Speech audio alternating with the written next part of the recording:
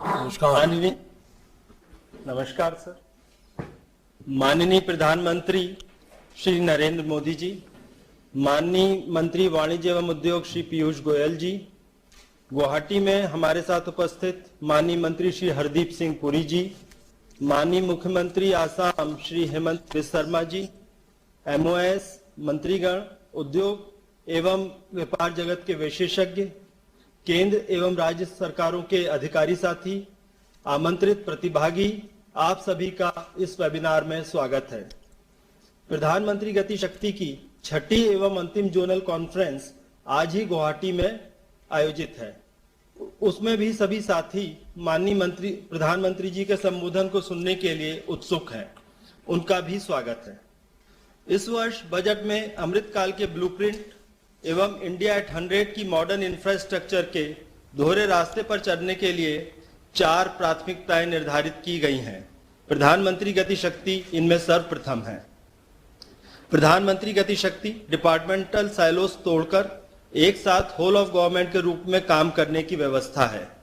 प्रधानमंत्री गति शक्ति नेशनल मास्टर प्लान एक जीआईएस आधारित मास्टर प्लान है, जिसमें अभी तक 400 से अधिक लेयर्स डाली जा चुकी हैं। इसमें प्लानिंग एवं डिसीजन सपोर्ट के लिए विशेष रूप से तैयार किए गए टूल्स भी हैं। इस वर्ष बजट में कैपिटल आउटले बढ़ाकर 7.5 लाख करोड़ रुपए कर दिया गया है, मात्र 3 वर्ष में 2 गुने से अधिक। पीएम गति शक्ति नेशनल मास्टर प्लान के माध्यम से जब इसका क्रियान्वयन किया जाएगा तो परिणाम और भी बेहतर होंगे।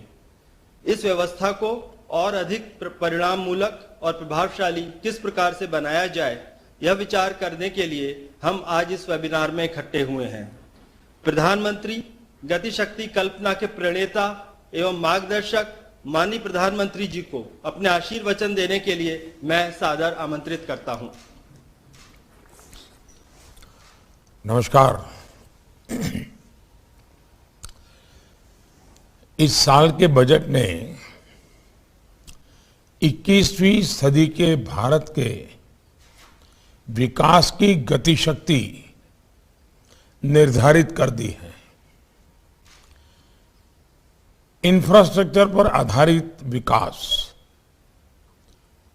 की यह दिशा हमारी अर्थव्यवस्था के सामर्थ्य में असाधारण वृद्धि करेगी।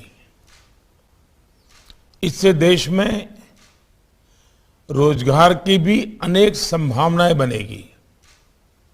फ्रेंड्स, आमतौर पर हमारे यहाँ पुराना जो अनुभव रहा है और ज्यादातर एक परंपरा बन गई है कि जब जैसी जरूरत हो वैसे ही इंफ्रास्ट्रक्चर का निर्माण कर लिया जाए, यानी टुकड़ों में आवश्यकता के अनुसार होता रहता था। और उसमें भी केंद्र, राज्य, स्थानीय निकाय और प्राइवेट सेक्टर में तालमेल की कमी होने का देश ने बहुत नुकसान उठाया। जैसे रेल का काम हो या रोड का काम हो, इन दोनों के बीच में सामंजस्य का अभाव और टकराव हम कई जगह पे देखते हैं। हमारे यहाँ भी होता रहा है कि कहीं एक रोड बनी तो दूसरे दिन पानी की पाइप बिछाने के लिए उसे खोद दिया गया। रोड दोबारा बनी तो सीवर लाइन बिछाने वाले ने आकर के उसको खोद दिया। ऐसा इसलिए होता है क्योंकि विभिन्न विभागों के पास स्पष्ट जानकारी नहीं होती है। पीएम गति शक्ति के कारण अब हर कोई पूरी जानकारी के बीच अपनी योजना बना पाएगा। इससे देश के रिसोर्सेज का भी ऑप्टिमम यूटिलाइजेशन होगा। साथियों, आज जिस बड़े पैमाने पर हमारी सरकार इंफ्रास्ट्रक्चर डेवलपमेंट पर काम कर रही है, उसमें पीएम गति शक्ति बहुत बड़ी हमारी एक आवश्यकता है। वर्ष 2013-14 में भारत सरकार का डायरेक्ट कैपिटल एक्सपेंडिचर करीब 2.25 लाख करोड़ रुपए था, जो 22-23 में बढ़कर 7.5 लाख करोड़ रुपए हो गया है। ये लगभग 4 गुना बढ़ोतरी है। नेशनल हाईवे हो, रेलवे हो, एयरवे, वाटरवे हो, ऑप्टिकल फाइबर कनेक्टिविटी हो, गैस ग्रिड हो, रिन्यूएबल एनर्जी हो, हर क्षेत्र में सरकार ने इन्वेस्टमेंट बढ़ाया है। इन क्षेत्रों में हमारी सरकार बहुत बड़े लक्ष्यों को लेकर आगे बढ़ रही है। पीएम गतिशक्ति से इंफ्रास्ट्रक्चर प्लानिंग, इम्प्लीमेंटेशन और मॉनिटरिंग को एक बहुत ही कोऑर्डिनेटेड रूप में हम आगे बढ़ा सकते हैं, एक नई दिशा में काम कर सकते हैं। इससे परियोजनाओं के टाइम और कॉस्ट ओवररन में भी कमी लाई जा सकेगी। साथियों, आप सभी जानते हैं कि इंफ्रास्ट्रक्चर इन्वेस्टमेंट का बहुत बड़ा मल्टीप्लायर इफेक्ट होता है। ये ईज ऑफ लिविंग के साथ ही ईज ऑफ डूइंग बिजनेस को भी सुधारता है। इससे सभी सेक्टर्स की इकोनॉमिक प्रोडक्टिविटी को भी शक्ति मिलती है। आज जब देश इंफ्रास्ट्रक्चर डेवलपमेंट को अभूतपूर्व गति दे रहा है, तो उससे इकोनॉमिक एक्टिविटी भी बढ़ेगी और जॉब क्रिएशन भी उतना ही बढ़ेगा। साथियों, हमारी सरकार ने कोऑपरेटिव फेडरलिज्म के सिद्धांत को मजबूती देते हुए इस साल के बजट में राज्यों की सहायता के लिए 1 लाख करोड़ रुपए का प्रावधान किया है। राज्य सरकारें इस राशि का उपयोग मल्टी मॉडल इंफ्रास्ट्रक्चर और अन्य प्रोडक्टिव एसेट पर कर पा सकेगी। देश के दुर्गम पहाड़ी क्षेत्रों में कनेक्टिविटी सुधारने के लिए नेशनल रोपवे डेवलपमेंट प्रोग्राम शुरू किया जा रहा है। हमारी सरकार नॉर्थ ईस्ट के संतुलित विकास के लिए भी कमिटेड है। इन राज्यों की आवश्यकता को देखते हुए 1500 करोड़ रुपए की लागत से पीएम डिवाइन योजना की भी घोषणा की गई है। इंफ्रास्ट्रक्चर क्षेत्र में सरकार द्वारा किए जा रहे इन्वेस्टमेंट, उसके साथ साथ प्रोडक्शन लिंक इंसेंटिव स्कीम आने वाले वर्षों में देश के विकास को नई ऊंचाई पर ले जाएगी। ये सारे प्रयास इंफ्रास्ट्रक्चर क्रिएशन के इस नए युग में आपके लिए नई इकोनॉमिक संभावनाओं के द्वार खोलेंगे। मैं कॉरपोरेट वर्ल्ड से, देश के प्राइवेट सेक्टर से कहूंगा कि सरकार के साथ कदम से कदम मिलाकर निवेश करें और देश के विकास में अपना गौरवशाली योगदान दें। फ्रेंड्स, आपको ये भी पता है कि PM GatiShakti national master plan में अब 400 से अधिक डेटा लेयर उपलब्ध है।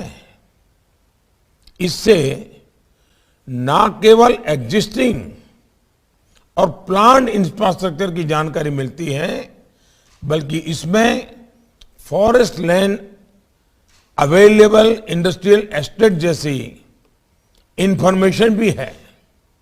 मेरा सुझाव है कि इसका उपयोग प्राइवेट सेक्टर अपनी प्लानिंग के लिए ज्यादा से ज्यादा करे।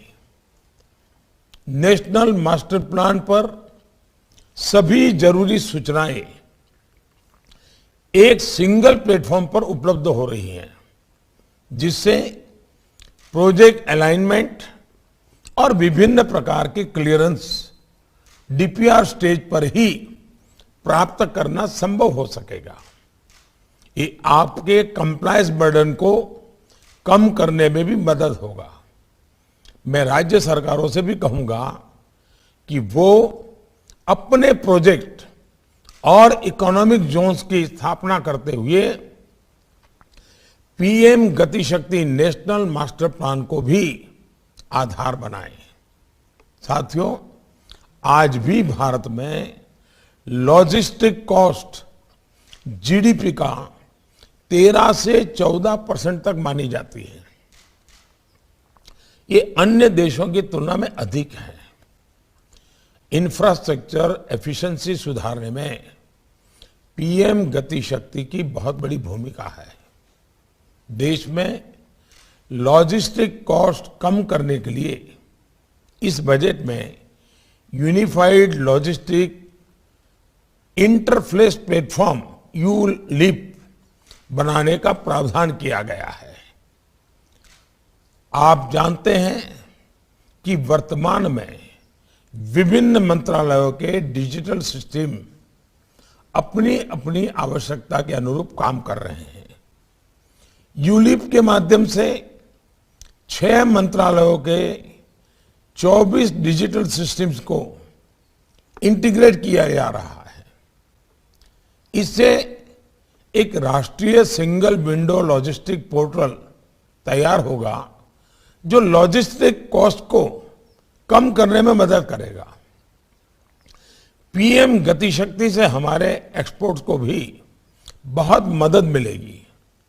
हमारे एमएसएमई ग्लोबली कॉम्पिटिटिव हो पाएंगे।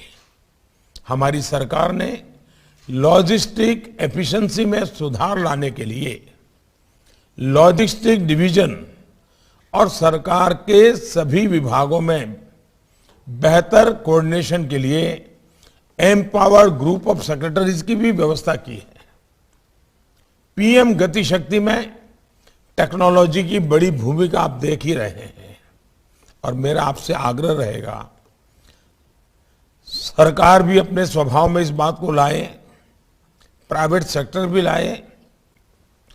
हम आधुनिक से आधुनिक टेक्नोलॉजी को हमारी इंफ्रास्ट्रक्चर प्रोजेक्ट के लिए कैसे लाएं, क्वालिटी भी और कॉस्ट इफेक्टिव एंड टाइम की दृष्टि से ये बहुत उपयोगी होगा। और अब तो हम ये भी सोच रहे हैं, जो भारत ने एक लीड लिया है, कि दुनिया में पाया गया जो डिजास्टर्स होते हैं, नेचुरल डिजास्टर्स, उसमें मानव हानि से भी ज्यादा लंबे असर तक प्रभाव करने वाला इंफ्रास्ट्रक्चर का विनाश हो जाता है। ब्रिज के ब्रिज खत्म हो जाते हैं, 20-20 साल लग जाते हैं फिर बनाने में। और इसलिए डिजास्टर रेजिलियंस इंफ्रास्ट्रक्चर ये आज बहुत आवश्यक हो गया है। तो जब तक टेक्नोलॉजी नहीं होगी हम उस दिशा में काम नहीं कर पाएंगे, और इसलिए हम उसको भी आगे लाएं। लॉजिस्टिक सेक्टर में कार्यरत कंपनियों के पास वर्ल्ड क्लास नॉलेज एवं टूल्स है। उनका प्रयोग करते हुए देश में उपलब्ध डेटा को बेहतर इस्तेमाल हमें सुनिश्चित करना है। साथियों, गति शक्ति इंफ्रास्ट्रक्चर क्रिएशन में सही मायने में पब्लिक प्राइवेट पार्टनरशिप सुनिश्चित करेगी, जो इंफ्रास्ट्रक्चर प्लानिंग से लेकर डेवलपमेंट तथा यूटिलाइजेशन स्टेज तक होगी। इस वेबिनार में इस बात पर भी मंथन होना चाहिए कि किस प्रकार प्राइवेट सेक्टर सरकारी व्यवस्था के साथ मिलकर बेहतर आउटकम्स हासिल कर सकते हैं। आप सभी वेबिनार के दौरान सभी मुद्दों पर गहराई से चर्चा करेंगे, मेरा पूरा विश्वास है। इंफ्रास्ट्रक्चर के अलावा कौन से रूल्स एवं पॉलिसीज में परिवर्तन की आवश्यकता है, इस पर भी आपके सुझाव बहुत अहम होंगे। देश में आधुनिक इंफ्रास्ट्रक्चर का निर्माण भारत की फाउंडेशन को मजबूत करेगा और पीएम गति शक्ति नेशनल मास्टर प्लान इसका एक महत्वपूर्ण माध्यम है। मैं इस वेबिनार की सफलता की कामना करता हूं और आशा करता हूं कि हमें आप सभी के अनुभवों का लाभ मिलेगा। मैं आपका ये भी ध्यान आकर्षित करना चाहूंगा कि आज का ये हमारा वेबिनार हमारी सरकार की तरफ से भाषणबाजी का नहीं है, हमें आपको सुनना है। अब आप भी जो बजट में बातें हुई है उसी के प्रकाश में कहेंगे तो अच्छा होगा। कुछ सुझाव आपके होंगे तो हम जब अगला बजट बनाएंगे तब सोचेंगे, उस समय आप मुझे जरूर लिख करके दीजिए। अभी तो पार्लियामेंट ने जिस बजट के लिए हमें अनुमति दे रहा है पार्लियामेंट, हमें उसी पर बल देना होगा। उसको हम अच्छे ढंग से कैसे करें। अभी हमारे पास ये मार्च का महीना बचा हुआ है, 1 अप्रैल से नया बजट लागू होगा। हम इस मार्च के महीने का ज्यादा से ज्यादा उपयोग करके 1 तारीख को ही सारी चीजें जमीन पे उतारना शुरू कर दें, ये हम कर सकते हैं क्या। दूसरा, इंफ्रास्ट्रक्चर बनता है तो स्वाभाविक है, अब पुराने जमाने में सारी दुनिया बसती थी नदियों के पास, जहां से नदी होती थी उसी के निकट या समंदर के निकट बड़े शहर विकसित होते थे, व्यवस्थाएं विकसित होती थी। धीरे धीरे वहां से शिफ्ट होकर के जहां बड़े बड़े हाईवेज हो वहां दुनिया विकसित होने लगी। और अब लग रहा है कि जहां जहां ऑप्टिकल फाइबर होगा वहां वहां दुनिया विकसित होती जाएगी। वक्त बदलता जा रहा है। इसका मतलब कि इंफ्रास्ट्रक्चर सिर्फ इंफ्रास्ट्रक्चर आइसोलेटेड नहीं होता है, उसके होते ही उसके आसपास पूरे नए इकोसिस्टम डेवलप हो जाती है। इसको भी ध्यान में रखते हुए ये गति शक्ति मास्टर प्लान हमें बहुत लाभ करेगा। और इसलिए मैं चाहूंगा कि आप जो कुछ भी बजट में है उसको अच्छे ढंग से लागू कैसे करें। सरकार में भी फुल स्टॉप कॉमा की इधर उधर गलती रहती है तो 6-6 महीना फाइलें चलती हैं, उतने में तो नया बजट आ जाता है। आप लोगों से पहले से बात करने से फायदा ये होगा कि आपको पता है कि इसके कारण ये तकलीफ आएगी, और आप ध्यान आकर्षित करेंगे तो सिस्टम अभी से उसको पॉजिटिव रिस्पॉन्ड करेगी। और इसलिए आप लोग बड़ी गहराई से इसमें योगदान दें, यही मेरी अपेक्षा है। आप सबको बहुत शुभकामनाएं, बहुत बहुत धन्यवाद।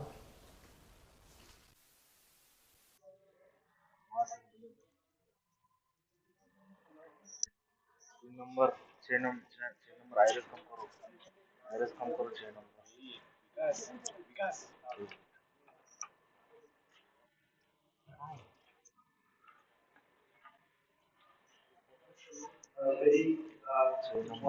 हट जाओ नीचे ले जाओ 6 number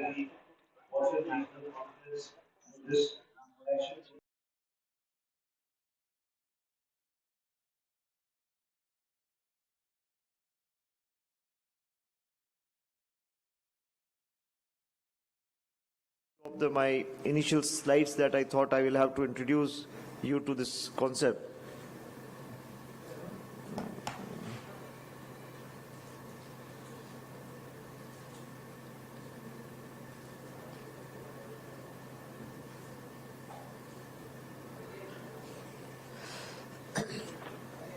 Yeah, so I'll just give you an anecdote of how this was conceptualized, when we were, I'm also responsible for National Industrial Corridor Program, and we had made a cabinet note after National Industrial Corridor NICDIT, that is trust, approved certain projects for Krishnapatnam and Tumkur, and we have taken that to the cabinet. Their Honorable Prime Minister's briefing, he raised certain questions that, okay, you are doing the industrial zone, but what about the connectivity infrastructure? This is on some other slide coming on the screen. Just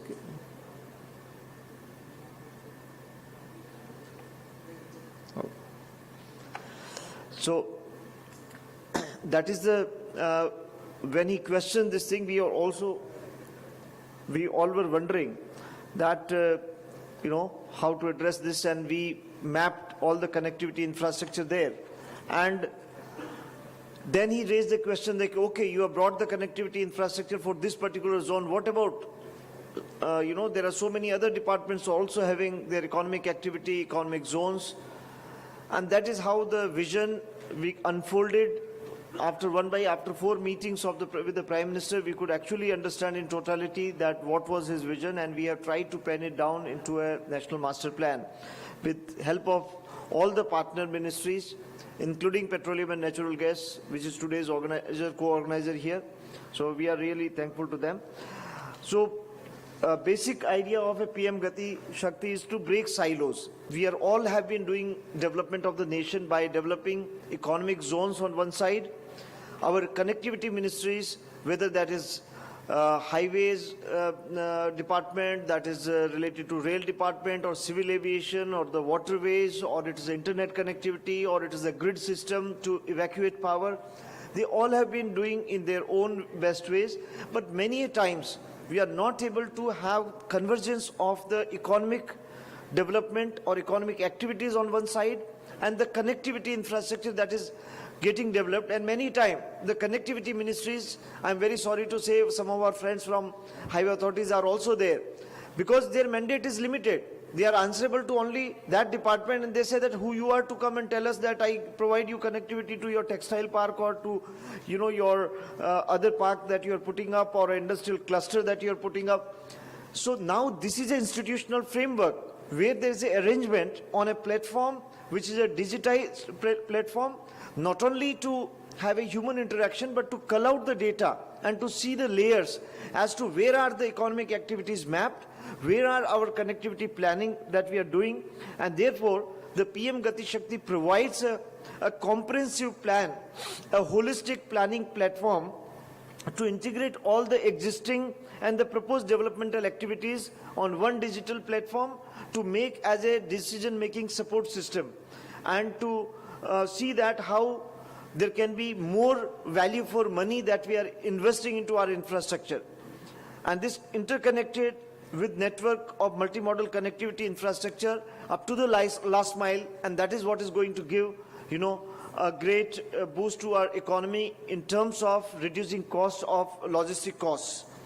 And these benefits are not only going to be, limited to those who are the major industries located in the economic zones, but these benefits are surely going to percolate down to different layers, and including the consumers, to the farmer, to the youth.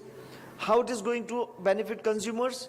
Because today, for example, you take the northeastern state, I'll be coming to example of where are the consumption zones.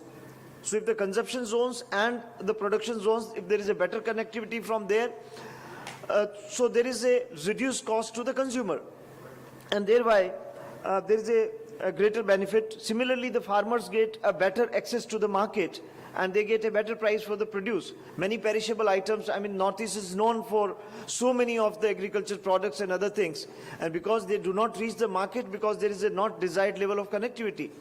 Many of the very, very flowers and those kind of variety of flowers which are there in northeastern part of the country are not there any else in the entire country.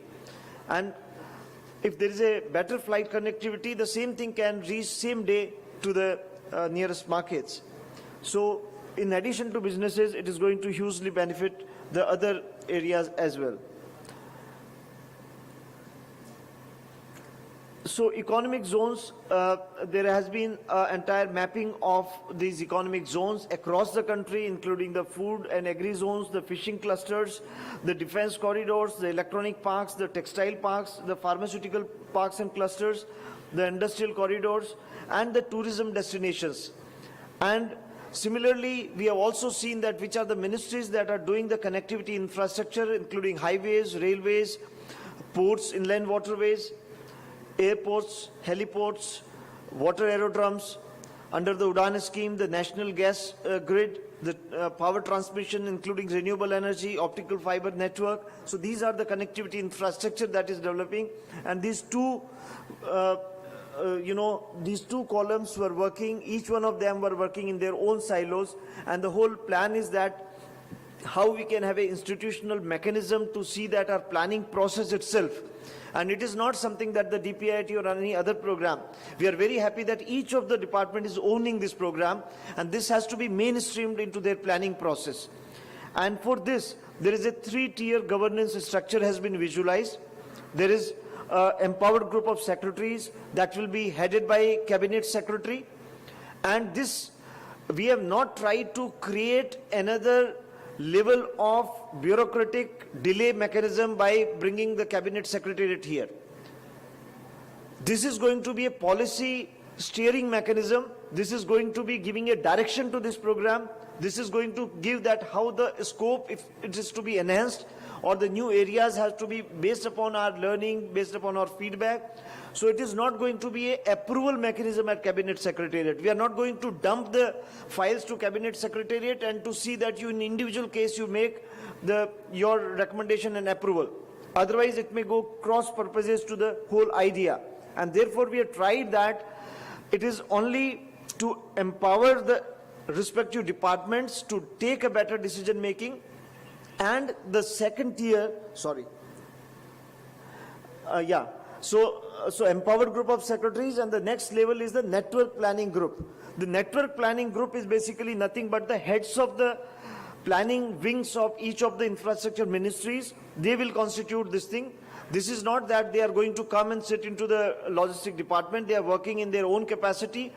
But as and when the projects accumulate, they will be examining from each one of the perspectives. So as we always know that whole is more than sum of its parts.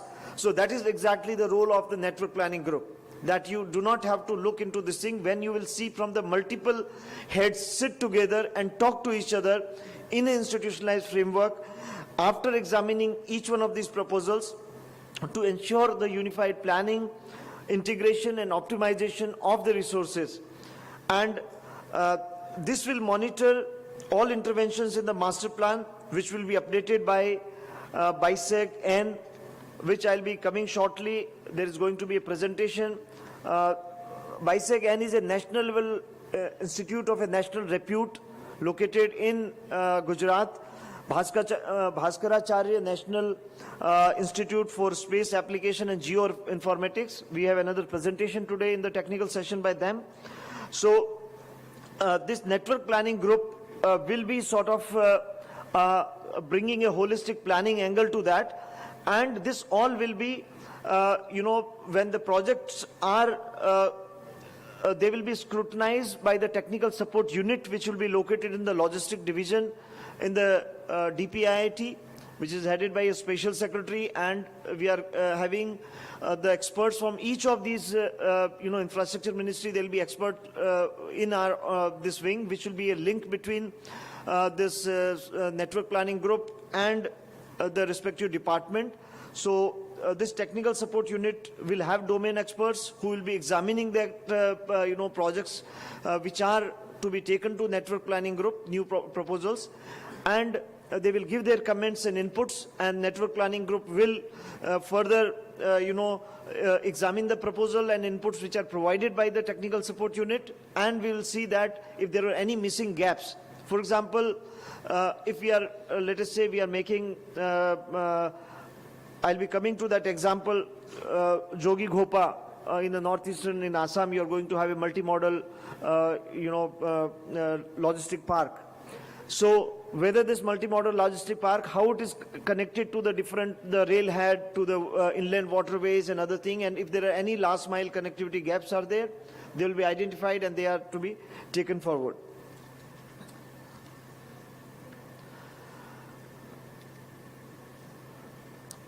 So guiding principles by network planning group will be impact on logistic efficiency, integrated approach to planning, utility for the economic clusters, and proactive identification of critical projects which are even not recommended by any ministry, but they are useful from PM GatiShakti perspective, and they can really become a game changer for the economy if they are proactively identified.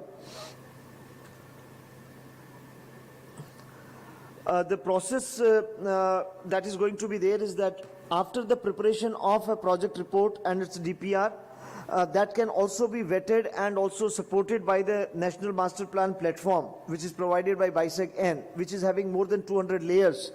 And for example, some particular line is going, it will flag itself that, okay, you require this forest clearance because this is a national park through which your road highway is going or the gas pipeline is going.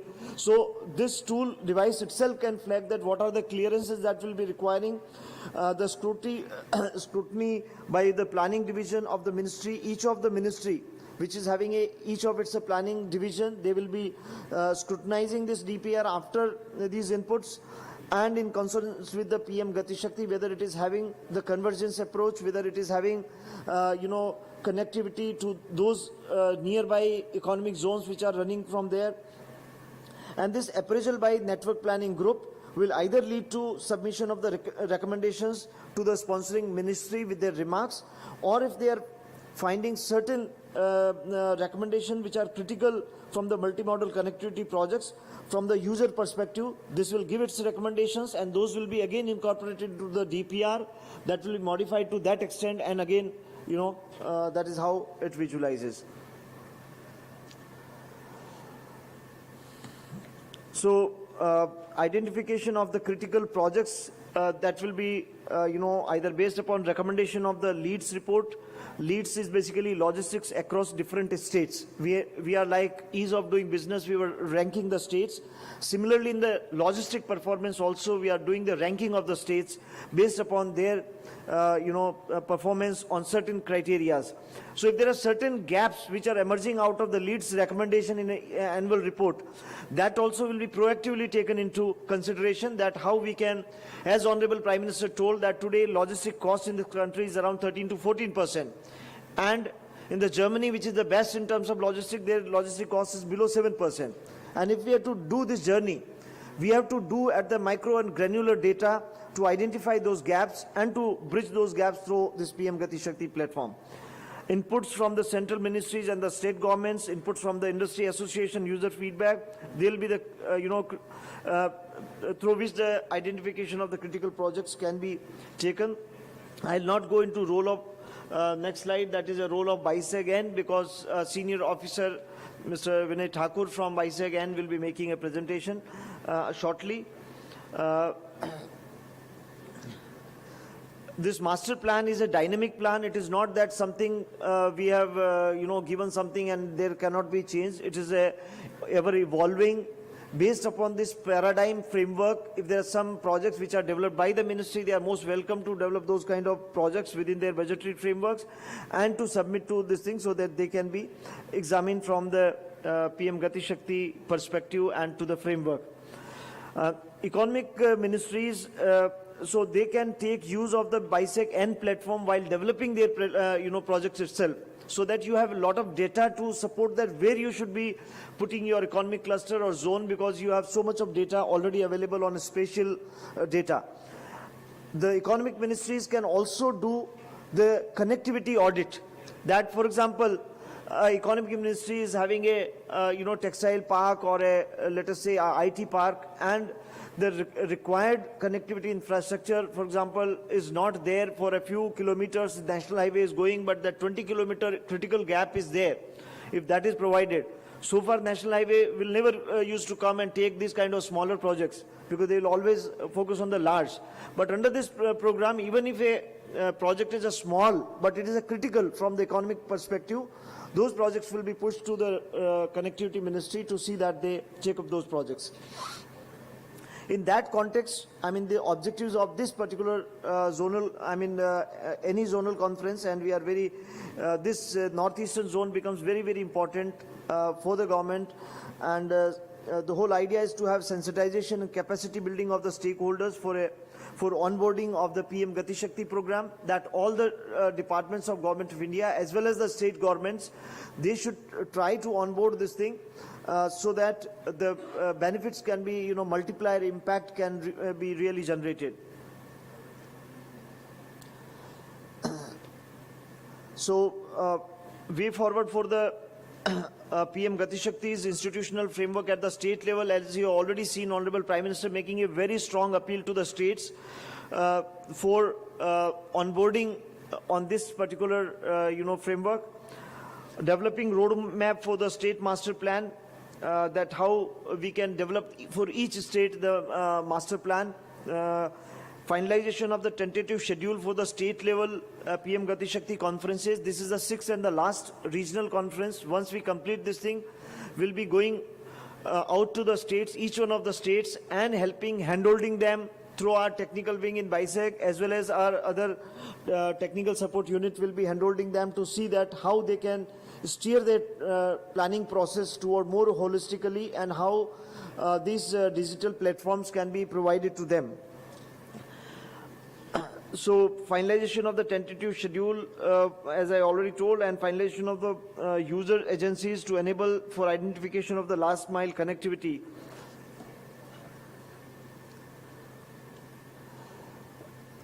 This year, PM GatiShakti has been a major thing in the announcements of our budget, and for the northeastern region also, there are a lot of projects which are either there in the National Master Plan or they are there in the budget announcement, and I'll be just glancing through them. That Prime Minister's Development Initiative for the Northeast region. In the spirit of PM GatiShakti, the new scheme with the initial allocation of 1,500 crore will be implemented through the Northeastern Council, and financial allocation to the states for capital investment, as already, Honorable Prime Minister has told, allocation of 1 lakh crore to assist the states as 50 years interest-free loan, and a scheme for financial assistance to states for capital investment.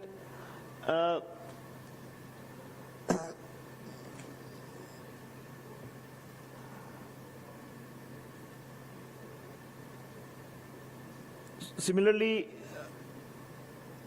if we go department-wise,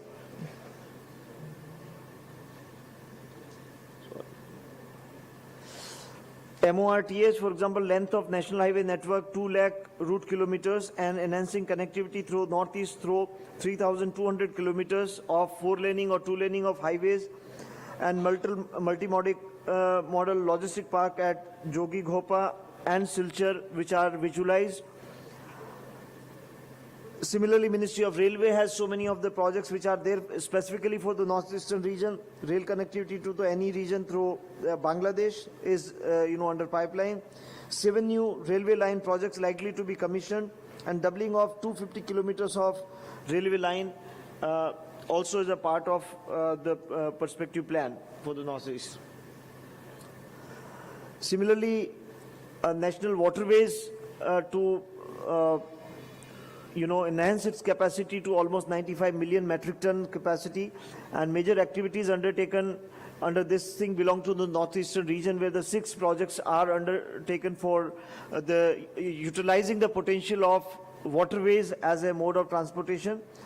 And Ministry of Civil Aviation, for example, 220 airports or heliports or water aerodromes are planned up to 2024, which include additional 109 airports, including existing 51 airstrips, and out of them in the northeastern region there are 2 new airports, 8 heliports are visualized, and 2 water aerodromes, their feasibility is under study. Similarly, Ministry of Petroleum and Natural Gas, 2,400 kilometers of pipeline likely to be constructed in northeast region. It is under various states of study. And Department of Telecommunication length of optical fiber cable network of 35 lakh kilometers till 2024, and this work is nearing completion in 2,50,000 gram panchayats of the country. And I'll just give you an example of that. I come from a Rajasthan, a very small village in Jodhpur district. And during the third wave of COVID, you know, my children also, because I was 20 years in Tamil Nadu, they also wanted to go, and the kind of situation prevailing in Delhi. But my biggest worry was that in village, how they will attend the classes online. And it is not to exaggerate, they were surprised that the speed in the village through, the optic fiber connection which has reached to the Gram Panchayat and the school. Through that we extended the line, and it was not lesser than what they were getting in the Delhi. So, I mean, if that kind of connectivity reaches to the villages and hinterland of the country, only 6,000 village panchayats or something will be left, 25,000 where the work is still going on, uncovered villages. Otherwise, 2,50,000 village panchayats, if they are covered with a high band, optic fiber cable. Today, the migration, which is, our urban areas are becoming extended slum clusters. There can be the benefits of economy can be reaped by the rural areas itself, because there will be purchasing power of the rural areas will be increasing. People can be more closer to their homes. There is a better work and life balance. The happiness index increases, and so on and so forth. Benefits once this kind of infrastructure reaches to our rural areas. Similarly, internet connectivity to Agartala through Bangladesh is also visualized in this plan. And I'll just come to the, effectively last slide, and then a small case study I'll take 2 minutes more. Suggestion by the states, as emphasized by Honorable Prime Minister, that updation of the state master plan. For this, we have nominated officer by each state for 3-4 days of the training at BISEC to operate the GIS platform and understand the data integration requirements. Institutional framework by, as I already explained to you, EGOS, Network Planning Group, Technical Support Unit, empowered group of secretaries, etc. This entire institutional framework which is there, how this can have a learning point for the states to develop their own mechanism, infrastructure audit of economic zones, gap identification, major infrastructure projects, plan the development of the economic zone near these. So whatever, if rather than having something which is developed very remotely and then we say that there is no connectivity, we should try that our economic activities are planned around the, the connectivity, the infrastructure. Just an illustration of PM GatiShakti in the context of the Northeast by this example of multimodal logistic park at Jogi Ghopa, which is very close to Guwahati. And this particular map is showing you both agri-processing and beverages areas, the chemical, plastic, pharmaceutical industry, engineering, various kinds of industry that are located. Similarly, for example, major consumption centers in the northeastern region, we can find that these are the major consumption centers. So these are the areas where the goods and finally produced goods have to reach consumer goods. And next slide shows that connectivity infrastructure which exists today in the northeast in terms of international airports, key ports, major roads, inland waterways, railway terminals, and the major railway lines be shown in the red.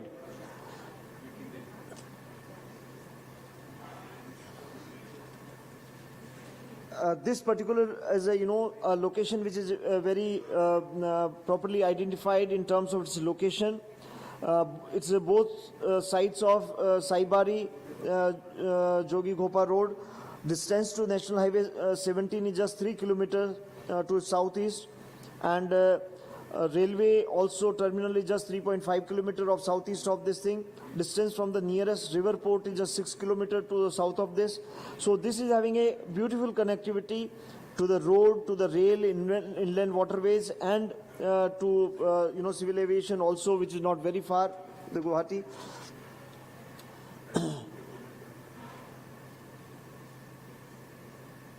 So this is the primary hinterland that will get benefited once this multimodal logistic park comes into operation.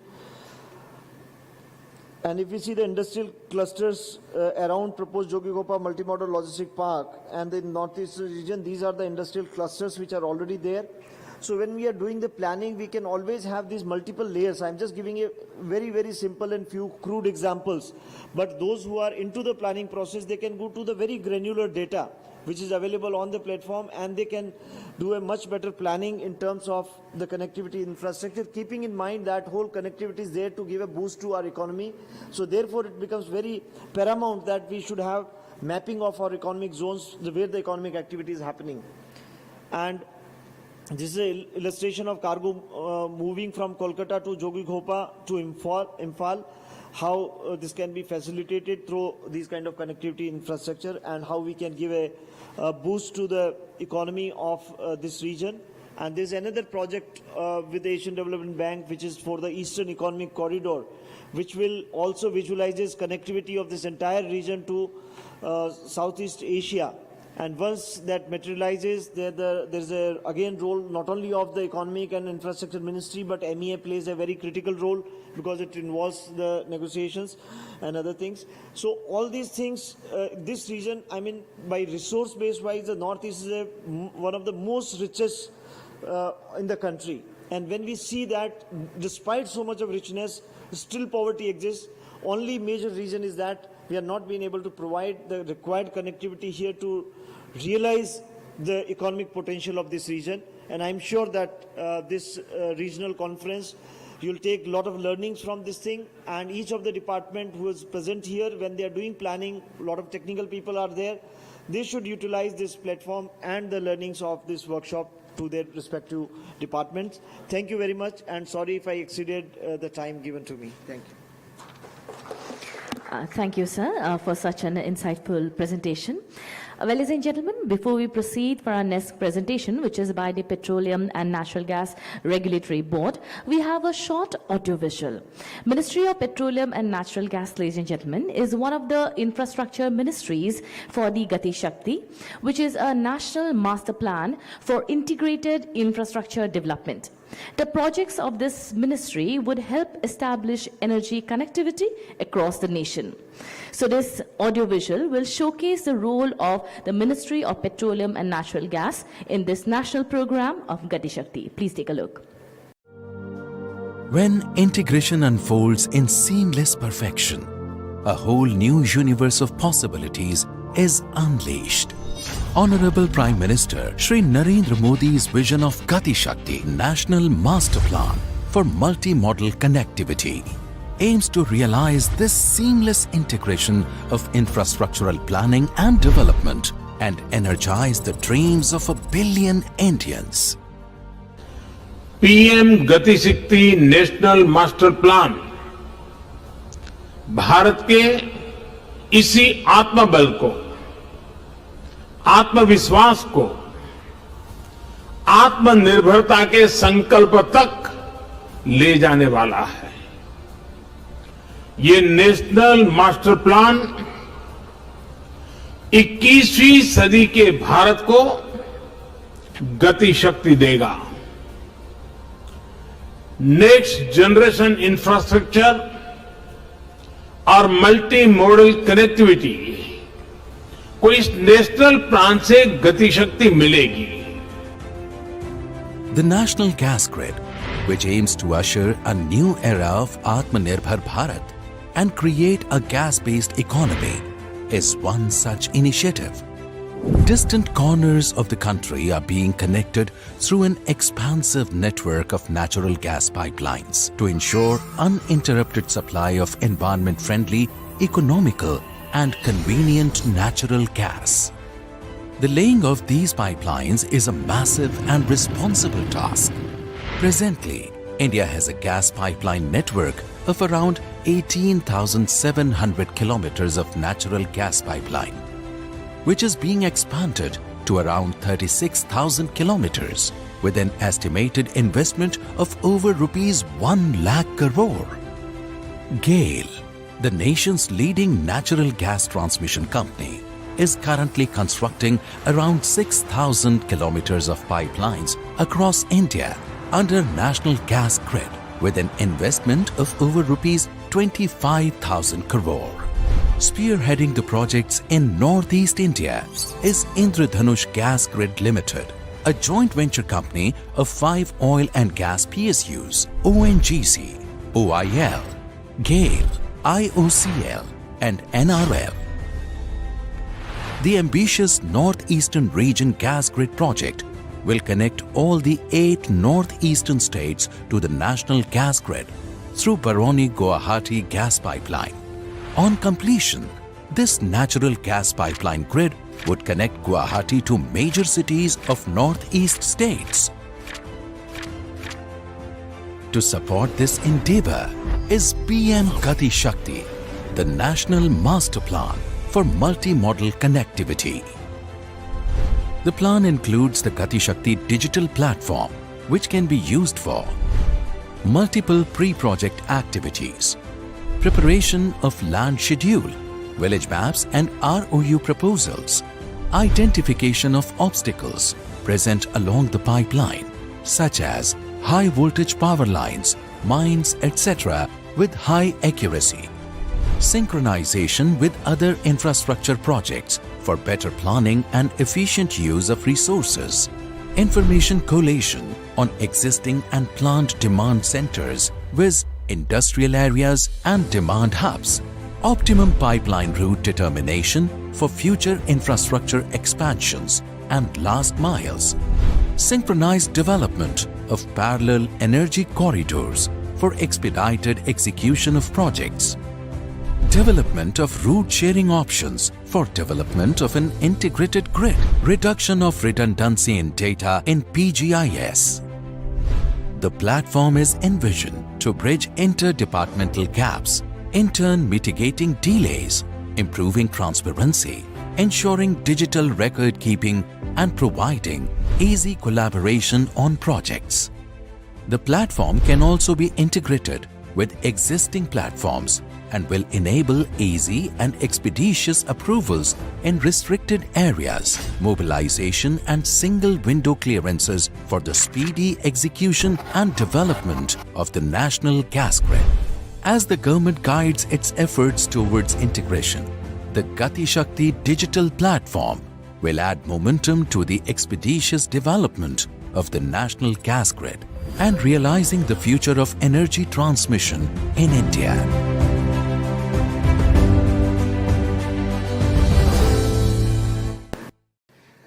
The PNGRB's current focus has been in line with what is the focus of the government. Just now we have seen an AV which is saying the focus of the government is development of the gas infrastructure.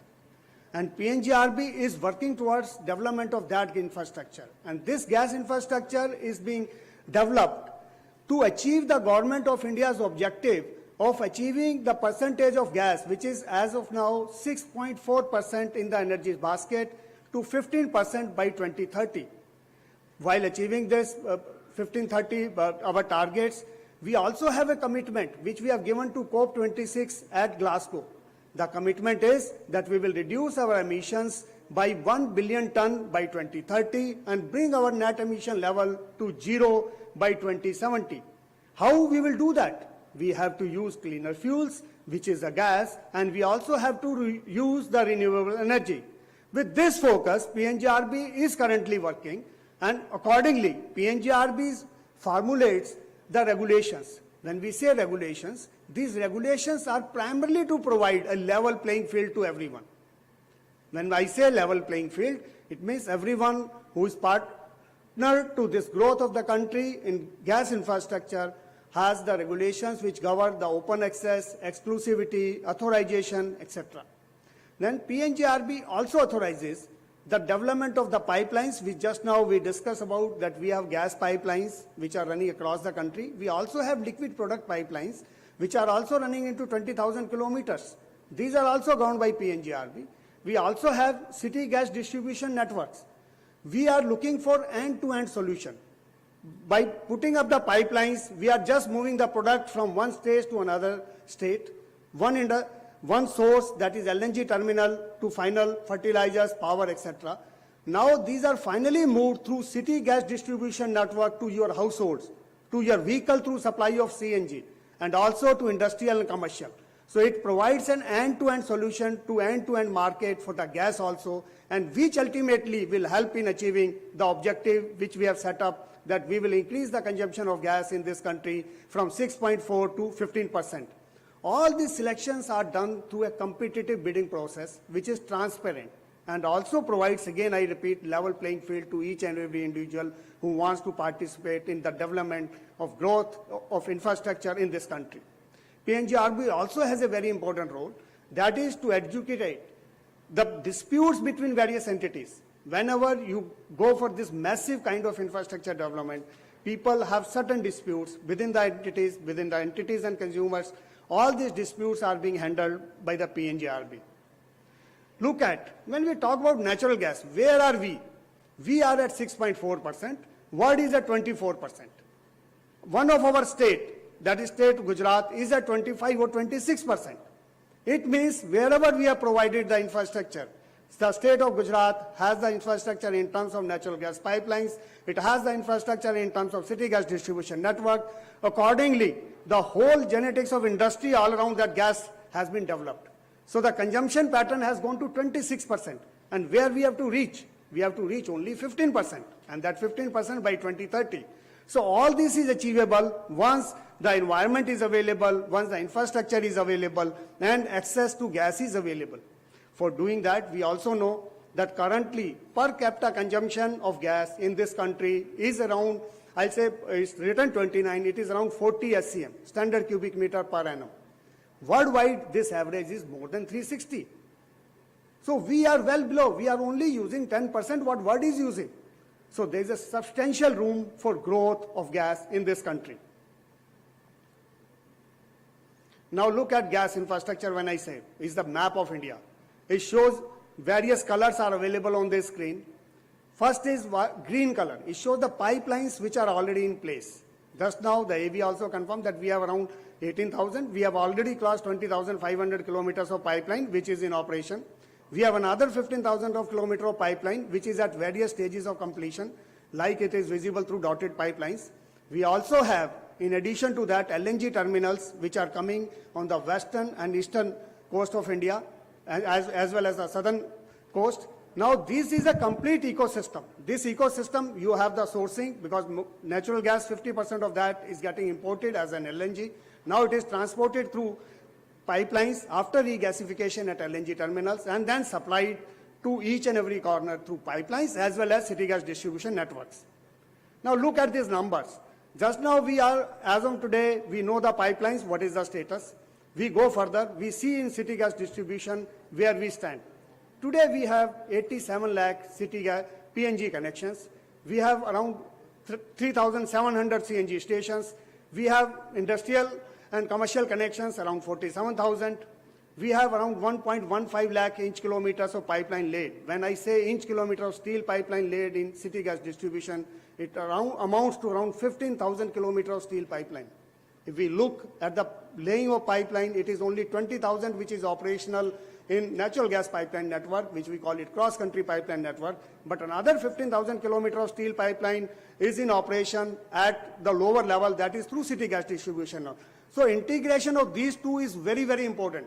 Unless until these two are integrated, we will not be able to achieve our intended objective of final consumption of gas and final improvement in the environment which we have all around. And we are also having one dubious distinction that in the world, major cities which are having pollution issues are in India.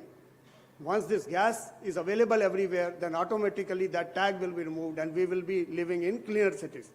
Now after in 10th round, in fact till 2017, only 20% of India's population were authorized to get the natural gas through CGD networks. Now from 2017 to 2021, we have reached to 98% of the public will have access to natural gas pipeline and 88% of the India's area will be covered. Look at this giant leap. Now we are not thinking in incremental growth. We are thinking about the growth which is leapfrogging to one stage to another stage. Look, we have 87 connections. These are intended to go to 11 crore by 2030. This type of growth is talked about 10x, 10 times growth in 10 years. In last few years, from 2019 onwards, if we see The growth in PNG business is around 18% per annum. In CNG, it is around 32%, and for laying of inch kilometer, it is around 38%. When we talk about the growth of infrastructure of this high potential, this talks about where we are going to be in 2030. We are talking about 10x growth in PNG connections. Similarly, CNG stations will also reach to around 20,000 by that number.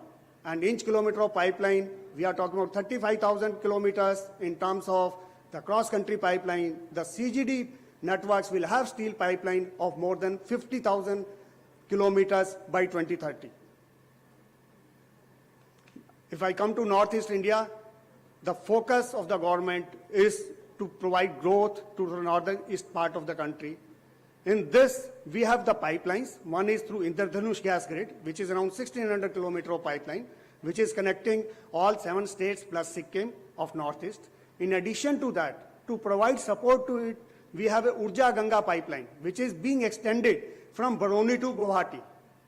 So now complete again for the northeast part, the ecosystem is being prepared that gas is available from any corner of India through one nation, one grid. Now PNGRB has added to one nation, one grid, one tariff. So this one nation, one grid and one tariff provides the another advantage to northern state, that cascading tariff of pipelines will not be applicable to northeastern states. So this will provide gas at a much cheaper rate.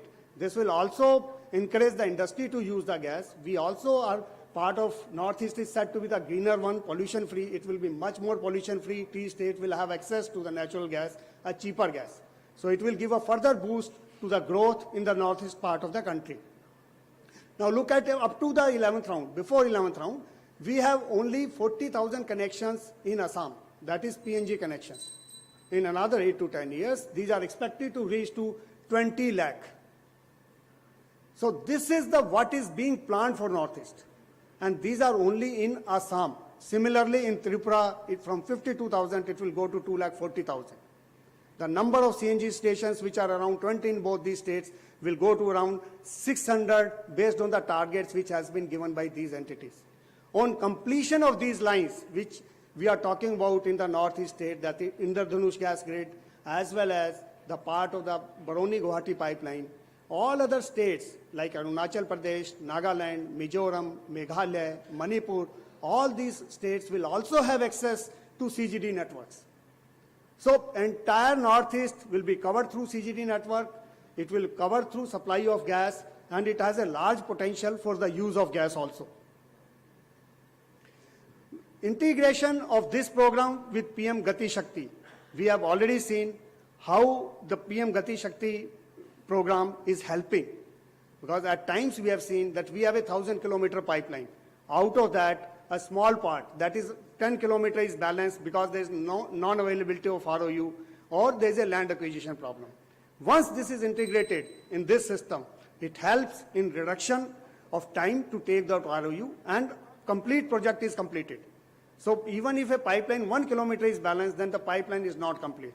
So this integration helps. It helps in getting the clearances, not only for the purpose of ROU, it helps in getting the clearances for forest, environment, railways, and all other things are being helped to get the clearances, and the infrastructure development becomes faster. The gas reaches faster. And other way around, it also helps the industry that cost reduces or it doesn't increase. Because if the projects are delayed, it also has an impact on the cost.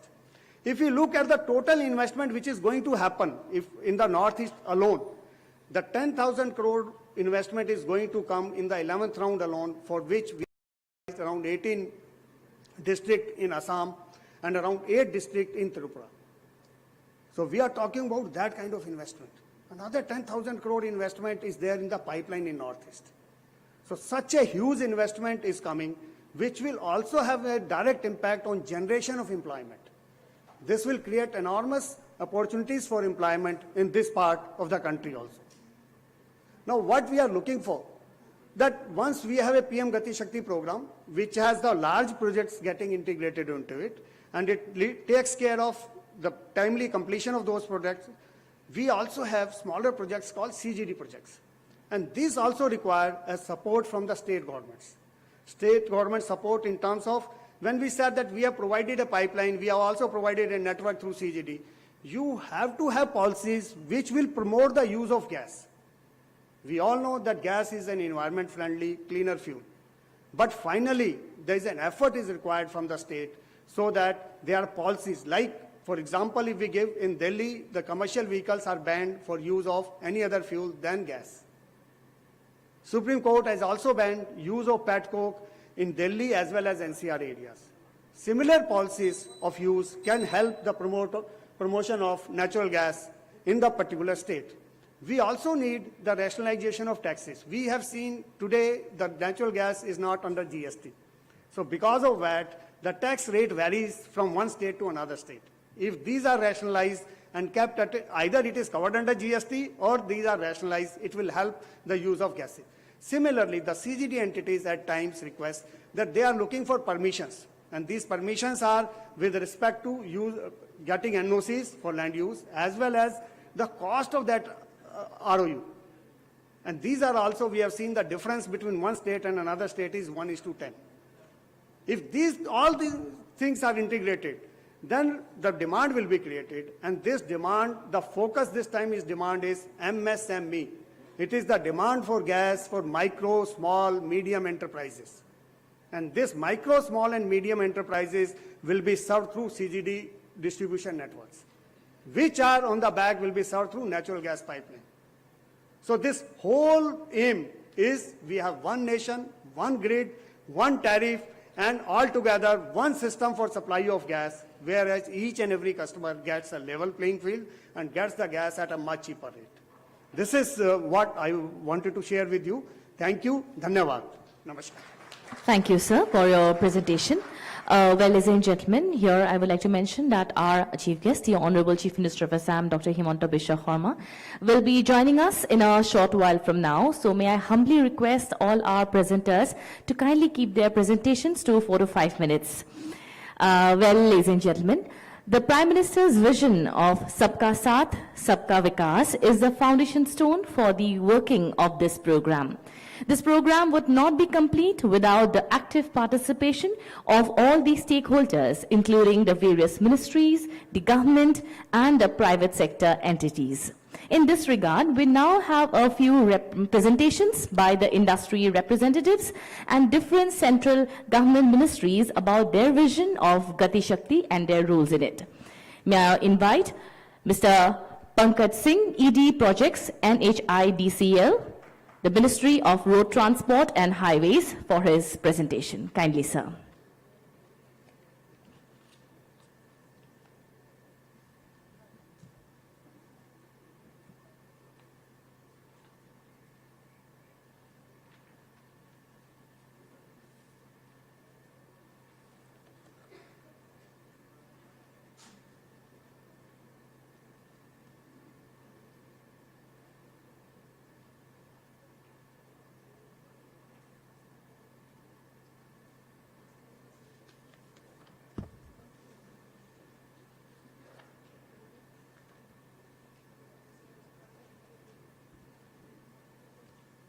Yeah, respected dignitaries and officers from the state and central government. Good morning to all of you. As there is a time constraint, I'll be skipping few of my initial slides in which we have described the objectives and key features of the PM GatiShakti. As we all know that the infrastructure has often been the back of which countries have transformed themselves. At the same time, infrastructure plan of a country must seamlessly and efficiently move goods and people across the country. Ministry of Road Transport and Highways is committed to the development of the national highways in the country, and with the rollout of the Bharatmala Pariyojana, an impetus has been given to the development of the road network as never before in the country. A holistic development of the infrastructure requires a coordinated approach involving independent government departments to work in close coordination and collaboration with the guided approach master plan. PM GatiShakti is one such plan. And with this, I'll move forward for my presentation. As you know that the PM GatiShakti is ensuring the integrated planning and implementation of the infrastructure projects by improving the efficiency on the ground of the ongoing projects reduction of the cost, additional employment opportunities. The key features are the 16 infrastructure ministries have been joined on a common platform under a common umbrella for a common goal, that is to reduce the logistic cost of any infrastructure project, which has been a major challenge, which in our sector is around 10%, more than 10%, which we are want to reduce by 8%. The 5 key benefits emphasized in the GatiShakti master plan, reducing the cost of the logistics by developing multimodal logistic parks, by improving the road network grids, by making the greenfield alignments, by making the bypasses. We are also aiming to achieve a higher employment generation, and it is presumed that the 50K man days of direct or indirect employment has been created by per kilometer construction of the road. Unlocking potential and agricultural growth, presently, which is around 35 billion, with the development of the multimodal logistic parks and the better road connectivities, this will also have a boost. And nevertheless, there will be a holistic booster of the tourism with the development of the road network. Network planning group, which has been constituted under PM GatiShakti. Every ministry has designated its nodal officer. In our case, Deep Chaudhary has been nominated as a nodal officer from the ministry. And the 4-year program from 2021 to 2025, we have planned, and all the ministries are now on the PM GatiShakti portal, are working together for facilitating better coordination among the infrastructure ministries, enhancing optimization of modification, expansion of new network, holistic development of region, reducing logistic costs, recommending multimodal connectivities. As we all know that we have a already ongoing project of multimodal logistic park in Jogigopa, and one we are also planning in Silchar, for which the DPR is on the way. I will be taking up those in the next slides. And then again the EGOS has to be briefed, and this group has to assist the EGOS. This is the picture of our road construction from 2013 to 2014. As we can see that from 13 to 14, the construction has increased. A target 67% target we could achieve in 13-14, which increased to 89% in 15-16, and then it further increased to 93% in 19-20. And the last in this financial year, we have achieved 121% of the construction what we targeted. That is 21% more what we targeted.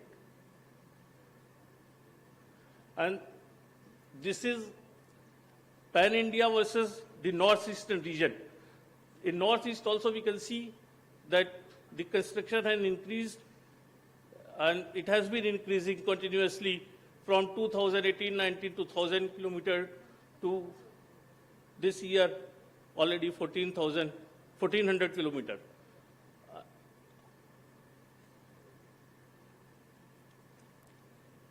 Ministry adopted, launched the Bharatmala Pariyojana in 2017. CCA has approved the phase 1 of the Bharatmala Pariyojana. Around 24,800 kilometer road network were approved in the Bharatmala Pariyojana, and 10,000 kilometer of residual ministry's earlier program, National Highway Development Program, also includes with this. So total 34,800 kilometers were envisaged to be developed under Bharatmala Pariyojana based on the origin and destination surveys, and different corridors were identified: economic corridors, interstate corridors, feeder corridors, border and international connectivity corridors, greenfield expressway. Altogether 34,800 kilometers what has been identified by the Ministry of Road Transport under Bharatmala Pariyojana. Corresponding to this, I have shown the key projects in the northeast which we are implementing under this, and we have integrated to the NMP. One is the first one is the multimodal logistic part at Jogigopa, which is basically the most important and key project which we have started. And the second is we are constructing a new bridge at River Brahmaputra in connecting Gwalpara and Bongaigaon district. Already a two-lane bridge, road cum railways was there. And now we are doing another connecting one additional two-lane bridge. And then a very important Dhubri-Fulwari bridge, the biggest, largest bridge we can say that in the northeast or in the India, 20 kilometers bridge. We are connecting in Dhubli and Fulwari, connecting Assam and western part of the Meghalaya, West Gaurav Hills. And then one project in Arunachal, Singar River to Sajan River. And these are the 4 or 5 key projects which we have integrated in the NMP. A LEAP study, logistic enhancement, efficiency enhancement program was conducted by the Ministry of the Road Transport and Highways. And the sole objective was to, as I said, to reduce the logistic cost. Currently 14%, aim is targeting to reduce it by 10%.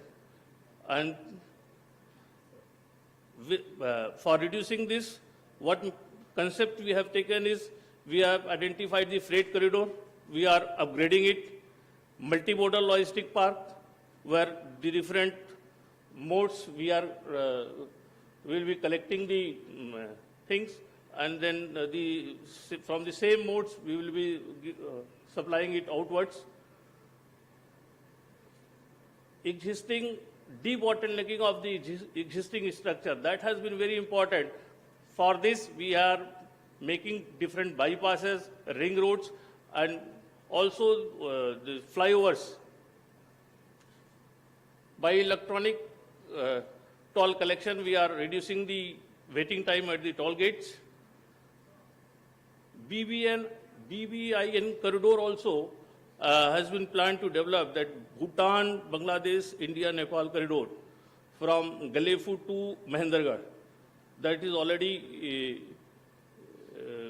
in some different parts we are developing.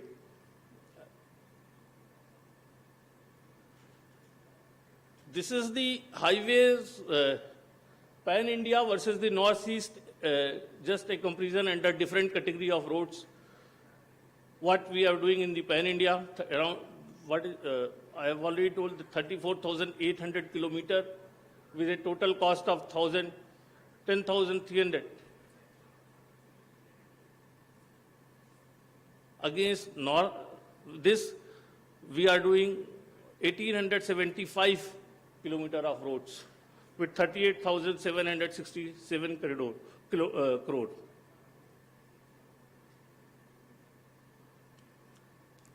Under Bharatmala, around 561 projects of 19,500 kilometer has already been taken up, and 30 projects aggregating 885 kilometer on appraisal stage.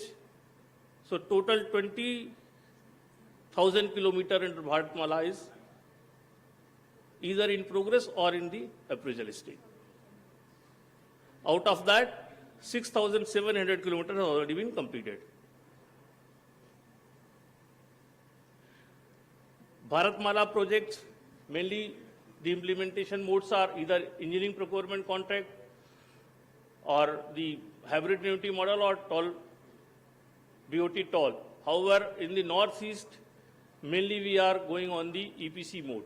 And EPC mode, around 57% of the projects we are implementing in pan-India on EPC mode. However, this is around 90% for the northeast.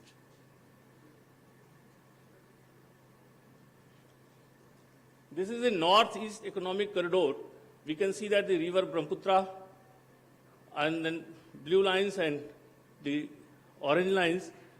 This is the road network connectivity from Dibrugarh to Jorhat, Numaligarh, then again from Numaligarh to Nagaon to then we can go to east-west corridor, Dimapur, Kohima, Imphal, More. Then we move forward, Guwahati, there is Jogigopa Logistic Park. Then the lower Assam, Bongaigaon, we move towards Dhubri. Then Dhubri, Sri Rampur to Dhubri, we have connected from the east-west. Then we can go to the west, Meghalaya. Then further to Bangladesh. From West Meghalaya to Bangladesh, we can go from RMB road, which is already there. And the downward, we can come to Guwahati to this east-west corridor. Saurashtra to Silchar, we can come to Silchar, then Silchar to Badarpur, Churaibari, Agartala, and then Silchar to Azol. This all connectivity is already either in progress or in the planning stage. Most of them are in progress. And with this, we are also giving connectivity to the several ghat roads for the IWT. This is a screenshot of the dashboard in which this mega food parks being developed by the different infrastructure ministries, how we are giving connectivity to different mega food parks in Northeast. This is the, this we can see, sorry. And there are fishing sea and food cluster which has been identified in the PM GatiShakti. The connectivity of this we can see with our road network grid. The textile zone in Dharang is already connected with the east-west.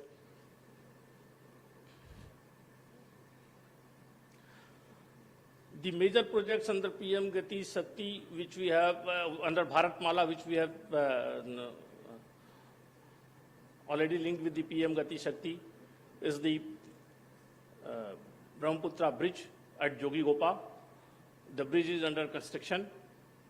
It is connecting very important cities of Gwalpara and Bongaigaon, which will give boost to the multimodal logistic park. This is Brahmaputra Bridge again, Dhuri to Fulbari, which I told. This 20-kilometer long bridge, more than 5,000 crore project. This will give a, this will reduce the distance of Assam to Meghalaya, which is now 205 kilometer to 20 kilometer. From 7.5 hours, the time will be reduced to 30 minutes or so. This is a photograph of ongoing project, this Dhuri Fulbari Bridge, which we just saw, which is ongoing. The bridge at Jogigopa.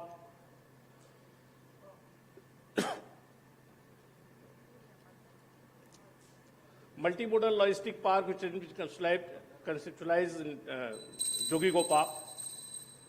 We can see the freight aggregating and how it is disbursing at the multimodal park, and also the value-added services, storage and warehouses we are providing.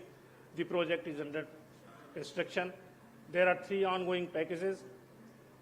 This is the concept which I am skipping due to time constraint, but the 35 multimodal logistic parks have been identified in the country. 15 have been identified in the first phase, and the Jogigopa Logistic Park is the first logistic park under Bharatmala, which is being under construction in Jogigopa, Assam.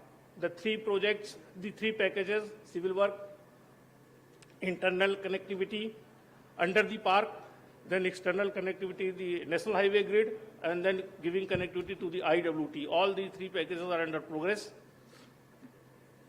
This is the bird's eye view of the MMLP Jogigopa. This is the road grid which we are planning, which all are under construction. Downwards, the river Brahmaputra and IWT yellow. This is the real-time photograph of the packages under Jogliopa.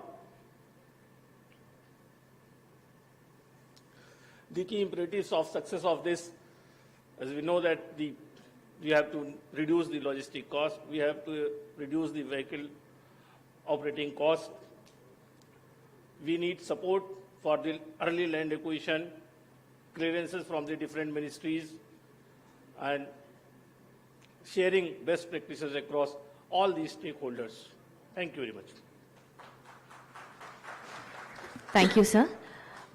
Once again, I would like to humbly request our presenters to kindly keep their presentations to 5 minutes maximum, because our Honorable Chief Minister of Assam is already on his way. Well, our next presentation is by the Ministry of Civil Aviation. The presentation will be made by Mr. Rahul Nandi, Joint General Manager, Cargo, Airport Authority of India, Cargo Logistics and Allied Services Company Limited. Kindly, sir.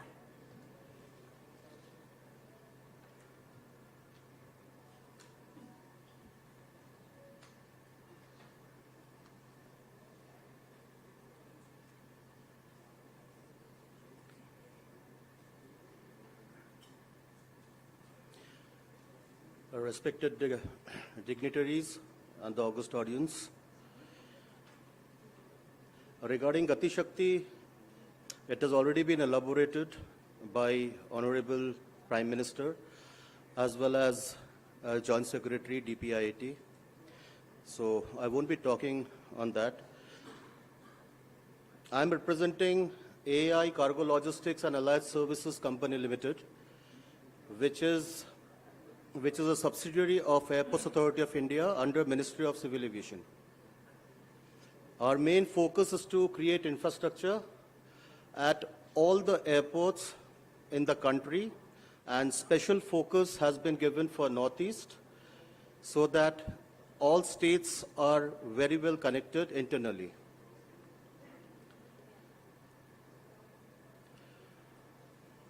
The advantage of Northeast is the unique locational advantage where it is connecting China, Myanmar, Bangladesh, Bhutan, and a lot of business is happening between these countries.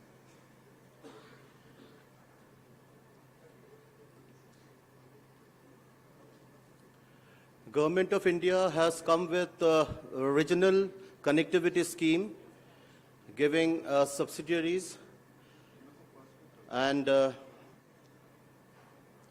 in Assam there are 4 regional connectivity RCS airports. Arunachal has 3, Nagaland has 1. Rest all airports comes under a normal scheme. And now the focus for cargo development at each of these airports is already on, where AI Cargo Logistics is already building a cargo terminal at Imphal, at Agartala, and Guwahati already has an international cargo terminal as well as a domestic cargo terminal. We also have a 1-acre land here where we are planning to make an integrated cargo terminal as well. Movement of cargo has started from almost all the places in Northeast where we do not have cargo terminals yet, but seeking permission from the Bureau of Civil Aviation Security, we have started moving cargo through the passenger terminal.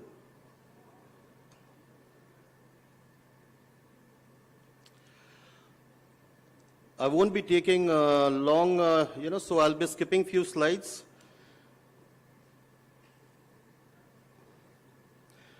The Agartala cargo terminal is going to be an international cargo terminal, which is being developed on 1100 square meters of area, and will have a capacity to handle 7,556 metric ton annually.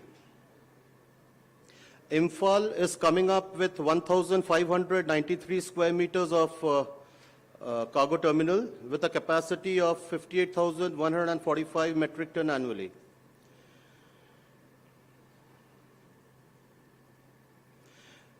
Almost all airlines are flying out of Northeast, especially Assam. And Assam also handles international cargo in terms of transshipment, because there are no international flights from Northeast as of now, which is a biggest drawback at the moment, I would say. So Indigo and Air India, they are bringing transshipment import cargo into Guwahati, but there is no outgoing cargo from Guwahati at the moment. The main commodities, what we handle from here is perishables, and Northeast has immense potential for perishables.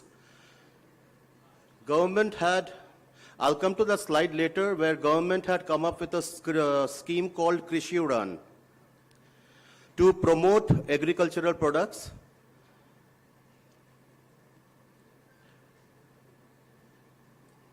But unfortunately,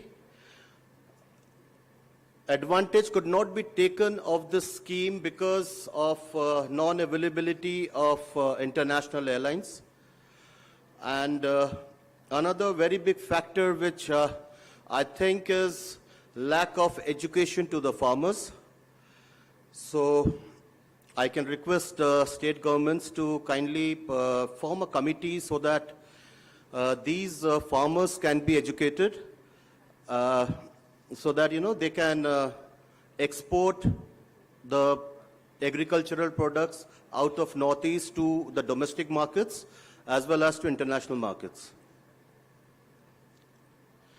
The distance between the states and Northeast are not very far and can be connected very easily in 4 to 5 hours.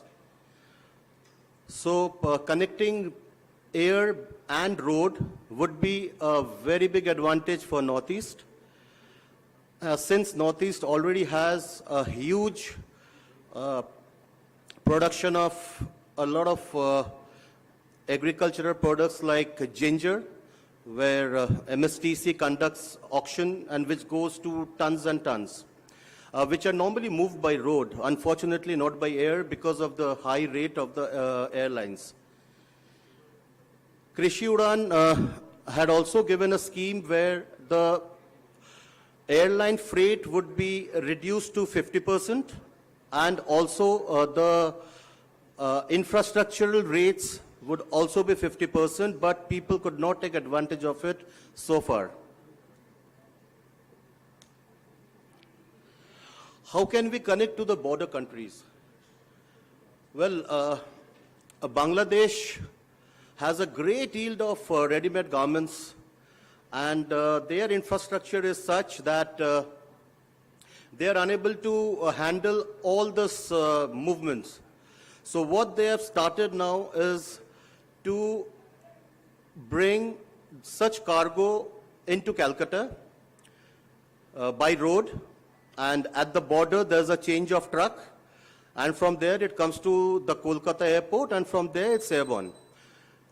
And similar way, since Agartala is attached to Bangladesh, it is just about 150 kilometers from Dhaka. So this concept can also be worked out as far as Agartala and other states connecting Bangladesh is concerned. Big brands like Inditex, like Zara, you must have heard of it, Marks and Spencer's, Gap, they're looking forward to movement through India to Europe, from where they consolidate and they send it back to the different countries. So the future plans is of Ministry of Civil Aviation is to create e-commerce hub at all the airports, pack house facilities for processing agricultural products in the vicinity of the airports, temperature-controlled reefer vans from farmers' hub to the airports, educating farmers for export of their products, emphasis on low-cost multimodal logistics, optimizing time. So with this, I'd like to end here because there's already a bell ringing. Thank you so much. Thank you, sir. Well, ladies and gentlemen, we'll now take a short break for tea, and we will reassemble again in another 10-15 minutes. And after the tea break, the Honorable Chief Minister of Assam and the Honorable Union Minister and Union Minister of State will be joining us and will be addressing the August gathering.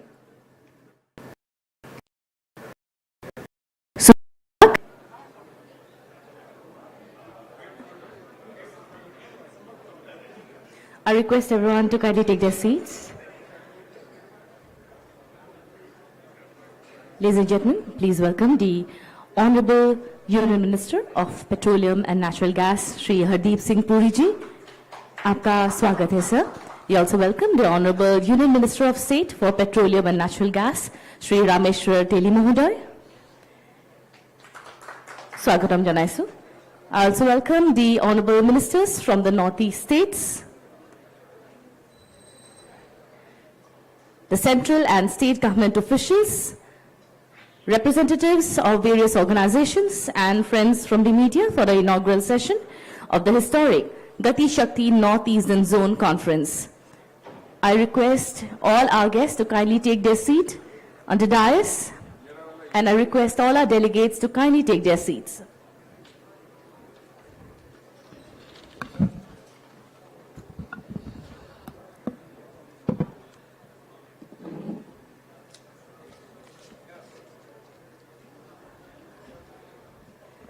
I request all our delegates to kindly settle down.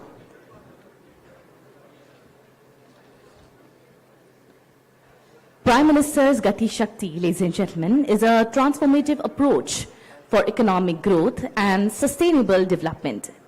An approach driven by 7 engines, namely roads, railways, airports, ports, and other means of energy connectivity. All 7 engines which pull forward the economy in unison and sabka prayas, that is, with the efforts of the central government, state government, and private sector. And today we are here to witness the inaugural session of GatiShakti focusing on Northeastern Zone. We'll start the session by presenting a short film on PM GatiShakti. This film, ladies and gentlemen, encapsulates the vision of GatiShakti. Before we start the audiovisual, I request all our guests to kindly settle down. Here we have the audiovisual.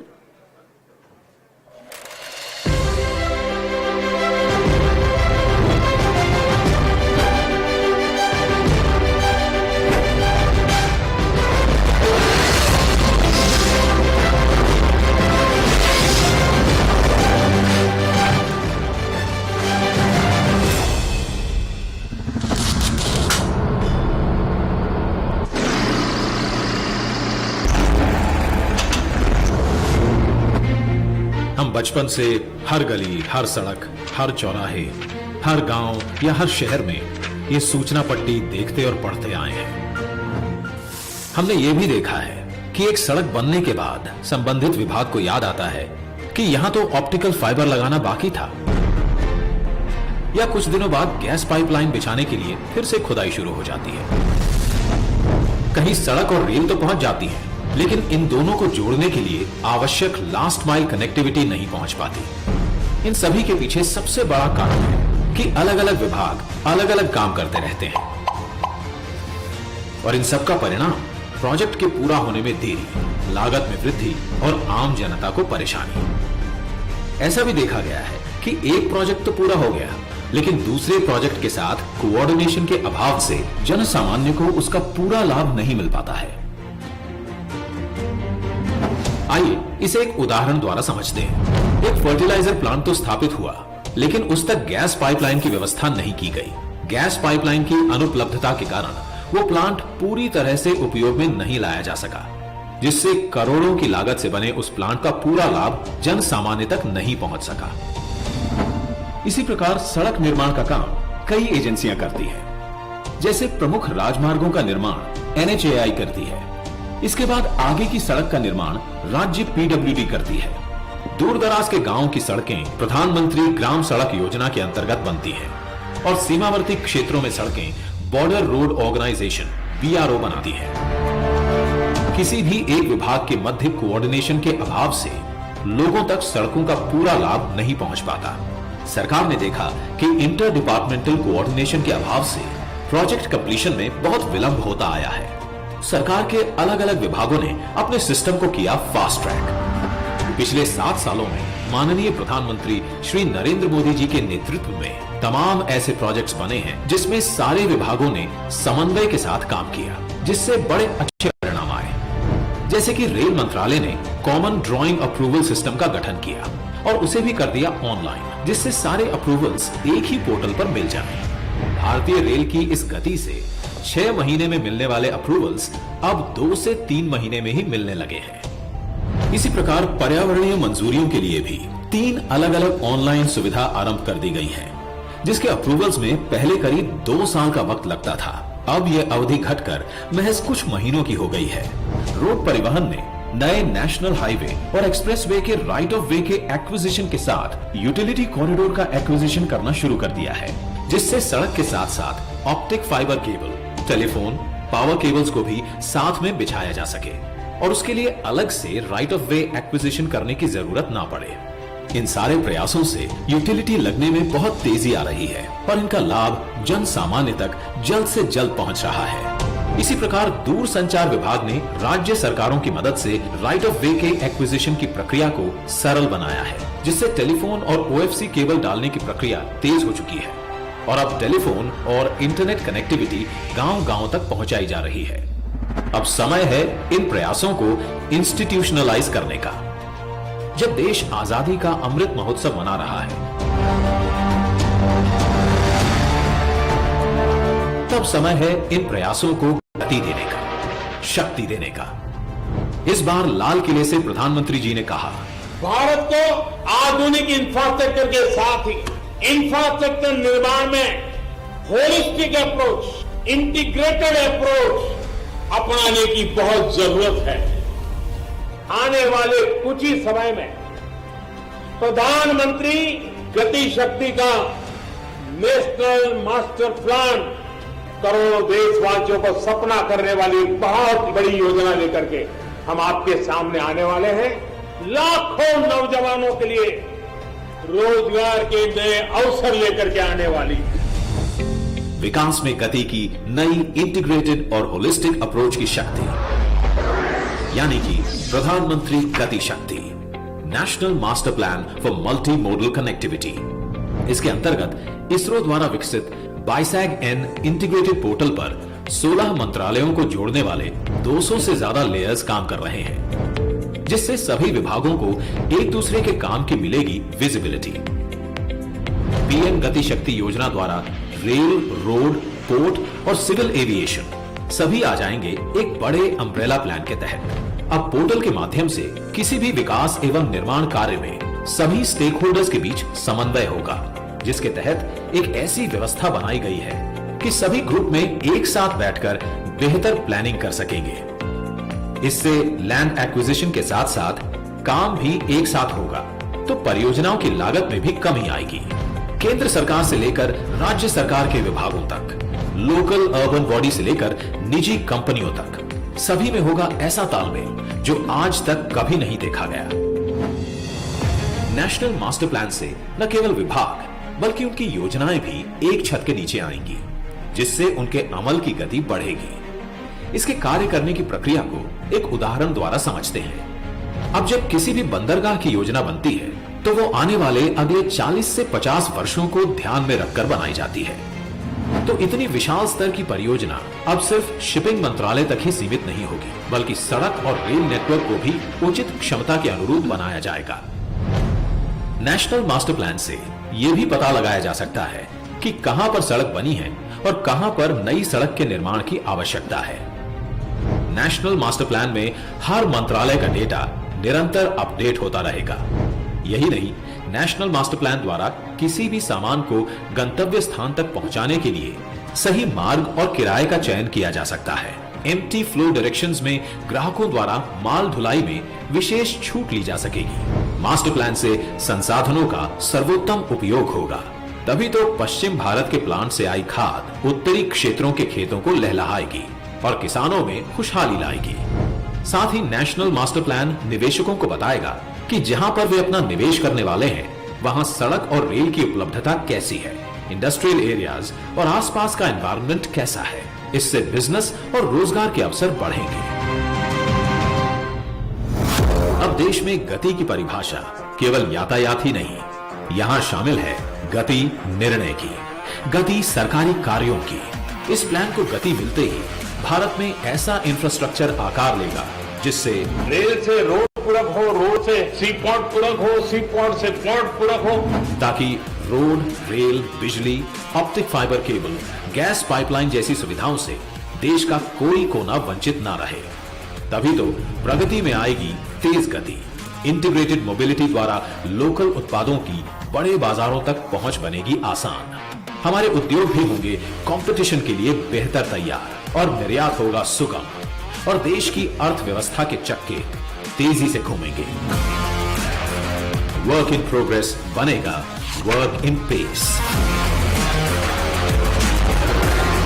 प्रधानमंत्री गति शक्ति, national master plan for multi modal connectivity.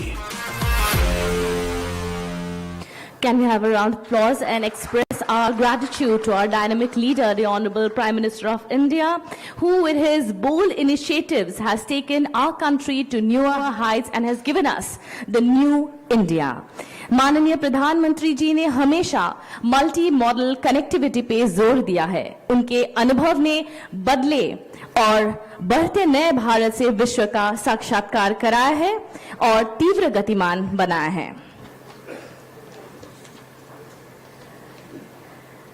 We also welcome the Honorable Minister, Shri Chandra Mohan Patwari Mahoday. I request you, sir, to kindly take your seat.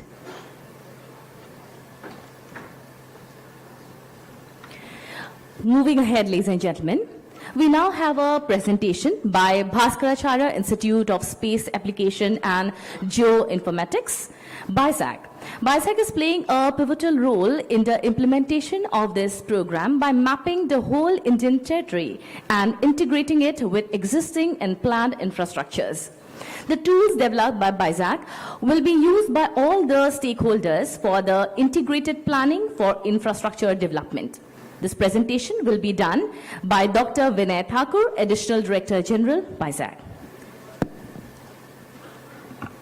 A very good afternoon.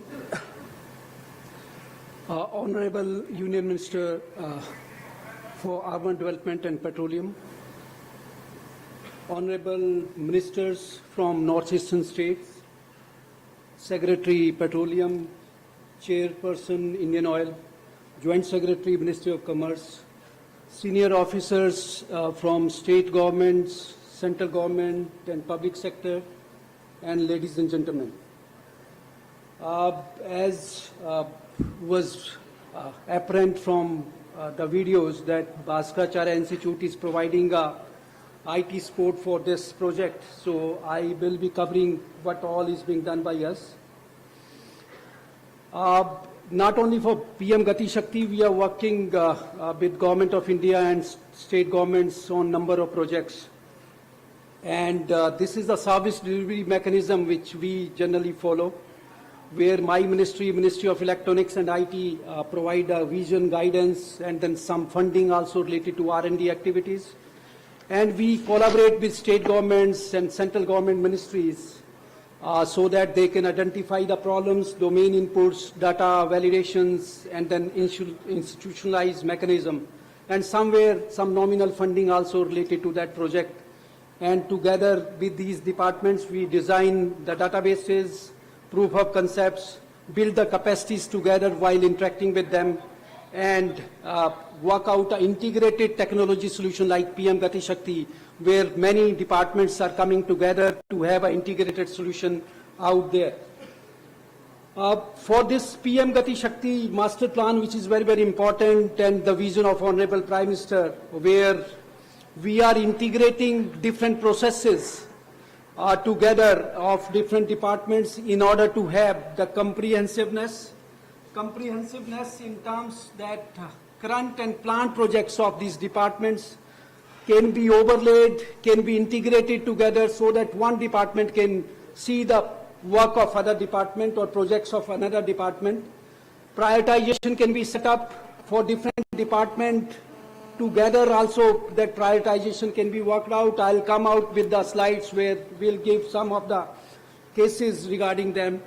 Optimization in terms of the optimized solutions for infrastructure in terms so that we have the best of time and cost infrastructure laid out there. Synchronized efforts related to planning, execution and monitoring of different departments. Analytical, where visualization can be ensured at higher level, at minister's level, at secretary's level. And dynamic, we are integrating them with the databases of those departments. We are not creating them separate. So it is the dynamic updation of the databases which do happen out there. And this entire solution is on open source and in-house, where we provide geospatial tools, IT applications, web mobile apps, ERP in case some ERP solutions are needed, artificial intelligence. We are also working with Ministry of Defense, Indian Army and other wings of military forces in order to provide them AI-based solutions. So here also we can build those solutions out there for PM GatiShakti project. Database designing, global system for satellite, image processing and remote sensing. We do provide a multi-sector approach. It is not only a single sector as I was talking, depending on the requirement and purpose. It is 2D, 3D and 4D in terms of the time series mechanism which is built into the system, standardized, authenticated, compatible because they have to come on a single portal, so they need to be compatible. Common infrastructure and common system can be used, and seamless availability of data in any of the formats which can be built, which is built on this system. I'll just give you, this is a small example how one database over other are superimposed in case it can be forest or canal map or village map, village GIS, city maps, all can be worked together. This is one area where GIDC estate in government of Gujarat, and entire mapping has been done on this. These are the roads inside that estate, bore wells, electrical lines. These are the details of the various plots, whether they are free or they are allotted or reallotment is possible, and there are systems around where one can apply and get the allotment of these plots. As I was talking of standardization, we have a different hierarchies. We have right now around 700 plus layers of the for the country. So we have different hierarchy built into this, say administrative boundaries, where we have the database up to village level, habitation and villages, and we are also trying to integrate with land record modernization program of Department of Land Resources so that we can have a survey maps also integrated with them. Similarly for political system up to constituency level, then we have a scheme-based hierarchies also and theme-based hierarchies also. But these departments do work as per their own hierarchies, and through this system we want to provide them facility so that these hierarchies, the horizontal integration and connectivity across these departments can be ensured. So it is going to be a web-based system with the geospatial, large-scale, multi-sector capabilities, navigations of hierarchy which I was talking of, integrated with ministries and states, web map-based services for integration of API-based applications, for integration of data with different departments, and visualization, site suitability, planning, regulatory approvals, synchronization, prioritization, monitoring, everything is built into this platform, how the planning do take place. A few examples I would like to give. In case there is any alignment, so we have a 3D data for entire country. We have land use maps, we have soil series map, infrastructure somewhere, the projects which are coming through you, departments, habitation, source of distance. And so with this imagery, we can build on and then provide you the best of the planning for any of your resources or alignment out there. Similarly, for land acquisition, in case when government acquires land, that time also we need to find out how much land is to be acquired, who are the owners from which we have to acquire. So in case you have this database available with you, within seconds or minutes we can find out that, okay, these are the people who are to be rehabilitated or the funds are to be given to them, and this much area is to be acquired using this tool. Similarly, government of Gujarat came out to us that they wanted the coastal corridor proposal to be finalized, and they gave, this was a corridor which was to pass through 4 districts of Bharuch, Surat, Navasari and Valsad. And then they have given few parameters to us also, and total length of coastal corridor was 300. They told that following things are to be avoided, not to be included: forest, sanctuaries, eco-sensitive zone, coastal regulation zone, wetland and all. And few things are to be considered, like national highways, state highways, railway connectivity, airport, tourist places and industries. So these were the initial parameters given by them, that this has to be kept in mind. So we overlaid district boundaries, district headquarters, taluka boundaries, national highways, state highways, major district roads. We are also collaborating with PMGSY for their database.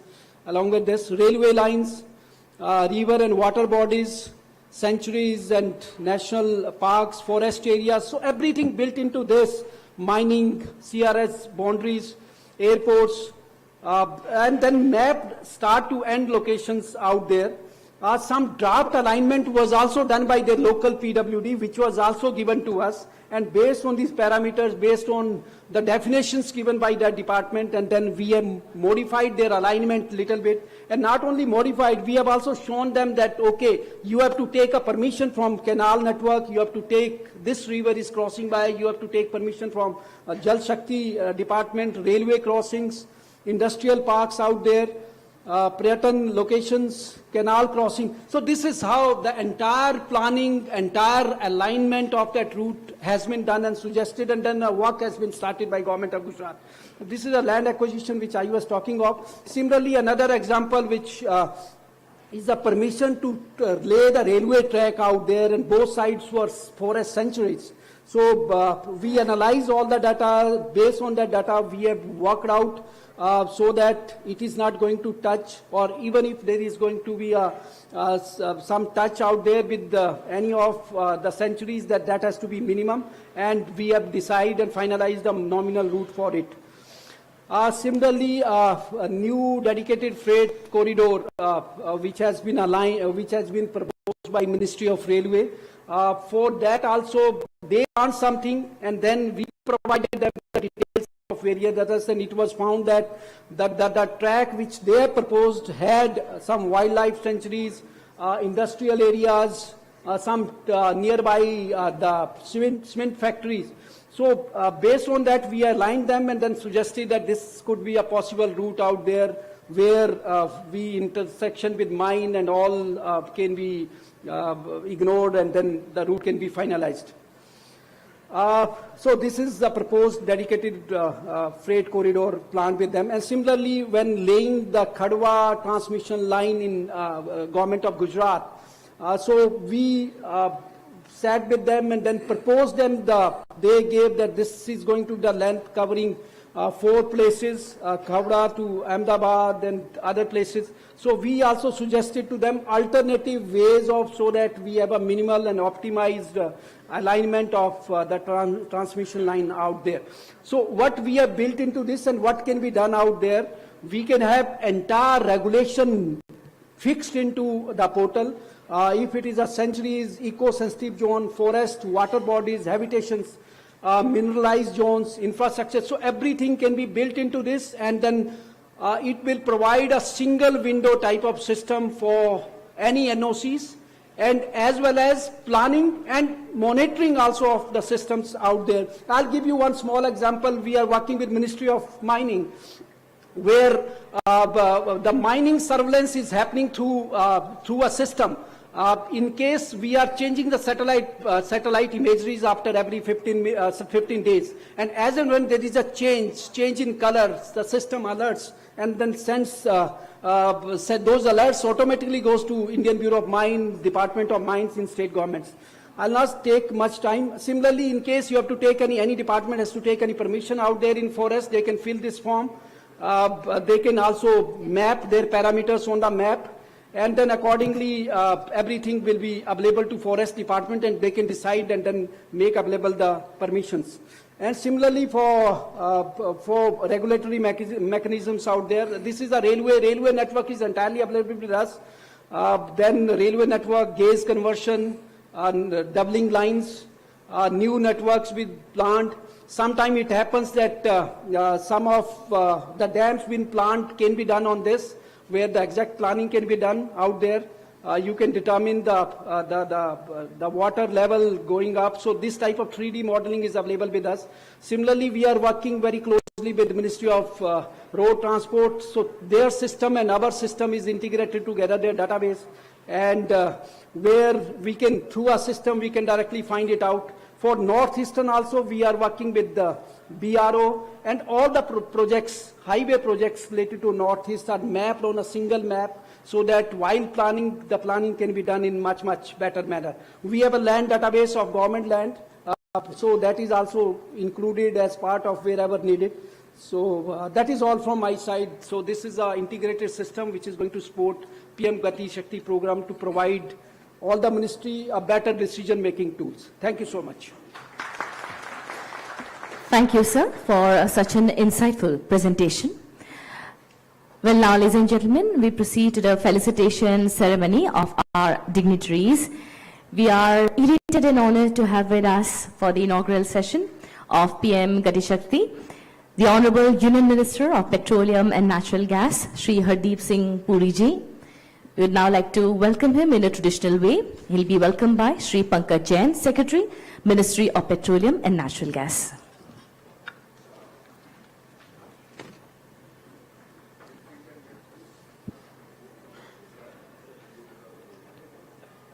आज के इस ऐतिहासिक अवसर पर आपका तहे दिल से हम स्वागत अभिनंदन करते हैं।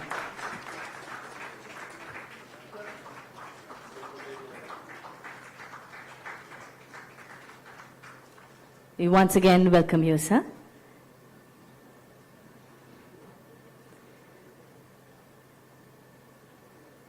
We now welcome the Honorable Union Minister of State in the Ministry of Petroleum and Natural Gas, Shri Rameshwar Teli Mahoday, and he'll be welcomed by Shri SM Vaidya, Chairman IOCL.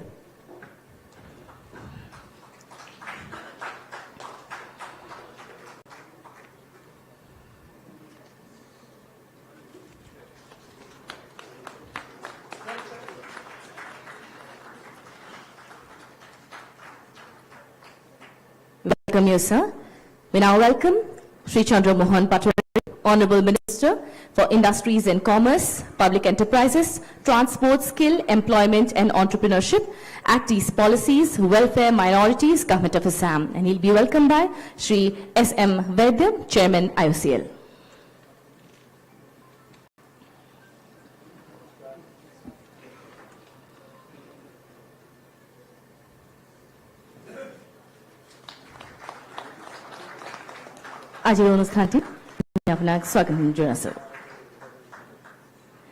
We now welcome the Honorable Minister for Soil and Water Conservation, Government of Nagaland, Shri V. Kasiho Sangtam, and he'll be welcomed by Shri D.S. Nanavre, Director Pipelines, IOCL.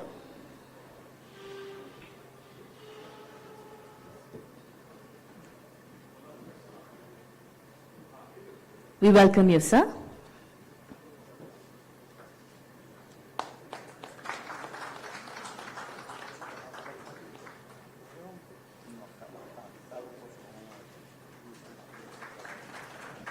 We now welcome the Honourable Minister for Education, Law, Legislative and Parliamentary Affairs, Land, Revenue and Disaster Management, Government of Sikkim, Sri Kunga Nima Lepta.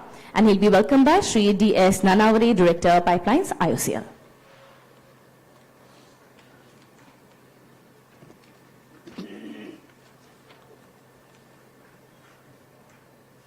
Welcome you, sir.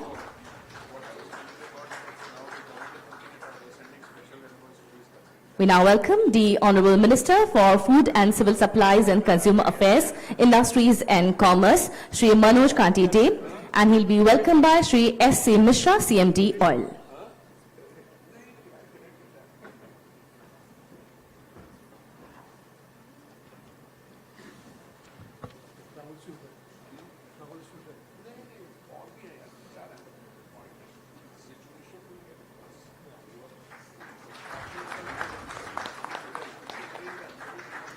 Welcome you, sir. We now welcome the Secretary, Ministry of Petroleum and Natural Gas, Sri Pankaj Jain, and he'll be welcomed by G. Ramesh, Executive Director and State Head, Indian Oil AOD SO and State Level Coordinator, Assam.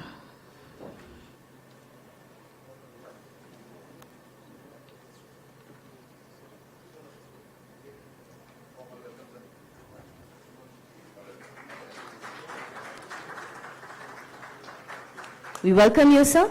We now welcome Sri Rajendra Ratnu, Joint Secretary, Department of Promotion of Industry and Internal Trade, and he'll be welcomed by Sri Sanjay Kumar, Executive Director, Marketing, NG and RLNG, GAIL.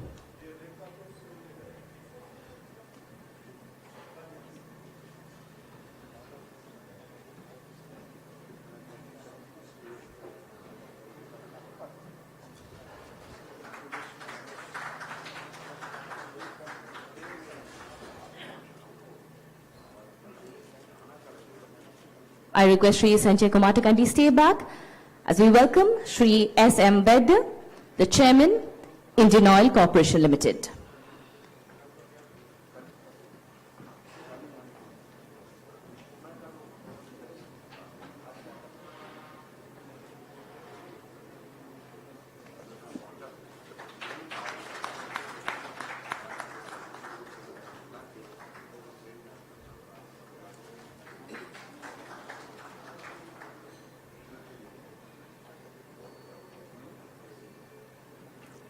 Thank you, sir. And we once again welcome all our dignitaries on the dais.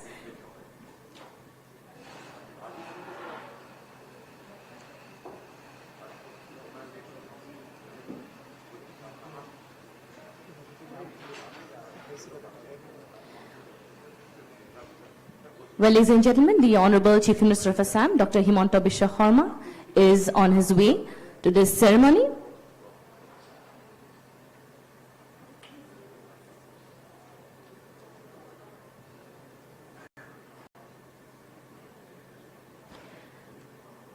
Well, I now request Sri Pankaj Jain, Secretary, Ministry of Petroleum and Natural Gas, Government of India, to kindly deliver the welcome address. Kindly, sir.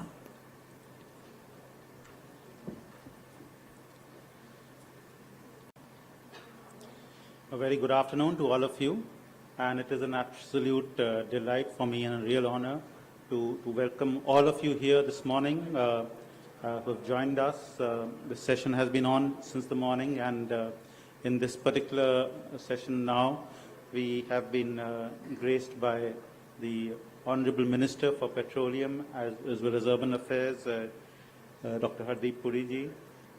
We've also been joined by the MOS for Petroleum, Shri Rameshwar Tediji. To both, a very warm welcome. Thank you very much, sirs, for joining us.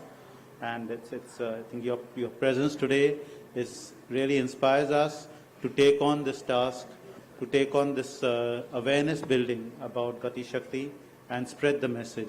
I think we are also particularly fortunate that today we will be joined, of course, by the Honorable Chief Minister of Assam very shortly. But the fact that this event is something where we have ministers not only from the state of Assam, we also have from the states of Nagaland, from Sikkim and from Tripura. It's something which I would really welcome them over here. And it's a real pleasure again to have you here. I'm sure that you will be taking back the message from this entire initiative of a joined-up approach back to your states and be able to communicate this into the rank and file of the government so that the entire intent and purpose of GatiShakti, of actually making sure that synergies happen, of actually ensuring that holistic approaches take place, this gets internalized in such a way that projects become efficient, projects deliver value to citizens, and wastage and duplication of effort is avoided.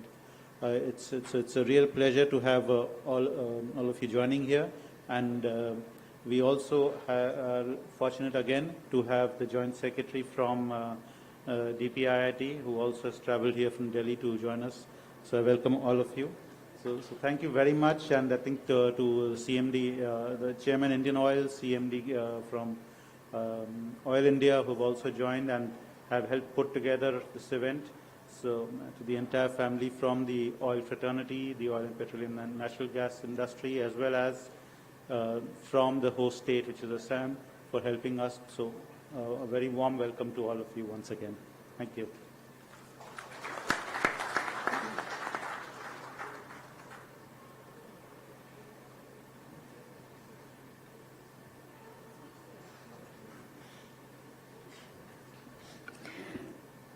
Thank you, sir, for setting the tone of the ceremony. I now request the Honourable Minister for Soil and Water Conservation, Government of Nagaland, Shri V. Kasiho Sangtam, to kindly address the gathering.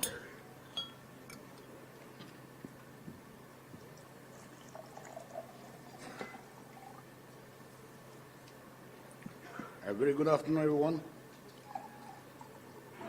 Respected Sri Hardeep Singh Puri ji, Union Minister for Petroleum and Natural Gas, Government of India, Sri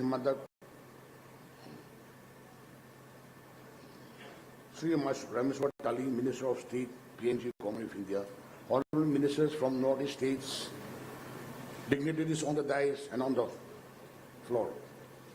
At the outset, I, on behalf of the Government of Nagaland, and in my own behalf, also convey our appreciation and welcome PM GatiShakti National Master Plan, multimodal connectivity to economic zone with the aim to incorporate the infrastructure and scheme of various ministries and state governments into a seamless platform to be designed and executed with a common vision. We are also made known that the master plan is rolled out for building holistic development of infrastructure projects for multi-dimensional connectivity and to simplify time-taking application, approval process, multiplicity of regulatory norms through the schemes. Taking the opportunity of this initiative for faster and early execution of projects through integrated approach, I would like to address this conference the urgency of oil and gas infrastructural connectivity in the state of Nagaland. The state has substantial resources of petroleum and natural gas all along the belt of Sikkim bordering Assam. As the terrains are not easily accessible, appropriate integrated approach with adequate infrastructure development would be largely benefit the state and the nation as a whole through these resources. I would like to also inform to the resumption of oil exploration and production of petroleum and natural gas is taken up in a positive manner by the state government of Nagaland and the Ministry of Petroleum and Natural Gas, Government of India. Apart from the petroleum and natural gas, our major minerals like coal is largely deposited in the western part of Nagaland along the belt of Sikkim, while limestones and multi-mineral bearing manganite deposits are spread over the Naga Hills of Light Belt in the extreme eastern part of bordering Myanmar. Although substantial mineral resources are available in the state, the rugged hilly terrains with poor road connectivity and lack of other infrastructure could not tap these potential resources in the state.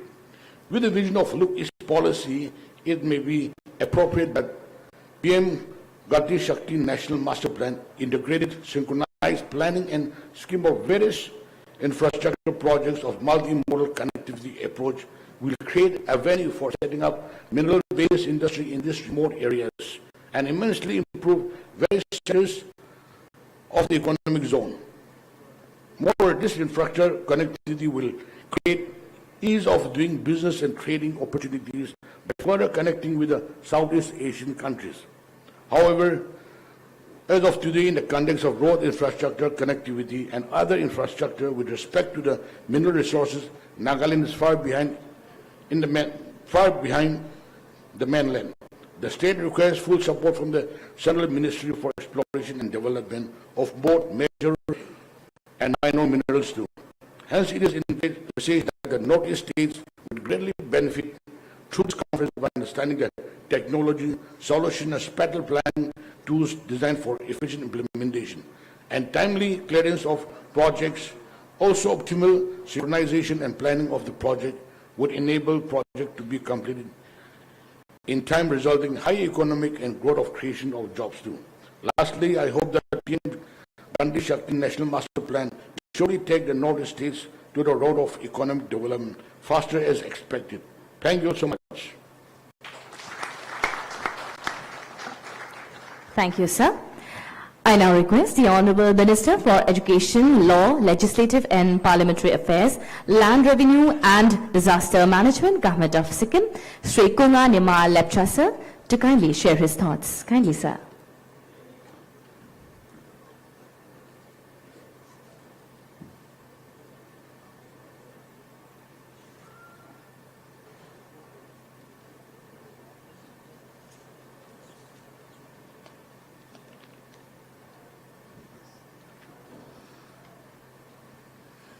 Good afternoon to you all. It is a great privilege for me to be representing the state of Sikkim, which is a very small state with a population of barely 8 lakhs and an area of 7,096 square kilometer. But they say that every drop of atom makes an ocean, so Sikkim can also contribute in the overall development of the nation. In today's conference, I would like to extend, on behalf of the state of Sikkim, people of Sikkim, our warmest greetings to all present here today. Honorable Union Minister for Petroleum, Shri Hardeep Singh Puri ji, Union Minister of State for Petroleum, Shri Tuli ji, all honored ministers who are present from the northeastern states, distinguished personalities representing the state government as well as union government and all stakeholders here. Multiplicity of agencies involved in delivery of physical infrastructure has always plagued the Indian cities, resulting in lack of planning and coordination. For example, once a road is constructed by one agency, other agencies dig up the already constructed road, again for activities like laying of various utility services, including underground cables, gas pipelines, etc. The provision for creation of Metropolitan Planning Committee and the District Planning Committee enshrined in our Constitution has not been able to yield the desired result of coordination for delivery of infrastructure, thus resulting in loss of precious capital investments leveraged from various sources, as well as causing immense inconvenience to the public at large. The scenario is no different both at the state and the national levels. Individual ministries and departments are often in silos, leading to poor planning and execution, ultimately leading to delays in the project implementation. So far, the concerted effort to bridge the gaps for effective planning and coordination have been screaming for attention only to be ignored for the reasons unknown to any logical mind. This is where the GatiShakti initiatives hope to bring a positive change, particularly in a small state like Sikkim and other northern states, hilly states. The GatiShakti is a welcome model which has been not only conceived by Honorable Prime Minister of India, but also our implementation, because we suffer quite a lot because of natural calamities, men of calamities, landslides, we have got flash floods, then forest fires, and drought. So whatever little bit of land masses we have, these are washed away. In the process, what happens is all this implementing the infrastructure development gets constrained. However, this the GatiShakti, which has now come to stay, will be able to enable us to go ahead with the implementation of the scheme in the right direction. The effort of the Honorable Prime Minister Sri Narendra Modi to attempt to address this issue by launching a national master plan for multi-modal connectivity, leveraging digital technology will surely help in promoting inter-ministerial cooperation for better and faster outputs and prevent wasteful expenditure. The initiative taken by Honorable Prime Minister is also expected to ensure sustainable connectivity, which is key to development and prosperity of our country. The proposed mapping of existing and future connectivity infrastructure envisages shaping India into the business capital of the world. The integrated and seamless connectivity for movement from one mode of transport to another envisioned by GatiShakti has huge potential to revolutionize the whole development process in our country. Taking a cue from the launch of this digitally powered multi-social, multi-model approach for optimization of resources and infrastructure delivery, the government of Sikkim will surely make out full efforts to follow the path of well-coordinated infrastructure and serve delivery to all levels of operation in the state. I would, however, like to draw the attention of this August House towards some of the impending issues which need to be addressed for making the effort successful. They are declining private demand and investment in the post-COVID scenario, structural problems in land acquisition leading to litigations, tedious and time-consuming process for environmental clearance leading to very slow rate of project implementation by global standards. Although GatiShakti is a much needed step in the right direction, it needs to be cemented with a stable and predictable regulatory and institutional framework to make the effort robust and sustainable. On behalf of the government of Sikkim, I would like to congratulate Honorable Prime Minister Sri Narendra Modi, the Honorable Minister of Petroleum and Gas and Housing and Urban Affairs, Sir Hardeep Singh Puriji, and the entire team behind this well-perceived and much-longed intervention. Sikkim, under the dynamic leadership of our Honorable Chief Minister, fully geared up to support this national initiative and push it in the right direction. There are certain initiatives taken by the dynamic leadership of our Chief Minister. Like, as I have pointed out, Sikkim is a small state. We are constrained because of the very limited land, and more than 40% of our area is covered by forest. One of the important steps which has been taken, initiated by the Honorable Chief Minister, the state government of Sikkim, is construction of tunnels in different phases. I think this construction of tunnels in the hilly states like Sikkim will facilitate in easy communication, not only for the common people, particularly it will help in the transportation of defense man and material, besides reducing the cost for transportation. With these few words, I would like to say thank you to the organizing department here for inviting us to this very important convention. Thank you very much, sir. Thank you, sir, for sharing your thoughts. May I now humbly request the Honourable Minister for Food and Civil Supplies, Consumer Affairs, Industries and Commerce, Government of Tripura, Shri Manoj Kanti Deb, sir, to kindly deliver his speech. Kindly, sir.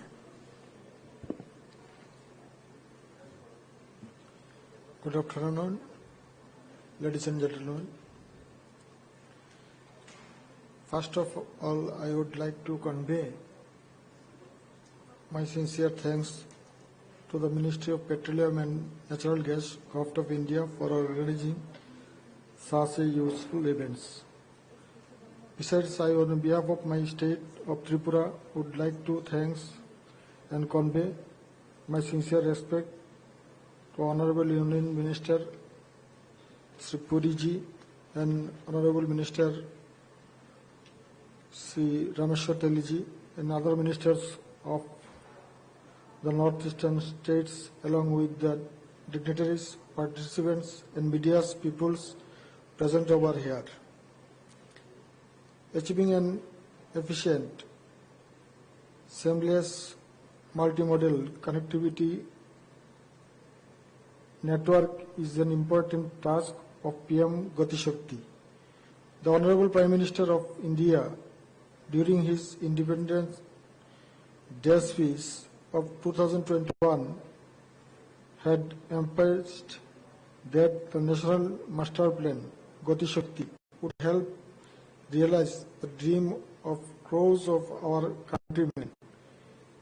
In the proposed plan, all the existing and proposed economic zones have been mapped along with the multimodal connectivity infrastructure in a single platform. The National Master Plan will employ modern technology and the latest IT tools for the coordinated planning of infrastructure. PM GatiShakti जो कार्यक्रम माननीय प्रधानमंत्री ने लिया है वो देश को 100 साल के लिए आगे बढ़ाएगी। मैं उम्मीद करता हूं infrastructure development, railway connectivity, waterway connectivity, airway connectivity, internet connectivity और किसानों का जो इनकम है वो दोगुना करने के लिए 100 लोग शामिल था और उन्होंने मोर साइन भी किया। करीब 3000 रुपीस का, 3000 करोड़ रुपीस का, क्योंकि हमारा स्टेट में बेम्बूज, जैकफ्रूट, पाइनएप्पल, आगर और रबर जो है केरला के बाद त्रिपुरा में रबर सबसे ज्यादा होता है। तो इससे लेकर त्रिपुरा में इंडस्ट्री हो जाए और स्टेट का इनकम भी आगे बढ़े, वो सोच हम लोग करता है। और इसलिए मैं हमारा देश का आदरणीय प्रधानमंत्री नरेंद्र मोदी जी को दिल से फिर एक बार धन्यवाद देना चाहता हूं कि उन्होंने भारत की हर क्षेत्र की उन्नयन के लिए इतना बड़ा कदम उठाया है कि हर नागरिक को इससे लाभ मिले और सबका विकास हो, जो भारत में एक नया दिशा मिलने वाला है जो पहले कभी नहीं हुआ। और मैं ये समझता हूँ कि प्रधानमंत्री जी का एक कदम विश्व में भारत को नया दिशा और रोशन दिलाएगा। तो मैं ज्यादा बात नहीं करूंगा, सबको मैं दोबारा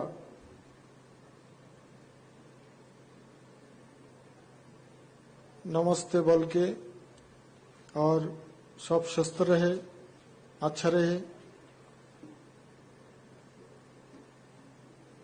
सबको नमस्कार, जय Hind.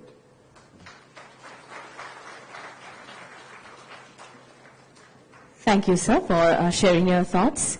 May I now humbly request the Honourable Minister for Industries and Commerce, Public Enterprises, Transport, Skill, Employment and Entrepreneurship, Act East Policies, Welfare Minorities, Government of Assam, Sri Chandra Mohan Patwari, sir, to kindly deliver his speech.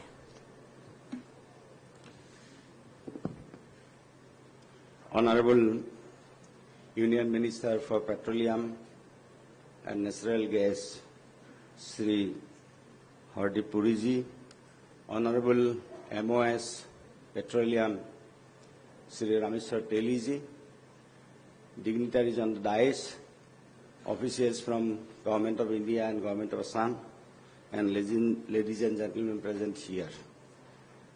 It is a proud privilege for me to attend this conference, and definitely as the host state, I would like to extend our heartiest thanks to the organizer for organizing this event here in Assam. It is a great event for not only Assam, for northeastern region. As per the path-breaking vision of our Honorable Prime Minister Sri Narendra Modi ji, northeastern region has become critically important in Southeast in Act East policy initiative. The efforts are being made to open the cross-border business and commerce, to improve the connectivity and enhance cross-border trade with the neighboring countries of northeastern region surrounded by 5 ASEAN countries and strategically located close to the fastest growing economies. Sir, I'd like to inform you, I'd like to bring your notice that before independence, Assam was one of the richest states in the country, and our per capita income was more than the national average. But after independence, because of the lack of connectivity, and because of the political reason, our access to the Southeast Asian countries were blocked actually, and we became northeastern region, including Assam. So we become landlocked state. So that's why our economy was not developed as expected. So for this reason, I would like to thank our Honorable Prime Minister Sri Narendra Modi ji for Act East policy he declared. And under Act East policy, now we are closely working with the neighboring countries. I am Act East Policy Affairs Minister also. So we are just making some goodwill missions also with neighboring countries. Sir, I'd like to highlight actually why we were a rich state before independence. The northeastern region used to have 3 territories, which are now Bangladesh and Myanmar in several ports, including Chittagong, Situate, and Yangon, as well as to what is now termed as mainland India. Tea, coal, and petroleum used to reach the Chittagong and Kolkata port through the Brahmaputra, Padma, Meghna, riverine waterways, as well as through the railway lines through the present Bangladesh. The Chittagong port had been constructed in response to the demand of the Assam tea planters for the railway link in Chittagong port. The 150-kilometer long railway track between Chittagong and Comilla was opened to the traffic in 1895.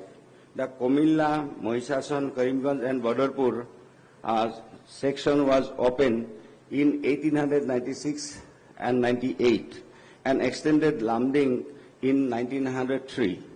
The other side, the 64-kilometer long railway line from Dibrugarh to Makum was opened to passenger traffic in 1883, and it was gradually extended to Dibru-Sodia line in 1915. There was also a proposal to install a track from Lidu to Myanmar, then Burma. So that was actually the linkage through railway, through roadways, and through waterways.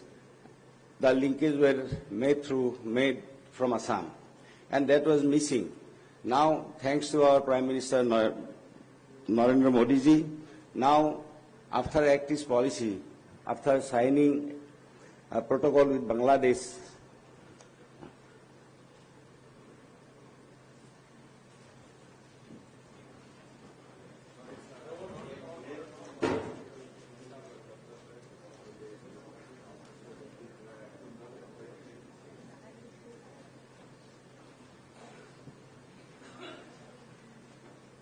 after signing protocol with the Bangladesh, now we are getting access to the Mongla and Chittagong port. So now I would not take much of time because our Honorable Chief Minister is here, so he will speak in details. I will not take much of your time, but I must extend our thanks that under the dynamic leadership of Honorable Prime Minister Sri Narendra Modi ji, in 2014 the Act East policy was unveiled to Assam and northeastern region, and through which now we are making relationship with Southeast Asian countries. Assam is working closely with the Government of India, establishing the direct flights between Guwahati and major ASEAN cities and BBN countries. The Udan International Scheme envisages direct flights from Guwahati to some of the major cities of ASEAN and BBN countries. The utilization of the Chittagong and the Mongla port by vessels from the Government of India through the Ministry of Shipping is already started. On the initiative of Active Policy Affairs Department, including regular correspondence with the Central Ministry of Shipping, an agreement and SOP has been already made. Apart from that, the trilateral highways also giving us more facilities on the roadways, and Situe port at Myanmar will connect northeastern regions. So that is another good initiative from Government of India. Now the national plan and PM GatiShakti would promote holistic planning and development throughout the country.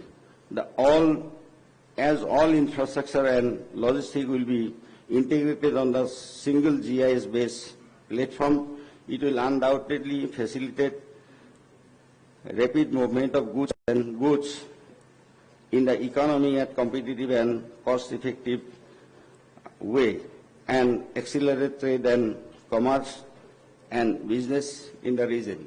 So under the dynamic and visionary leadership of our Honorable Chief Minister, Assam is working very proactively to make our good relationship with Southeast Asian countries and BBN countries, and so far our connectivity is concerned. So highway is up to the mark as on today, and our waterway is also already, Borak River is dredged and Brahmaputra River is under dredging, and Bangladesh part is also will be dredged by the Bangladesh government with the help of Government of India. And airways also, we are up to the mark as on today, and our Honorable Chief Minister also taking initiative, and that's why we are in a position to make the connectivity of northeastern regions by air. Railway also, electric railway started here. Railway is also up to the mark. So that our connectivity is developed. So I am confident that the initiative of PM GatiShakti program would facilitate northeastern region to analyze the critical gaps and create a robust network of infrastructure and logistics to make this program success. So I'd like to request, I'll not take much of your time, I'd like to request our Honorable Minister that we need one technical support, technical team from Government of India, because it is a new concept actually, and this is a good concept through which our economy will boost, and northeastern region as a whole will be benefited. So we need one technical team from Government of India. With these few words, I extending thanks to the organizers for organizing this conclave here in Assam, and thanks to both the ministers of Petroleum, and thanks to our colleague ministers from northeastern region, and thanks to our most visionary and dynamic Chief Minister of Assam, under whose leadership now we are planning, we are pausing in a position that Assam will become one of the 5 richest states of the country, like before independence which we were.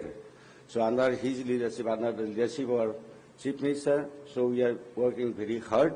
And if one technical team is given to implement this project from Government of India, I hope it will be a nice, you see, it will be good for us. So with these words, thanking you all, I conclude my speech. Thank you. Thank you, sir, for sharing your thoughts on this occasion. Well, ladies and gentlemen, we are extremely glad and honored to have amidst us now the Honorable Chief Minister of Assam, Dr. Himanta Biswa Sharma. And now we'd like to welcome him in the traditional way. He'll be welcomed by the Secretary, Ministry of Petroleum and Natural Gas, Government of India, Shri Pankaj Jain.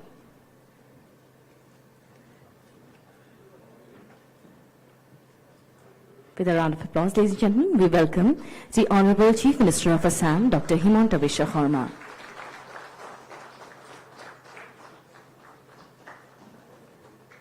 We welcome you, sir, and I'd also request all our dignitaries on the dais to kindly light the ceremonial lamp.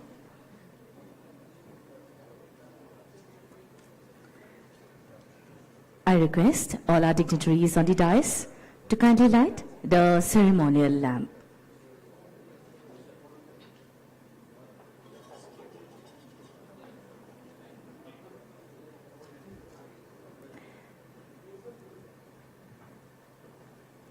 Shubham karoti kalyanam, arogyam dhana sampadah, shatru buddhi vinashaya, dvipa jyoti namastute.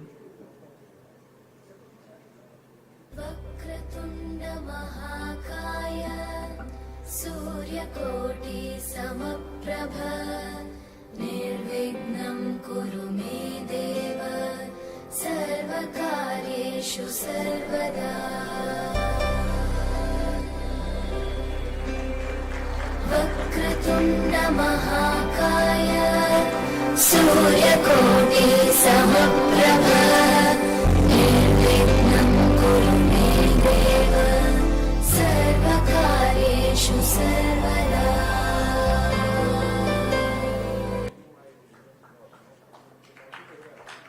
Vakratunda mahakaya, suryakoti samaprabha, nirvignam kuru me deva, sarvakaryeshu sarvada.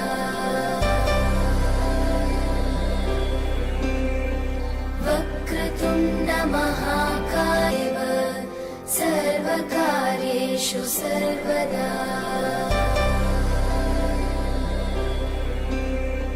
Vakratunda mahakaya, sarvakaryeshu sarvada.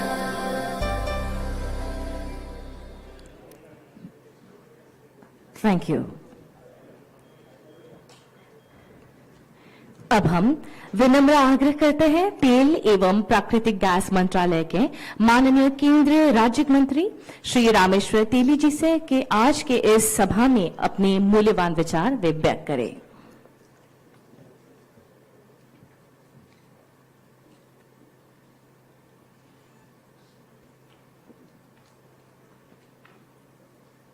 नमस्कार। गतिशक्ति के 6वें इस संस्करण में आज इस मंच पर उपस्थित हमारे डायनेमिक लीडर और हमारी भारत सरकार के पेट्रोलियम एवं प्राकृतिक गैस और शहरी विकास मंत्री हरदीप सिंह पुरी जी, इस मंच पर उपस्थित हमारे असम के लोकप्रिय मुख्यमंत्री हिमंत बिश्व शर्मा जी, इस सभा में उपस्थित हमारी असम सरकार के इंडस्ट्री और परिवहन विभाग के मंत्री चंद्रमोहन पटवारी जी, हमारे नागालैंड के माइंस एंड मिनरल मंत्री कसिहुंग संगथा जी, हमारे सिक्किम के परिवहन मंत्री कोंगा निमा लेखातास जी, इस सभा में उपस्थित हमारे त्रिपुरा के मनोज क्रांति देव जी, हमारे पेट्रोलियम मंत्रालय के सेक्रेटरी पंकज जैन जी, राजेंद्र जी, जेएस डीपीआईआईटी जी, और इस सभा में उपस्थित हमारे IOCL के CMD SK वैद्य जी, CMD all India Mishra ji, हमारे BCPL के MD रिफ हाजरिका जी, केंद्र सरकार और राज्य सरकार के पीयूष अधिकारीगण और मीडिया के बंधुगण, सड़क, रेल, पाइपलाइन या जलमार्ग से क्षेत्रों की सब सरलता से जोड़ना विकास का एक महत्वपूर्ण आधार है। उद्योग के फीडबैक के साथ साथ उपलब्ध डाटा से पता चलता है कि यातायात के बहुमार्ग के होने से अर्थव्यवस्था की काफी लाभ मिलता है। प्रधानमंत्री गति शक्ति कार्यक्रम के 6वें क्षेत्रीय आयोजन का गुवाहाटी असम में होना पूर्वोत्तर में हम सबके लिए एक गर्व का विषय है। हमारा पूर्वोत्तर तेल और गैस के क्षेत्र में हमेशा से आगे रहा है। देश में तेल की पहली बूंद असम में ही खोज हुई थी। तेल और गैस के खोजने, प्राप्त करने, भेजने आदि की प्रणाली के विकास से रोजगार बढ़ता है और कौशल विकास भी होता है। जैसा कि दिनांक 14 अक्टूबर 2021 को प्रगति मैदान में गति शक्ति कार्यक्रम के शुभारंभ के दौरान प्रधानमंत्री नरेंद्र मोदी जी ने विस्तार से बताया था। विकास से जुड़े सभी मौजूदा और आने वाले पहलुओं को एकजुट करने के लिए एक नेशनल मास्टर प्लान की जरूरत है। एक ऐसा प्लान जो अर्थव्यवस्था से जुड़े क्षेत्रों और गतिविधियों की अंतिम चरम तक जोड़ने और विकास का एक सूत्रधार बने। मल्टी मॉडल कनेक्टिविटी प्रधानमंत्री गति शक्ति पहल का प्रमुख आधार है। सप्लाई चेन से जुड़े हुए अलग अलग एजेंसियों के एकत्रीकरण की जरूरत को यह पहल और जोर देगा। अब समय आ गया है कि व्यवस्था में खामियों को कम किया जाए। गति शक्ति के द्वारा हमारी सरकार प्रणालियों और नीतियों को मजबूत रूप से समाहित करने की प्रक्रिया में है, जिसे हम विश्व स्तर पर और मजबूत रूप से उभरे। पेट्रोलियम और प्राकृतिक गैस मंत्रालय के नजरिए से प्राकृतिक गैस पाइपलाइनों की राष्ट्रीय मास्टर प्लान का हिस्सा बनाया गया है। Mumbai Nagpur Jharsuguda gas pipeline, Gurdaspur Jammu Srinagar gas pipeline, Mundra Panipat crude oil pipeline परियोजनाओं और पूर्वोत्तर गैस ग्रिड जैसी कुछ परियोजनाओं को भी अतिरिक्त प्रभावशाली परियोजनाओं के रूप में पहचाना गया है। समुदाय और संपूर्ण विकास जरूरी है और इसके लिए पेट्रोलियम और प्राकृतिक गैस मंत्रालय बुनियादी ढांचे का विकास और कौशल विकास दोनों के लिए प्रयास कर रहा है। दूसरे मंत्रालयों, राज्य सरकारों और वैज्ञानिक संस्थानों के संयोजन से अलग अलग स्थानों पर अंचल सम्मेलन आयोजित किए गए हैं, जिसका उद्देश्य कुछ इस प्रकार है। पीएम गति शक्ति के साथ जुड़ने के लिए राज्यों और जागरूक बनाना और उनका क्षमता निर्णय कराना, राज्य मास्टर प्लान के लिए रोड मैप तैयार कराना, राज्य स्तर पर पीएम गति शक्ति का फ्रेमवर्क तैयार करना। यह भी आवश्यक है कि हम अपनी गति की नागरिकों तक प्रभावी ढंग से पहुंचाएं। माननीय प्रधानमंत्री जी के इस पर जोर दिया है, इसलिए राज्य सरकारों को भी गति शक्ति संबंधी पहलुओं का प्रचार करना होगा। आज की इस दौर में यह भी आवश्यक है कि राज्य सरकारों इस प्रयासों में आईटी का अधिक से अधिक इस्तेमाल करें। मैं आशा करता हूं कि हम सब साथ मिलकर माननीय प्रधानमंत्री श्री मोदी जी के इस सपनों को साकार करने का पूरा प्रयास करेंगे। मेरी बहुत शुभकामनाएं। धन्यवाद। जय हिंद।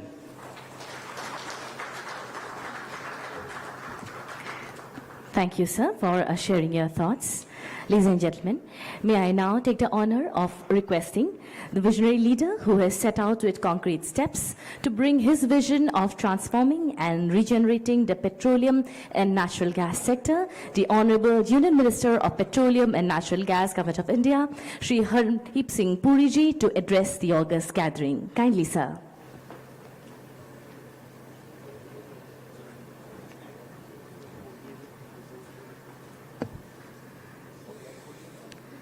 असम के लोकप्रिय और डायनामिक मुख्यमंत्री doctor Himanta Biswa Sarma ji, my colleague in the Ministry of Petroleum and Natural Gas, Shri Rameshwar Teli ji, Honorable Ministers Shri Chandramohan Patwari ji, Shri Manoj Kanti Dev ji, Shri Kashiho Sangtam ji, Shri Kunga Nima Lepcha ji, my colleague Secretary in the Ministry of Petroleum and Natural Gas, CMD of Indian Oil, IOCL, Shri Vaidya ji, my colleague Shri Ratnu ji, ladies and gentlemen,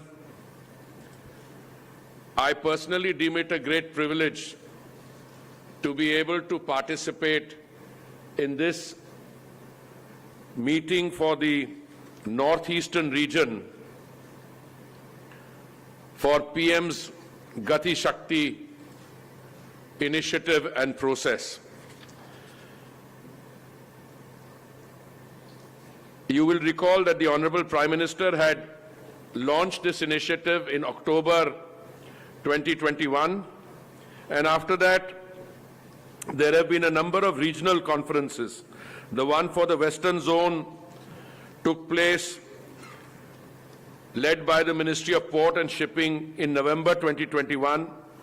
The one for the Northern Zone took place in Lucknow in December 21, led by the Department of Telecom. The one for the Eastern Zone was an online conference on 7 January 22, and Central Zone by Ministry of Civil Aviation also online. Southern Zone was partly online in January. So I'm very happy that this conference is taking place in physical mode. And I'm deeply grateful not only to the Honorable Chief Minister for being present, but also for the other state ministers to be personally present here. Why is it that I am so happy that my ministry is the coordinating agency for this northeastern region? Because I have always maintained, and I said so in September last year when I came here, that our future lies in the need to increase exploration and production. And if you will remember, I said on that occasion that it is our intention to increase the area under exploration and production from 25,000 square kilometers to 50,000 square kilometers. And we took that decision. But yesterday I reviewed one of the OMCs, the oil companies, and I was very happy to find that in the area of, this is Oil India, that in the area of crude, in 4 years their production will go up by about 48%, and in the case of gas it will go up by 89%. Why is it important to increase the area under exploration and production? Quite apart from the current developments taking place on account of exacerbation of tension and military action in Russia and Ukraine, the fact of the matter is that we are a growing economy. Last year, the economy grew at 9.2%. Our per capita consumption of energy is 1/3 of the global average, but it is growing. So with an 85% dependence on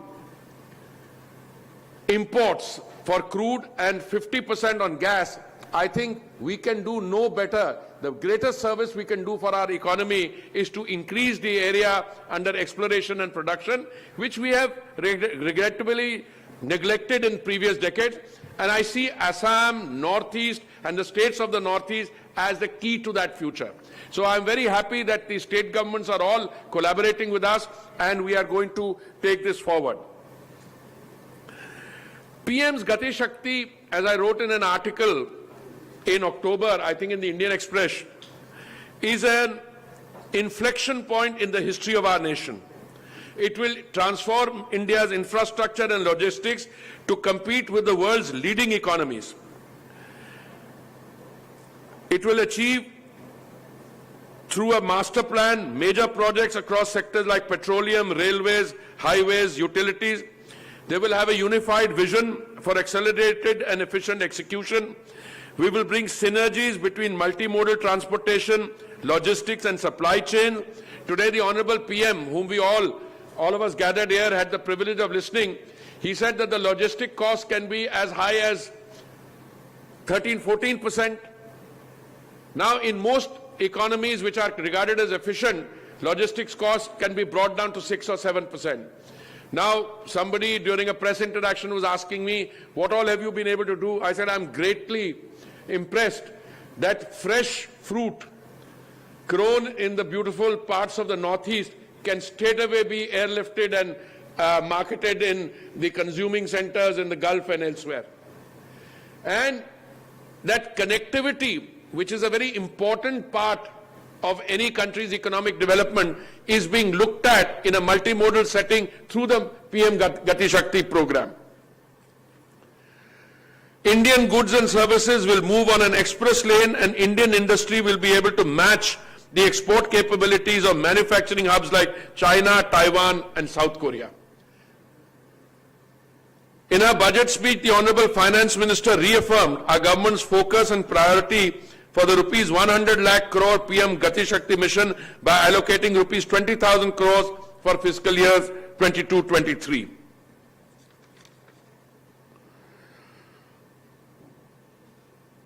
What we are currently trying to achieve is a paradigmatic shift in the concept and design of future infrastructure development, which means that when Mr. Vaidya, who is the CMD of IOCL, when he plans a big project, any project, he will contact his counterparts, we will contact the state governments, we will contact the other stakeholders and say, well, this is a project that the IOCL has in mind, ambitious capital expenditure project going over now. Now, talking about capital expenditure, very few countries can take pride in the manner we can, that in the last budget, the Honorable Finance Minister announced that the capital expenditure will go up by 35% from 5.5 lakh crores to 7.5 lakh crores. And that money is also being made available to the states. So if a state government gets 1 lakh crore, the state government can utilize that 1 lakh crore over a 5-year period in order to plan. But the planning will not be as hitherto in silos, where everybody is doing is you lay one pipeline. By the time you're through, you discover somebody else could have utilized the execution effort of that pipeline. I mentioned to you yesterday how happy I was that when I undertook a review of one of the oil companies, and I was very happy to find that their plans are now for slated. This is just one of the companies. Now I will be sitting down with all of them to see how we can all pool our resources and look at those increase in figures. And one of the decisions we took last time is you can take a very good decision, but the implementation schedule gets sequentiated, which means 6 months for this, 7 months for that, and so on. I think we've decided in principle, and Secretary, who incidentally also happens to be from the Assam cadre, but from this region, we will try and compress the approvals, etc. So what has to be completed in 5 or 6 years can be completed in 1 or 2 years. So once again, thank you all very much. Thank you, Chief Minister, for your wholehearted support. I want to take this opportunity of conveying through my colleagues, the state ministers, to the chief ministers of the other states, those who are here, their chief ministers, Sikkim, Nagaland, Manipur, Tripura, and all those who could not be represented, but their officials are here. I want to thank the Department of DPIIT thank my colleague, senior colleague, Mr. Piyush Goyal also, and all my colleagues. I think PM GatiShakti is truly, in terms of conception and design, a remarkable initiative. But what is even more remarkable is the pace at which this message is going out. And now all the stakeholders are participating in this process, which will bring about a paradigmatic shift. Thank you all very much. We thank Honorable Union Minister, sir, for inspiring us with his words. Well, now, ladies and gentlemen, the Honorable Chief Minister of Assam, Dr. Himanta Biswa Sarma, known for his hard work, perseverance, and mass connect, is dedicated for all-inclusive growth and development of Assam in all sectors. His government is all set to take Assam to lead from the front in India's growth. May I now humbly request the Honorable Chief Minister of Assam, Dr. Himanta Biswa Sarma, to kindly address the House.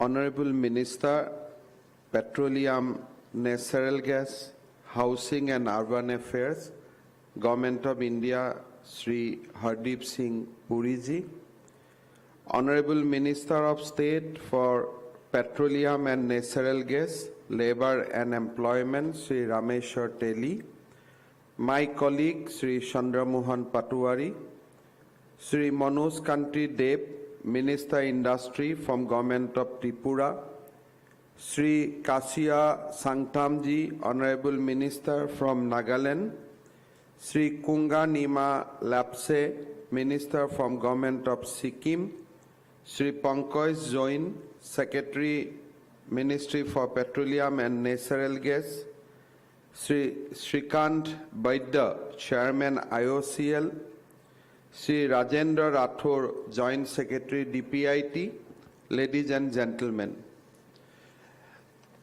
In fact, morning when I have in fact about to come to Guwahati from Upper Assam for joining this meeting, I got a news that our Honorable Minister Sri Hardeep Singh Puri ji has to rush basically to oversee the evacuation program for the citizen, those who are stuck in Ukraine. So I know that today we have extremely constrained by the time, so I do not want to go in depth, but the very presence of Sri Hardeep Singh Puri ji in this today's meeting send a loud signal that how much Government of India care for Northeast and how much we are going to be benefited by PM GatiShakti Master Plan. Already the theme has been explained. We all have witnessed the historic inauguration of PM GatiShakti Master Plan in Pragati Maidan. We have seen, we have heard the speech of Prime Minister that how he wants to bring a paradigm shift in the development of our country. The same has been reaffirmed by the last union budget, where lot of emphasis has been laid on PM GatiShakti. For a region like Northeast, which is connected to mainland only through by a chicken neck, we can understand how important to have a master plan on connectivity. So this is a very, very unique initiative by Government of Assam, by our Government of India, by our Honorable Prime Minister. I think nation will remember for long for presenting such a grand vision for the country and backed by budgetary allocation. Sometimes there is a vision, there is a determination, but it is not backed by budgetary resources. Prime Minister vision for PM GatiShakti Master Plan is being backed by budgetary resources. And just now, our Honorable Minister Sri Puri ji has mentioned that before actually master plan is completely in our presented, already 20,000 crore has been put on this year budget for implementing the same.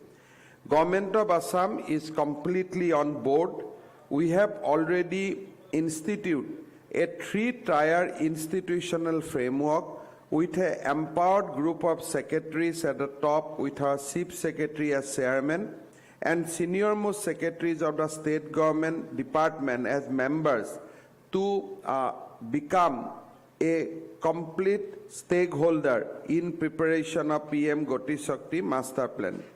We have also set up a network planning group comprising senior officers from the different departments dealing with planning and networking the infrastructure development project. We have further constituted a technical group support unit with technical person for active collaboration in Bishag and to develop the master plan.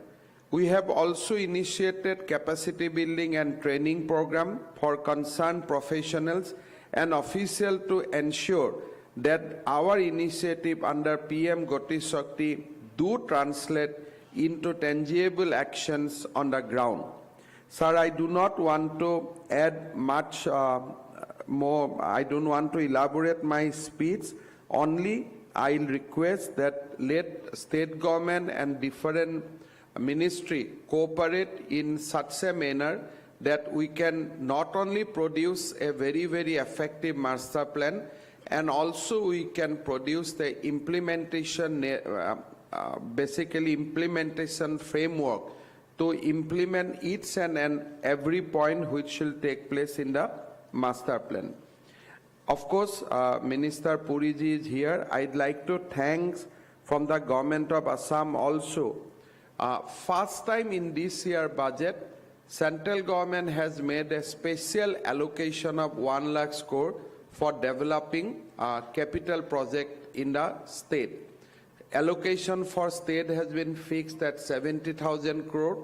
Even government of Assam has been informed our annual allocation of 2,500 crore for this year capital project. So these are very, very important and effective steps which Government of India is taking under the leadership of Prime Minister.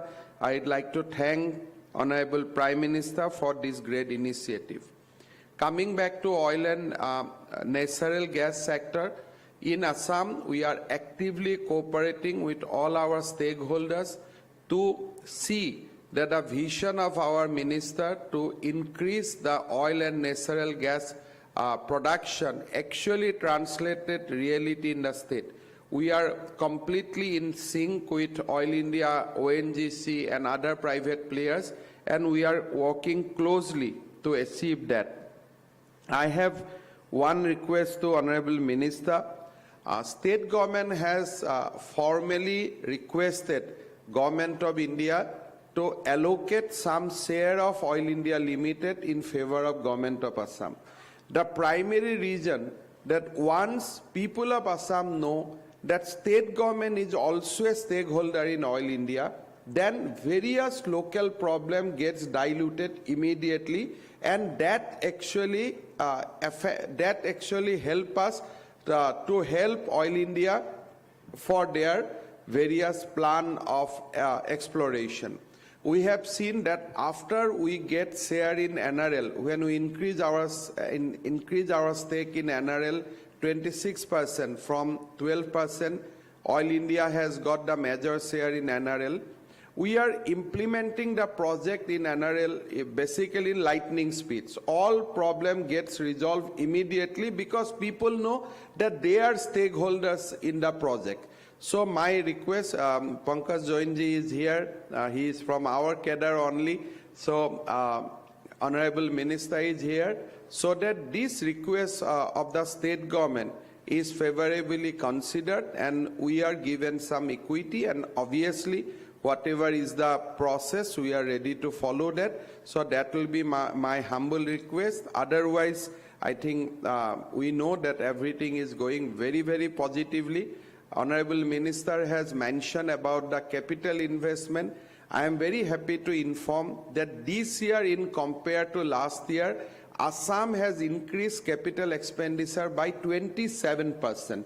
So this year we have accomplished 27% more capital investment in compared to last year.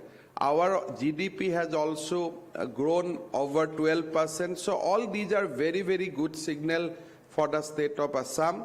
And I am sure that with this kind of initiative like PM GatiShakti, Assam and Northeast will be able to join in the best state, the league of the best state in the country. Thank you very much once again, and I hope that we'll get continued support from everyone. Thank you so much. আমি অসমৰ মাননীয় মুখ্যমন্ত্ৰী মহোদয়লৈ ধন্যবাদ জ্ঞাপন কৰিলোঁ। Ladies and gentlemen, we are indeed honored to have with us today our esteemed panel of guests whose presence has inspired and motivated us and has made this inaugural session a success. So as a token of gratitude, we would like to present a wax replica of the Pride of Assam, that is the one-horned rhino. This wax replica is made of Indian Oil's own product, rhino wax, manufactured at Digboi refinery in Assam, which is also the oldest refinery in the world. Paraffin wax from Digboi refinery is a specialty product of Indian Oil, which is used in many items of our daily use. In furtherance to development of local artisans, the one-horned wax replica giveaway has been developed as one of its kind by a local artisan of the state of Assam. We present this token of gratitude to the Honorable Chief Minister of Assam, Dr. Himanta Biswa Sarma. It will be presented by Shri Pankaj Jain, Secretary, Ministry of Petroleum and Natural Gas.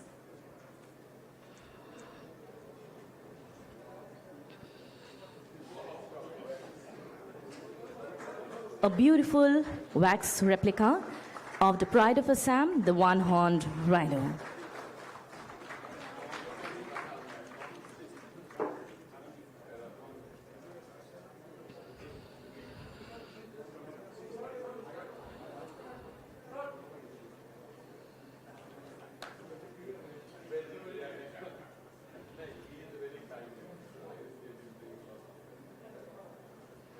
We'd now like to present this wax replica of the one-horned rhino to our Honorable Union Minister of Petroleum and Natural Gas, Shri Hardeep Singh Puri ji, and it will be presented by Shri Pankaj Jain. Can we continue with our round of applause, ladies and gentlemen? The wax replica of the Pride of Assam, the one-horned rhino, which is made of Indian Oil's own product, rhino wax, manufactured at Digboi refinery in Assam. We present the token of gratitude to Shri Rameshwar Teli Mahoday, the Honorable Union Minister of State in the Ministry of Petroleum and Natural Gas. It will be presented by Shri S.M. Vaidya, Chairman IOCL.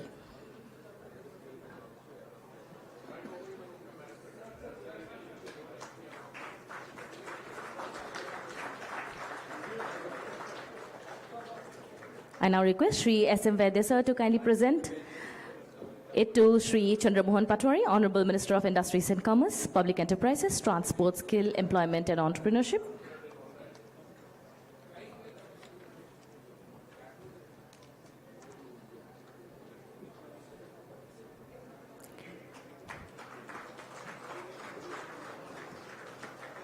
Now Shri D.S. Nanavare, Director Pipelines IOCL, will present the token of gratitude to Shri V. Kasibo Sanctum, Honorable Minister for Soil and Water Conservation, Government of Nagaland.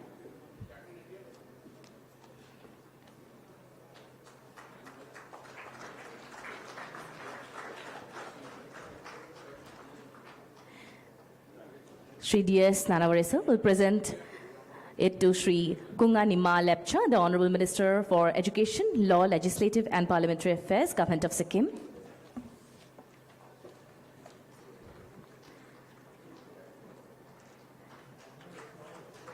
I now request Shri S.C. Mishra, CMD Oil, to kindly present it to the Honorable Minister for Food and Civil Supplies and Consumer Affairs, Industries and Commerce, Shri Manoj Kanti Deb, sir.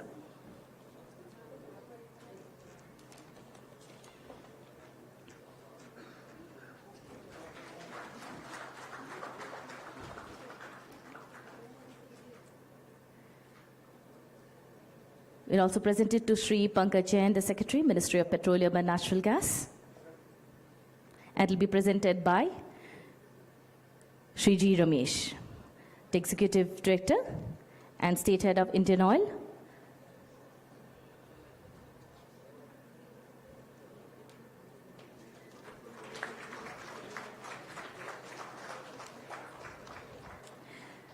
We now present this token of gratitude to Sri Rajendra Ratnu, Joint Secretary, DPIIT, and it will be presented by Sri Sanjay Kumar, Executive Director, Marketing NG and RLNG, GAIL.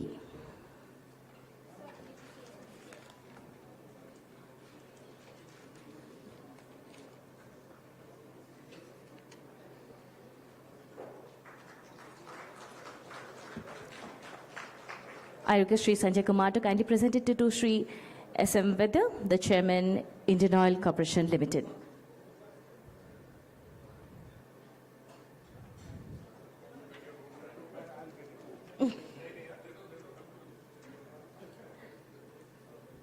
It's there.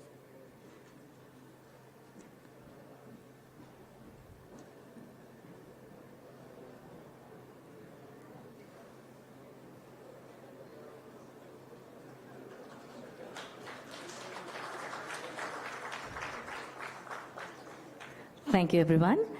We have almost come to the end of this inaugural session, so may I now humbly request Sri SM Vedder, Chairman IOCL, to kindly deliver the vote of thanks.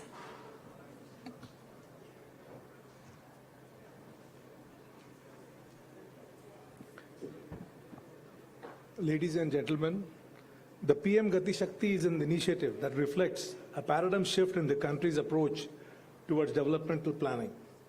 I take this opportunity to express my sincere gratitude to the Honorable Chief Minister of Assam, Dr. Hemanta Biswa Sarmaji, for gracing the function and sharing his vision for the development of the state of Assam. The presence of Sri Hardeep Singh Puriji in today's event is a reflection of the importance that is attached to the GatiShakti Northeastern Zone Conference and his commitment to energize the northeastern part of the country. I would like to thank him for his steadfast support and guidance. Sri Rameshwar Teliji has been actively involved in implementation of various projects in the Northeast region, and I thank him for his continuous confidence in us and for guiding us. I am also thankful to all the honorable ministers representing the participating states for their gracious presence. Last but not the least, I would like to thank my own ministry, Sri Pankaj Jainji, and of course the DPIIT for making this wonderful occasion a grand success. Thank you one and all. Jai Hind. Thank you, sir. Well, ladies and gentlemen, we shall now be breaking for lunch. I request our officials to kindly escort our dignitaries on the dais to the next room for a media interaction. I also request our media people to kindly proceed to the next room for the media interaction. And ladies and gentlemen, we once again thank our respected dignitaries for their esteemed presence. After lunch, we shall be having presentations by Indradhanush Gas Grid Limited, Brahmaputra Cracker and Polymer Limited, Numaligarh Refinery Limited,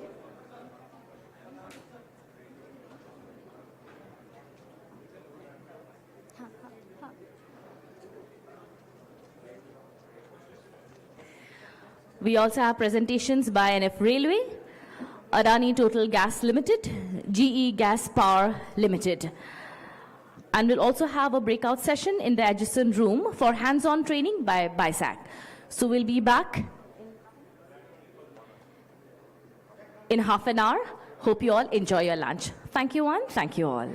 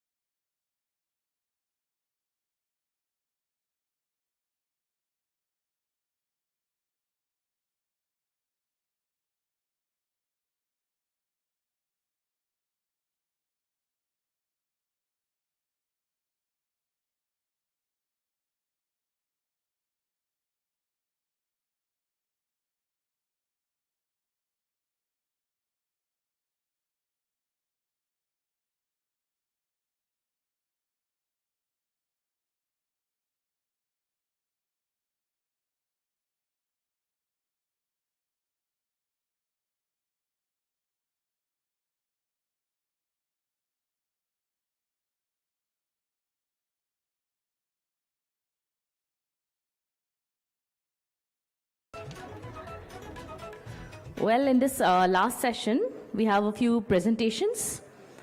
And I'd also like to mention that at the same time, as we proceed with the presentation, we'll also have a hands-on demonstration at the adjacent hall. So in one time, I would request around 30 to 40 delegates to kindly... So yes, it'll be 50 delegates who can... 15? 15, I'm so sorry, it's 15. So yeah, so we'll have 15 delegates who'd be, who can take a hands-on experience. So that'll be held in the next hall. And here we'll start off with our presentations.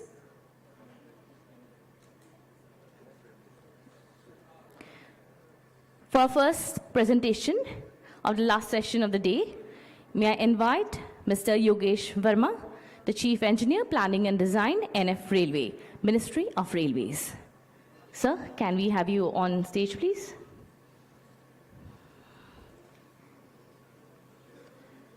It will be followed by a presentation by the Adani Total Gas Limited.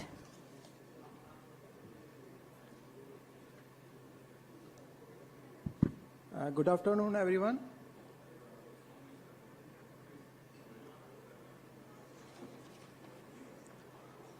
Myself from NF Railway. We will present on what are the major projects going on in the northeast region from which are executed by NF Railway.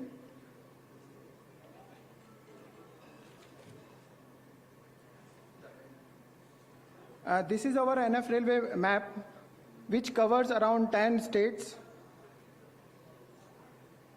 And this total track length cover is around 6,700.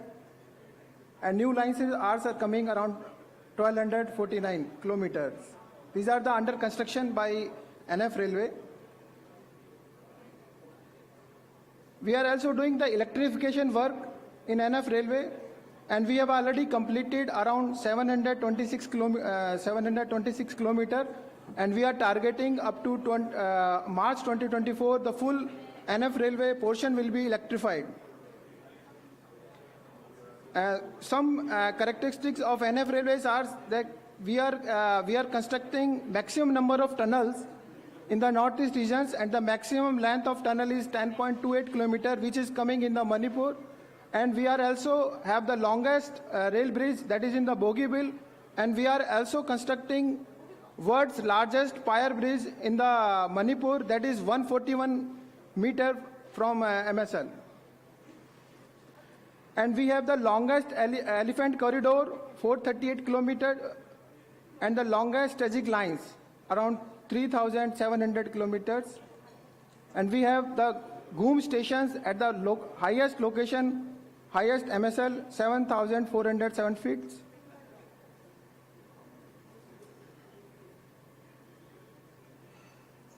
In the GatiShakti multi-cargo projects, we have identified around 6 projects.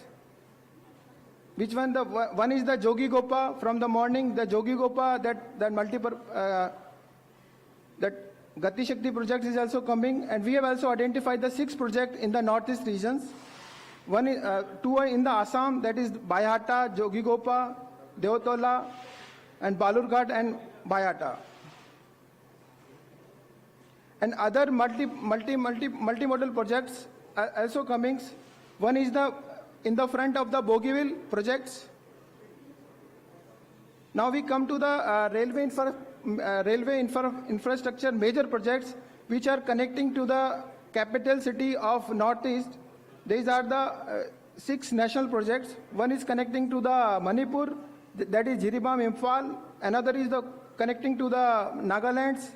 Next is the Bhairvi Sarang project, Sevak Rangpo, and the other is Barnihat Shillong. This is the Jiribam Imphal new projects. It is connecting Jiribam to Imphal, and up to Khongsong we have already done the trial for the running of the goods train, and in the March 22 we will start the train up to Khongsong, and we are targeting to complete this project up to December 23. The other project is Dimapur Kohima. In this project in this year we have already completed up to Sukhoi 16.5 kilometers, and up to March 26 we will complete up to Kohima. Another project is Bhairavi Sarang. In this project we will complete up to March 24, up to 51 kilometers will be completed. Another is a Sevak Rangpo project. It will connect Sikkim, and it is 44 kilometers, and out of 44 kilometers, 39 kilometers is the under tunneling. And we are targeting this project up to 23. Another is Tetalia Barnihat. Up to Barnihat we have already done construction work, and out of 29 kilometers, 21 kilometers we have already completed, and up to March 2023 we will reach up to Barnihat. And in Barnihat, Shillong, we have some land problem. After land problem, we will solve this problem also.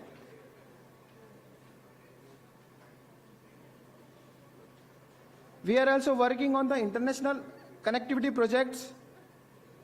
So that one is that Nepal connecting the Viratnagar, another 3 in the this Bangladesh, Agartala, Akhura, Mesasan, Bangladesh Point, and Balurghat Hilly.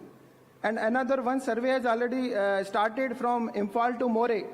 After completion of this project, means from More to Mesasan, and Mesasan through Bangladesh, we can run the train up to Calcutta. By this, we can reduce our time to around 40.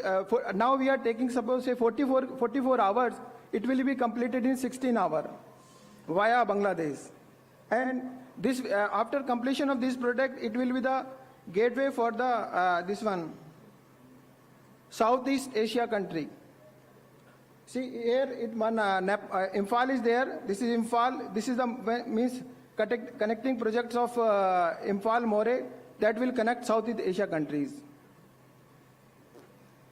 We are also doing the doubling projects. Main doubling projects is from one is the Bogaigaon to Guwahati via Gwalpada, and another is from the Agyathuri. And they both are in the advanced stage, and we are planning to complete up to December 2023, both the projects.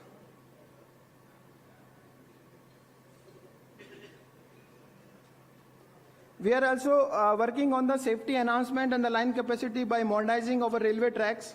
For that, a lot of work is going on. One is on the Kavach. Because we have to run our train from 100 to 110, then 110 to 130. For that, we are using latest modern technology. The one is the Kavach with the use of LTE. By this system, we can increase up to speed of 130. And we are also doing the automatic block signaling. By automatic block signaling, our speed will be enhanced to up to 130. And again, it 110 to 160 we will go in future. We are also doing the advanced interlocking, so that from now at present we are working on the system at one station to one station, but by introduction of centralized traffic control and electronic controlling, from one station we can control 30 or 40 stations at a one time.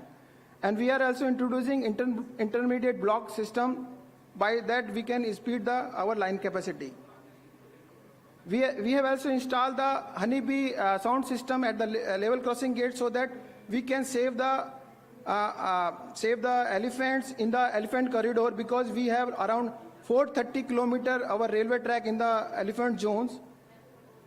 And we are also using the modern technology like artificial intelligence and IoT in our railway systems. We are also using AI power monitoring systems for the hill section, so that online monitoring can be done, and so that prevent the major disaster. This is the first mechanized bridge inspection unit that is installed on the Bogeyville project. By this we can inspect our bridge in a very minutely way, and we can also do the inspection. This bridge is around 5.1 kilometers long. We are also installing OFC acoustic-based institution system. By this, we can take the signature of the elephant, and by detecting, we can regulate our trains and prevent the death of the elephants. We are also running Rail Kaushal Vikas Yojana. By that, we are training the outsider. We are also running the Kisan Rail so that the villagers can transport their commodities. We have one our heritage section, that is Darjan Himalaya Railway. We have also run the Vista Dome services in the Guwahati Badarpur sections, and more trains we are also running. One is running in the Guwahati section and one is running the New Jalpaiguri Darjeeling sections. We are also planning for the Bharat Gaurav scheme. In this, we will run the hospital trains so that we can reach to the remote area and do some service to the nation. We are also planning the world-class station at Kamakhya, and which is connected with the ropeway from the Kamakhya station to the Ma Kamakhya temple to the Kamakhya station to the Ma Kamakhya temple. This is the planning, and for this NOC has received from the state government, and we are planning this project in the PPP model. In future, I think if it is finalized, then it will be great service to the nation. Thank you.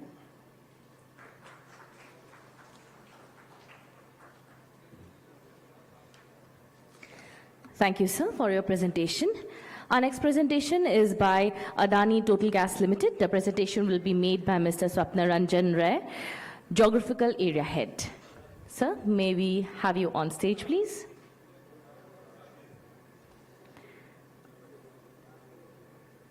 After this presentation, we have our next presentation by the GE Gas Power Limited.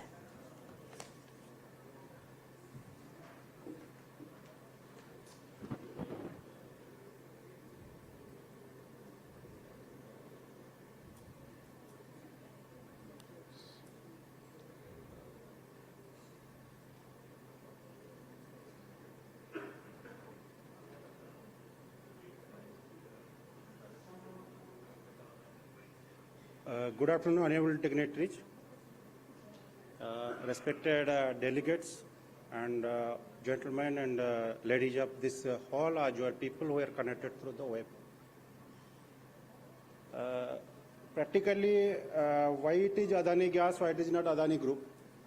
First, I'm trying to say that the purpose of this GatiShakti is basically focused on the pipeline project, as well combination and intersection between a state government, central government policies, as well the convenience process for combined pipeline and availing economical as well efficient and green fuel to the public of India. If you say our presence, so we have very strong presence in the logistics part. We are the largest owner of the this private port, as well we are in national highway projects. If we talk about the city gas distribution, we are the largest private group, private company in city gas distribution project. So basically, if we go to the city gas distribution, the basic dominating project for the city gas distribution is the steel pipeline and MDP pipe network. If you come to the Adani Total Gas Limited, it has experience of 8,000 kilometers of pipeline combining in steel and MDP. So with reference to this figure, practically before 2015, if any CGD is there, the gas tap-off may be available near to the CGD.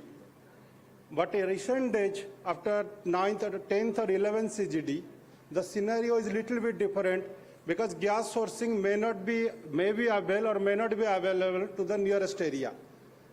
So there are laying of more than 50 or say more than 60 kilometers of steel network. As well, the steel network and pipelines required for the distribution of the gas pipe in the city itself. So whenever we will trying to lay gas pipeline in a city, because in a gas sourcing pipeline, if it is offshore, then there is the main constraint is the land acquisition or ROU clearance. But inside the city, the major constraint is the encroachment part. Number two, existing underground pipelines, That may be water pipeline, that may be electrical cables also. We have missed that electrical part under the GatiShakti, where most of the cities or most of the metropolitan cities now are adopting ST power cable laying through the underground process. Although by Petroleum and Natural Gas Regulatory Board, there are very clear definition for the route nomenclature and the route position for the gas pipeline, water pipeline, as well as ST cables.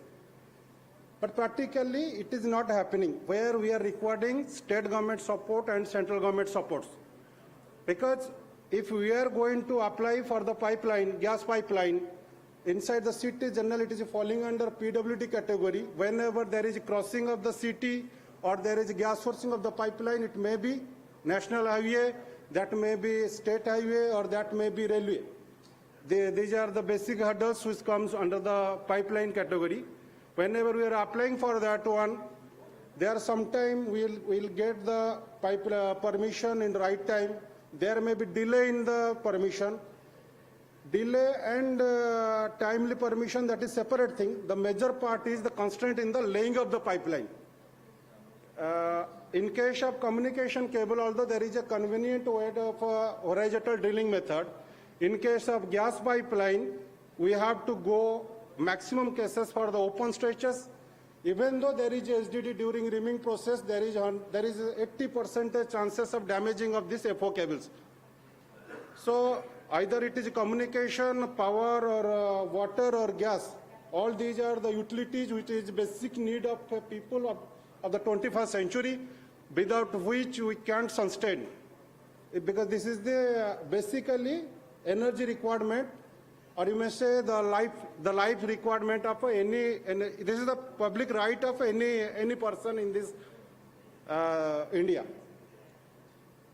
So till date, we have developed some of our system to control, to combine, or to bring all the stations, all the districts of the Adani Total Gas under same roof. Considering the business, we are with Indian Oil in some of the geographical area. The parent company is Adani Total Gas Limited. In joint venture, it is with Indian Oil, like in West Bengal, in Bardhaman district, we are operating with Indian Oil. There already CNG has been availed to the public. In Odisha, it is Adani Total Gas. In 3 districts, already CNG has been started. If you look at the impact of GatiShakti, very classic example is there.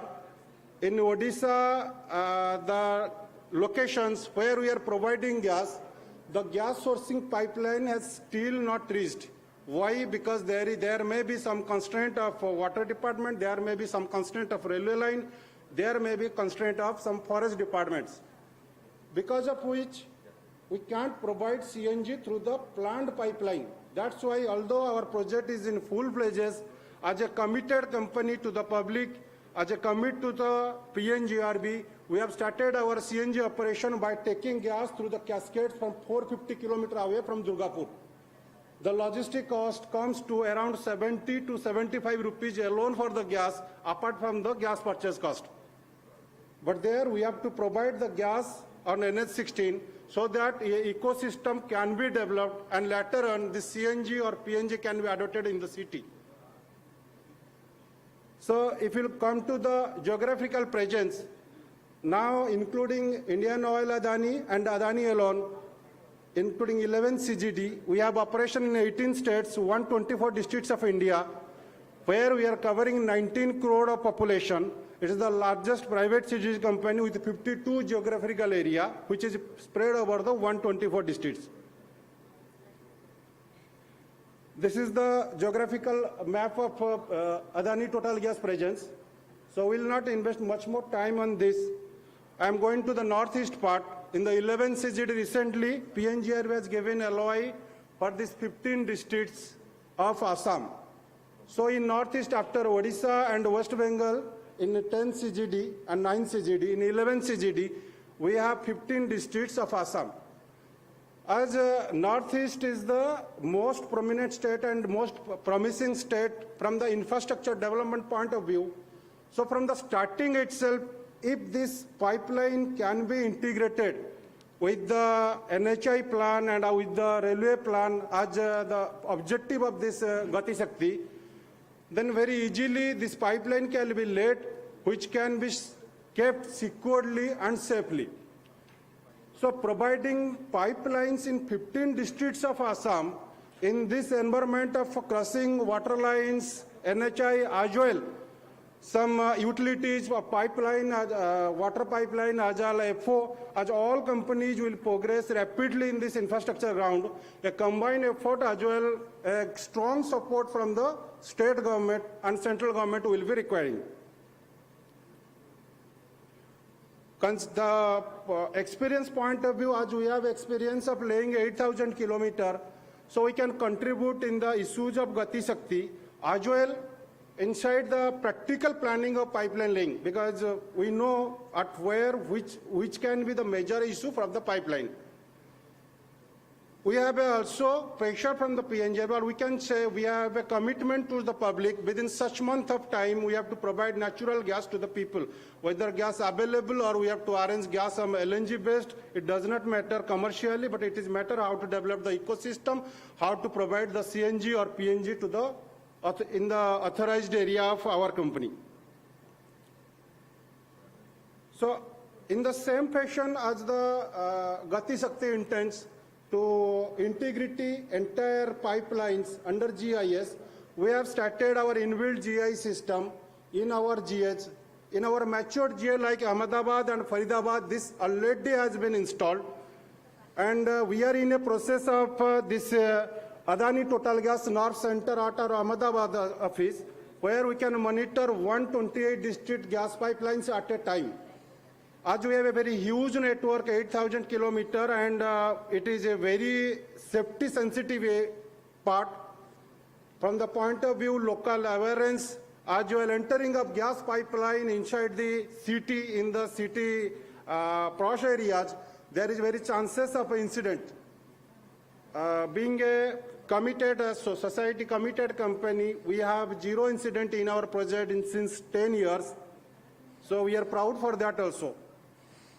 So in this, with a step for the GIS, what we are doing right now in our new districts, even in 10 CGD, you may say Baleswar or this Bardhaman or you say New Palwal, there we are taking data on every pipeline laid on day one itself, taking from the location of the tie-in joint, considering the geographical area, considering the offset of the pipeline with the center line of the road.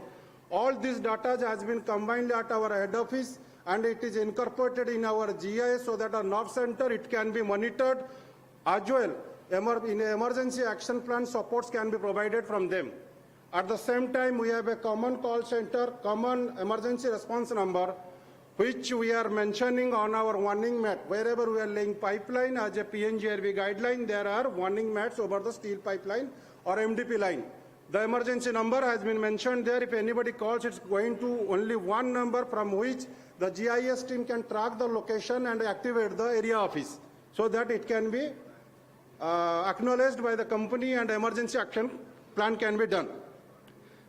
Similarly, in other app, that is the My Adani Gas, WhatsApp billing and smart meter, these are the customer concentric part. And it also helps us to get these data from the GIS. In a GIS mapping, we are mapping our pipeline, so we can be easily map the customers side by that pipeline so that the marketing agency can be deployed in that area to get the registrations for the where we can provide the gas in a committed time. In the GIS, what we have explained, what also the central government has the intent of locating the pipeline and the integrity, giving the integrity with the other infrastructure. The additional advantage may be for the one dam, it is the network taking, outage analysis, suppose gas line punctured at some point. Not only we can stop the pipeline, not only we can repair that pipeline, also a customized SMS can be sent to the block of customers in that area so that they can be alert for say 1 hour, 2 hour, 3 hour gas may not be available. So it should be a surprise message for our customers. So it is a customer delightment which can be taken from this GIS. then integrating with the SCADA, then planning department, mobility management, network model builder, and the integration of the AMR. Then AMR is the automatic, that is the meter reading part, that is the commercial part. For HSC department, it is the most important part from HSC point of view, where third-party digging call analysis is going on. If anybody is digging at anywhere on the mentioned number of warning mat, if anybody called based upon the analysis, based on the working of the other agency, automatically it will activate the Adani control room so that the concerned engineer and the O&M department can be mobilized at that location for fast action. And in the asset integrity management system, although it is a regulatory guideline, we have enhanced as well, we have strengthened our integrity system as a committed company towards the public safety. So we are, right now actually what is happening in the city area where we have laid our pipeline, we are watching into the petroleum. It is something like we are using marks, if virus come, we can protect us. But we should have focus on the integrity of the pipeline, where it can be restricted, where it can be acknowledged, where it can be aware, public, it implemented through the public awareness, so that pipe could not be ruptured. So for this also, we have started integrity of entire pipeline. Then the second thing, we have installed our own control system. Suppose in new GA, in new CGD, it may be applicable for the Northeast, because in a 15 districts, whenever we are availing CNG or PNG to anybody else, to any public area, there may be, we have to import this gas from far away distance of the gas from gas source point. So that time, from monitoring of SCB movement through the public area, we have an inbuilt control system where our persons are sitting monitoring the overspeeding, starting from the overspeed of the vehicle, then their camera view of the surrounded area. For example, one of our vehicle which is coming from Dugapur to Bhadrak, first, every week we have around 40 to 50 alert messages from our control room that vehicle is running over 60 kilometers. Vehicle is standing in suppose public market area where driver used to take the food.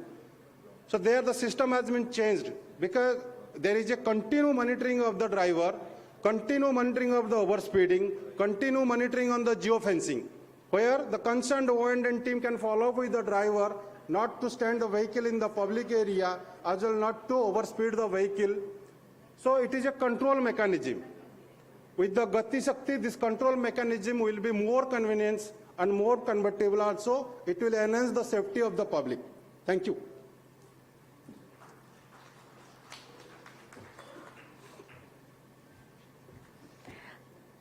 Thank you, sir, for your presentation.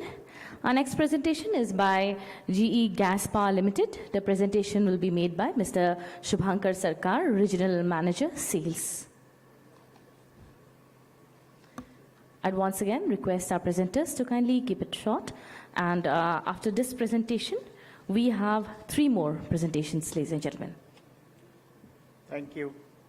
Good afternoon, all the delegates. So I'm representing GE. Before I came over here, I don't have any idea about this PM GatiShakti project, but after I reached here, so I understood the entire concept and initiatives of Government of India. First of all, thanks to taking such an initiative. Our offerings or proposals to chip in with this initiative is like that. We are basically manufacturing the gas turbines. Our GE is a bigger portfolio in India. We have many businesses with government departments. We are basically providing the power. And our purpose here is that we should have to provide the power at affordable cost, our green power, clean power, and adequate power. The power is not a need now. Power is a necessity nowadays. So with this, I want to show you the GE's presence in India. We are operating with 20,000 employees, more than 110 years of presence in India. We have 17 manufacturing locations all over the India. So our true Make in India initiative, where we are manufacturing everything, starting from steam turbine to gas turbine, transmission, distribution product, everything. It's a one-shop place where you can get all your products. So, we have more than 300 of gas turbines are operating in India. We have a research center in Bangalore. This is the global research center. We are providing the technical know-hows to all the technology owners. So now, what is gas turbine? Gas turbine is nothing burning of fuel inside of a gas turbine in a closed chamber. Use it, expand it in a turbine chamber, rotating a turbine, generating power in a simple cycle, then using the exhaust, generating more power through the steam turbine. This is depicted over here. You can see that. So now we have a multiple product to offer to this initiative or chip in with this initiative. One is that we have a mobile power. This is called a TM2500, which will generate up to a 34 megawatt of power. Then we have a LM power in Northeast. Our presence is there in BCPL. So we have different frames are operating in Northeast, 6B, 6F. 6F are newly commissioned in Assam Power Generation Company Limited in Namdub. So we are not operating anything in Northeast 7E, 9E, 13E, but certainly these GTs are there in India. 9Es are there in IOCL Paradeep, which are generating power for the process requirement of IOCL. Overall, we have a 9F in Northeast. This 9F is there in Tripura. OTPC is the owner of this 9F. GE has provided this GTs with our joint venture. Our technology license is BHL. We provide these GTs through BHL. This is successfully operating since last almost 10 years. We don't have any 9H emissions are there. So what is there? These products are the best-in-class products. These are and GT is a technology. You just see that firing temperature would be around 1,000 to 1,600 degrees centigrade, whereas a normal steel melting point of a steel of 1,400 degrees centigrade. So imagine a firing temperature at 1,000 degree to 1,100 degree to 1,600 degree centigrade and generating a power 100 megawatt, 200 megawatt, 300 megawatt is a technology. So we can offer from 3,400 megawatt to 571 megawatt in a simple cycle. We can generate 57 megawatt to somewhat around 660 megawatt in a one-on-one combined cycle and up to 838 megawatt in the 2-1-1 configuration. These are the configurations of GTs. In India, we are basically generating power up to 363 megawatt, which is there in OTPC and in the western part of India, gas-based thermal power station combined cycle. So, and we are offering the holistic solution to the customer. Most of these things are GTs are modular GTs, and these are the inevitable part of the process industries. Like if you are generating a petrochemical products, GTs is the inevitable part. Power energy guarantee is required. So if you need an energy guarantee, GTs are a part of that.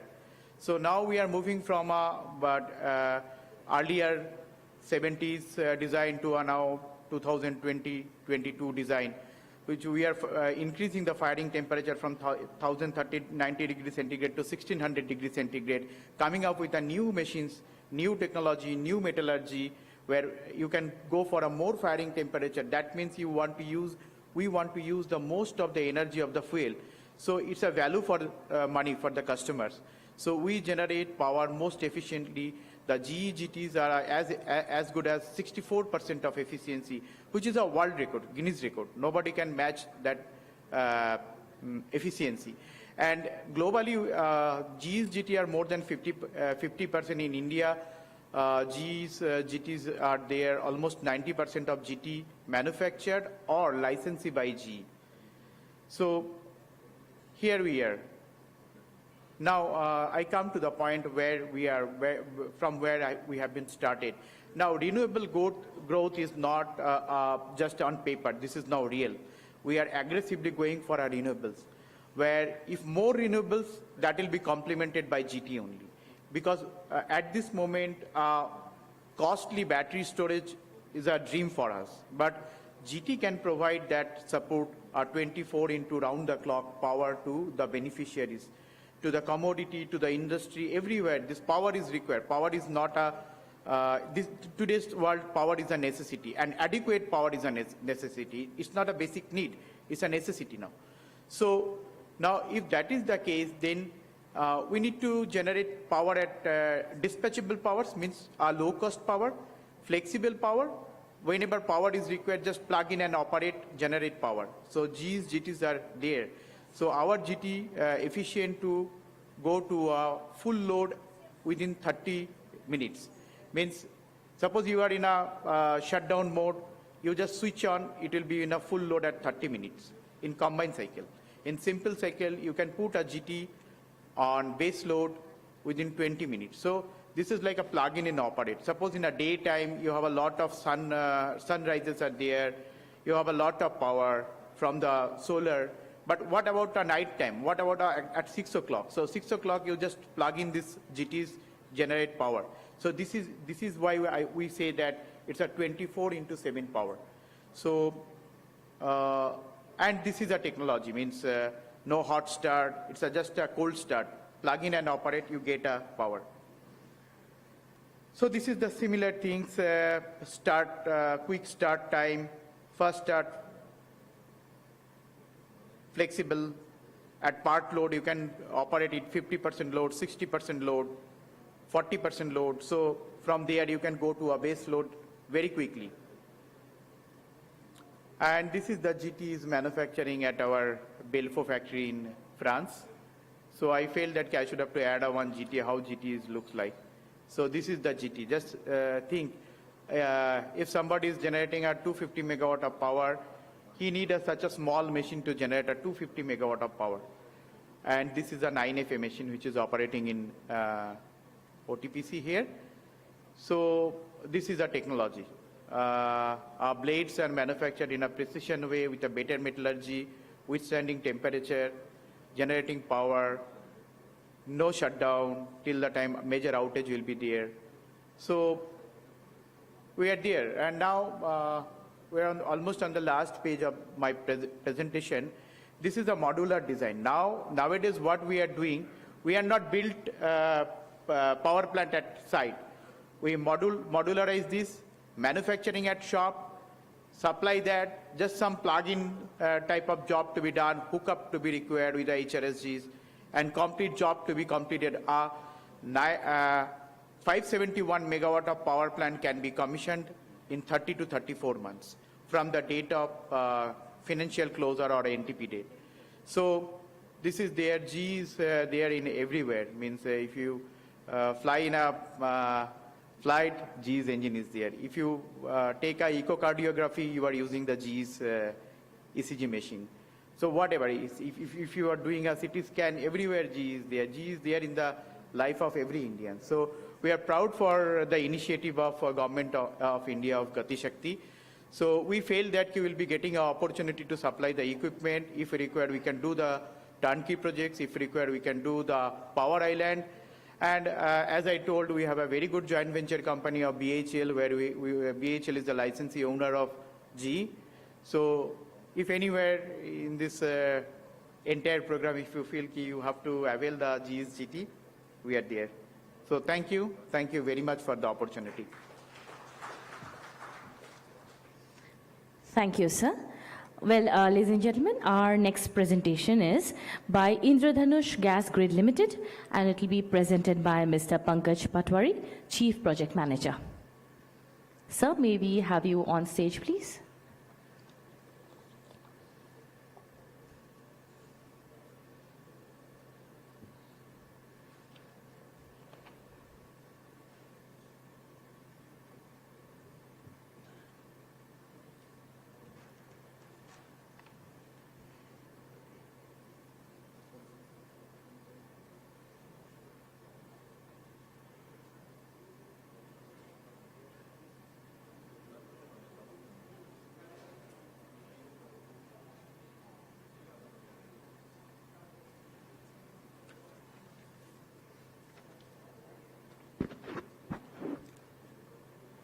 Very good afternoon to all.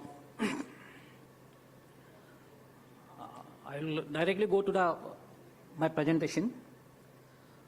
So, Northeast Gas Grid Project. Northeast Gas Grid Project was conceived in line with Hydrocarbon Vision 2030 for Northeast India, released by MOPNG on 9th February 2016 to supply natural gas covering all 8 states of any region. The objectives of this hydrocarbon vision is to leverage the region hydrocarbon potential, to enhance access to clean fuel to industry, commercial, domestic, households, and transportation, improve availability of petroleum products, and facilitate economic development, and to link common people to the economic activities in this sector.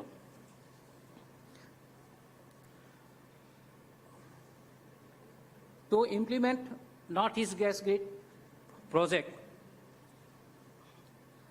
on 28th July 2018, a review agreement was signed by 5 PSUs with equal equity contribution, and a new company called Indigenous Gas Grid Limited was formed.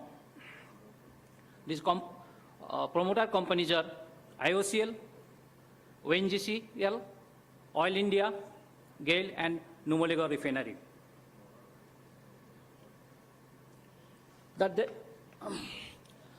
And that project was, the foundation stone was laid by our Honorable Prime Minister Sri Narendra Modi ji on 9th February 2009. That estimated capital cost of this project is 9,265 crore. Already government has approved 60% of VGF, which come around 5,559 crore. That rest fund will be come from equity, that 12% equity from each promoter company. Total, the 12% of total from 5 companies, and rest loan from YDB. That is around 28% of total capex. This total length of this project is around 1,656 kilometers.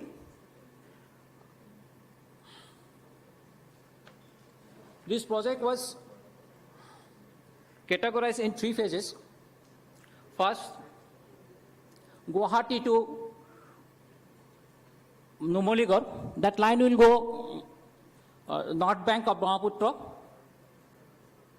and before Numaligarh, there is a Dergaon to that Dimapur. This is first phase. That second phase, that from Guwahati, that the south bank, there is a place Panikhaiti.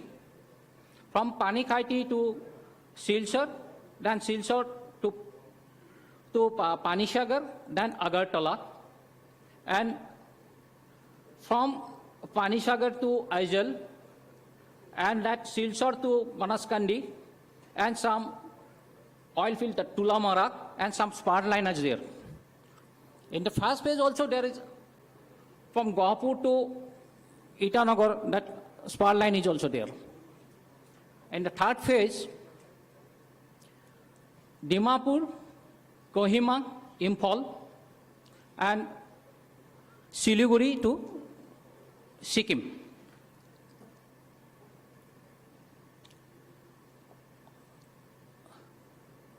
We have already started our construction in the first phase and second phase. April 2021, we have started that first phase, that from Guwahati to Numaligarh line, and last November we have started Silchar to Agartala, that line. We have already completed almost 180 kilometer lowering in first phase, to Guwahati to Numaligarh, and that the highlight of that, there are almost 21 kilometer HDD is there, 5 rivers, which weight is almost 1 to 2 kilometers, and there are 3 big rivers, which weight is 4 kilometers. Plus Brahmaputra, including that Brahmaputra is having around 5.7 kilometer HDD. So total HDD length will be around 21 kilometer, and that all contractor has been already assigned. So in the month of March, that job will start, and we're planning to complete this first phase, Guwahati to Numaligarh, by the end of December 23.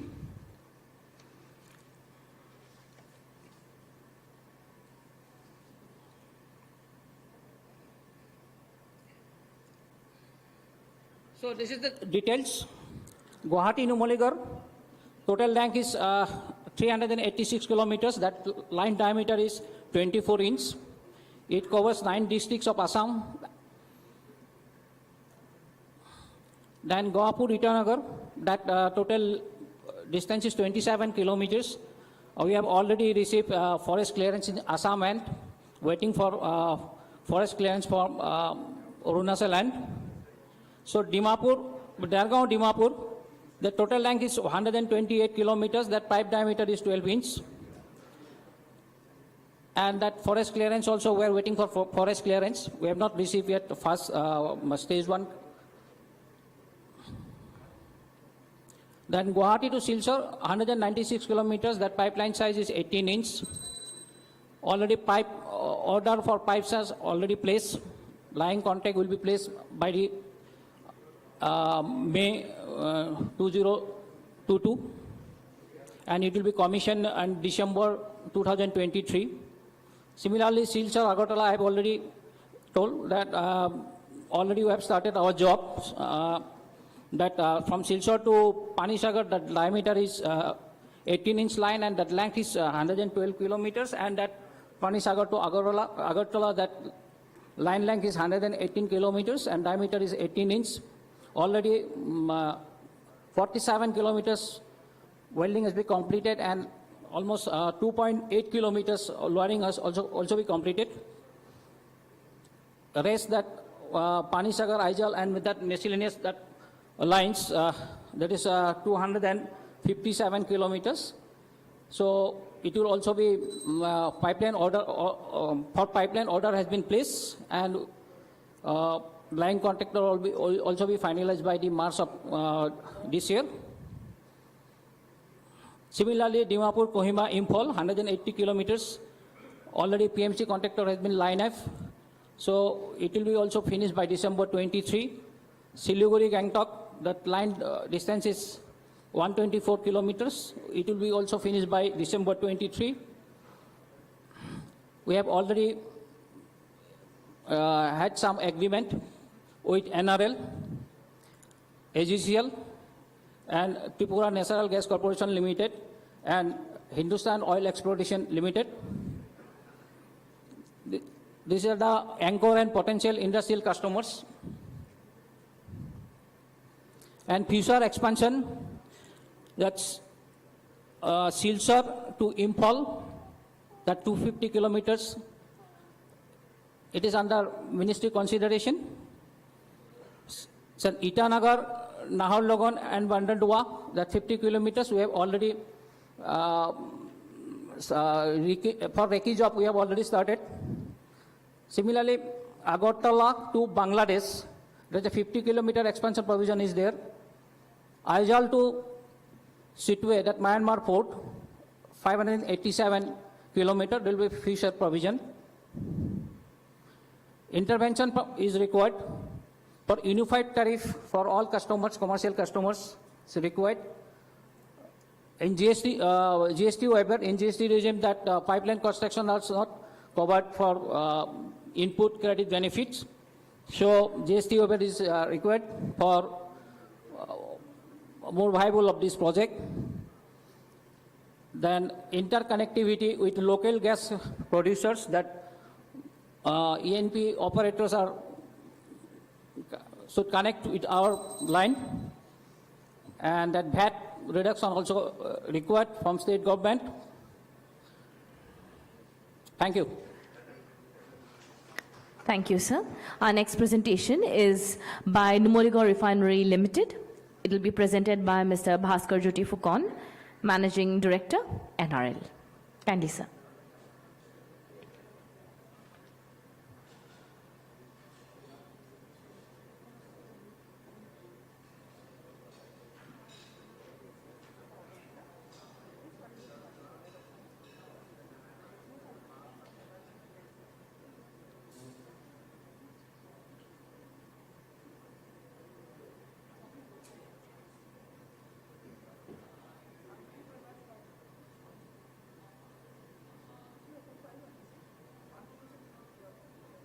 It's not coming.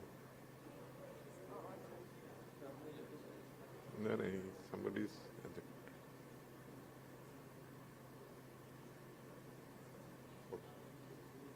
Will control this one. No? Very good afternoon. It is a very brief presentation. I hope I will not consume much time and bail would not be required.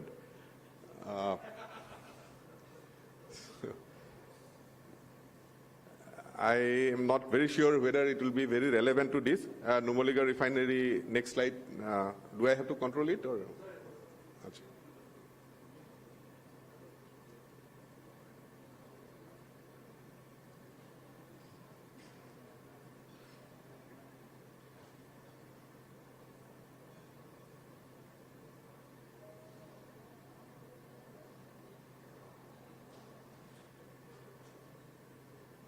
Yeah, Numoligarh Refinery is embarking on a capacity expansion project.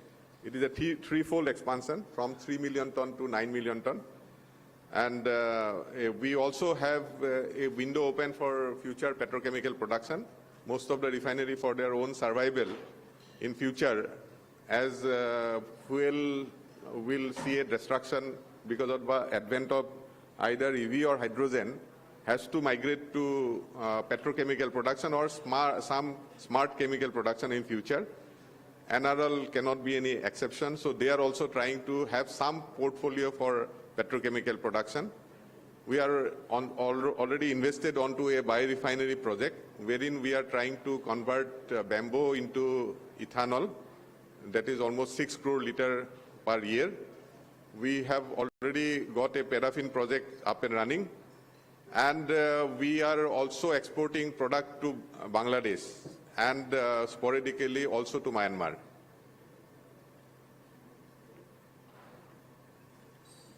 This is the product portfolio that we will have post-expansion. You may see, now we are currently producing around 2.9 million ton of product, which is slated to go up to 8.4 million ton by the year 2024, fag end of 2024. See, one thing that we need to observe is that almost 0.8 million ton product will be solid product. So that will also determine the course of the way we do the logistic. As was mentioned in the morning, that our logistic cost is very, very high from the day our refinery was commissioned. So we were always stressed that whether refinery will run, what will be the logistic cost like that. Finally, in 2006, we had this pipeline up to Siliguri terminal, wherein we are connected through a almost 600 kilometer pipeline from Numoligarh, owned by Oil India, that gave a big relief to us. Nevertheless, being tucked in one corner of the country because of the logistic constraint, we are having a huge tankage for both product and crude. So that actually put pressure on our balance sheet, and you will always find our inventory carrying cost is very, very high as compared to any other refinery which are not hinterland. So as we have seen, the GatiShakti initiatives may give some relief to this extent. See, as I have told that we are going to have 0.8 million ton of solid product, we can leverage the waterways to evacuate those products at a very competitive price. We have two options to do that. We have a jetty at a tributary of Brahmaputra called Dhansiri. So which, if we come upstream from NW2, that is Brahmaputra, upstream to Dhansiri, we are almost very close to Numaligarh Tinali, which is on NH 37. Rather, it is a junction of NH 37 and 39. So, but that requires a dredging of a stretch of around 28 kilometers. We have tried to do that. Things are not very easy because once you dredge, actually you have to dump the earth by the side of the river. So there will be local resistance for that.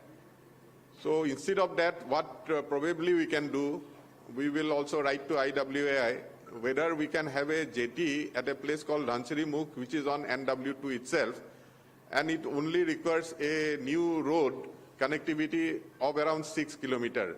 And since the land is not occupied, they can develop a good port facility, and we can offer them a cargo upwards of 0.5 million ton in form of a dry cargo, maybe in container as cargo, mostly petrochemical product, petroleum coke and sulfur to start with. And subsequently, if we can develop some shore tank, we can actually reach our hydrocarbon, that liquid hydrocarbon products also to Dhaka. Dhaka has a riverine port called Narayanganj. So if we can reach Narayanganj, Dhaka has a very good product consumption. Actually, currently the Bangladesh consumes around 4.7 million ton of diesel itself. So which is slated to go up very rapidly because Bangladesh is also developing, and their GDP growth is double digit for many years now. So their per capita income has already crossed that of India, and in future their petroleum demand is likely to be around 7 million, despite their share of petroleum product is slated to come down from 25% currently to around 21% in the year 2030, because they are also embarking on the path of energy transition. Maybe their share of gas will go up as India is also planning.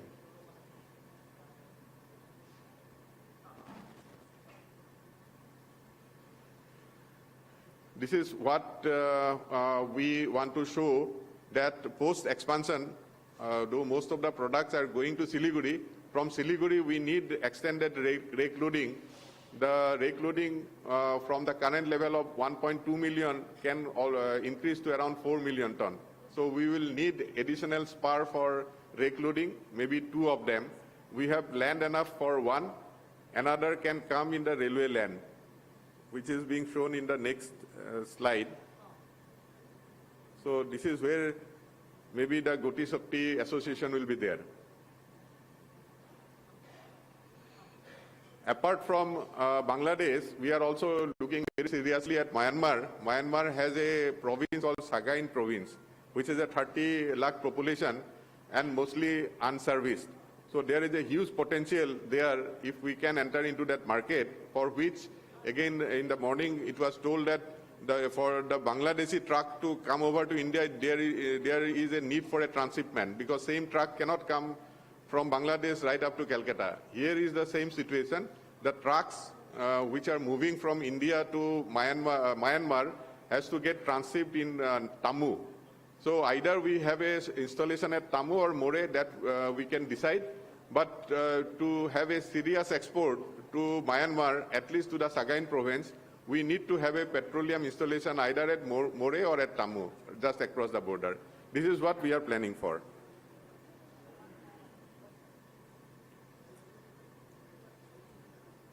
I think I have come to the end of the slide. Thank you. Thank you for the patient hearing.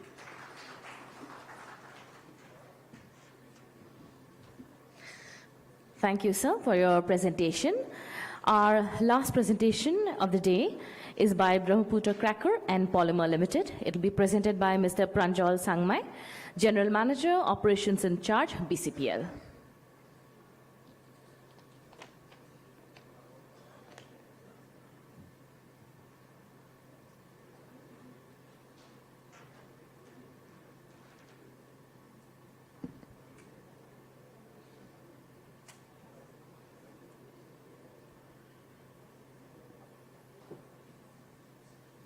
A warm good afternoon to all of you.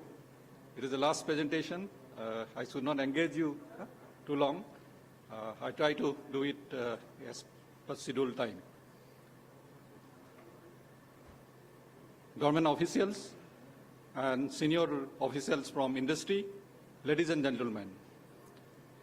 And at the outset, I thank the organizer for giving us the opportunity to speak about the BCPL and sharing our thoughts.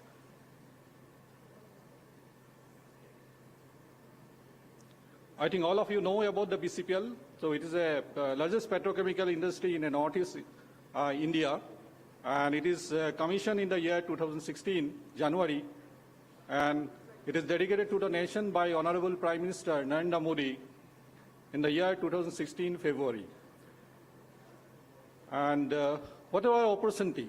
Because in the Northeast, I think all of you know about the plastic. Though we are bad for, regarding we are producing plastic, but our requirement is, if you see in the per capita consumption in the Northeast, it is 3.5. And if you consider the Indian average, it is 11.5. And worldwide, it is 21 kg. So we are far behind. And there is a lot of opportunity for us, increasing the production and fulfill the requirement of the market. Of course, once BCPL coming into the market and we are producing the polymer, the mainly polyethylene and polypropylene, we are making polypropylene 60 KTA and polyethylene 220 KTA.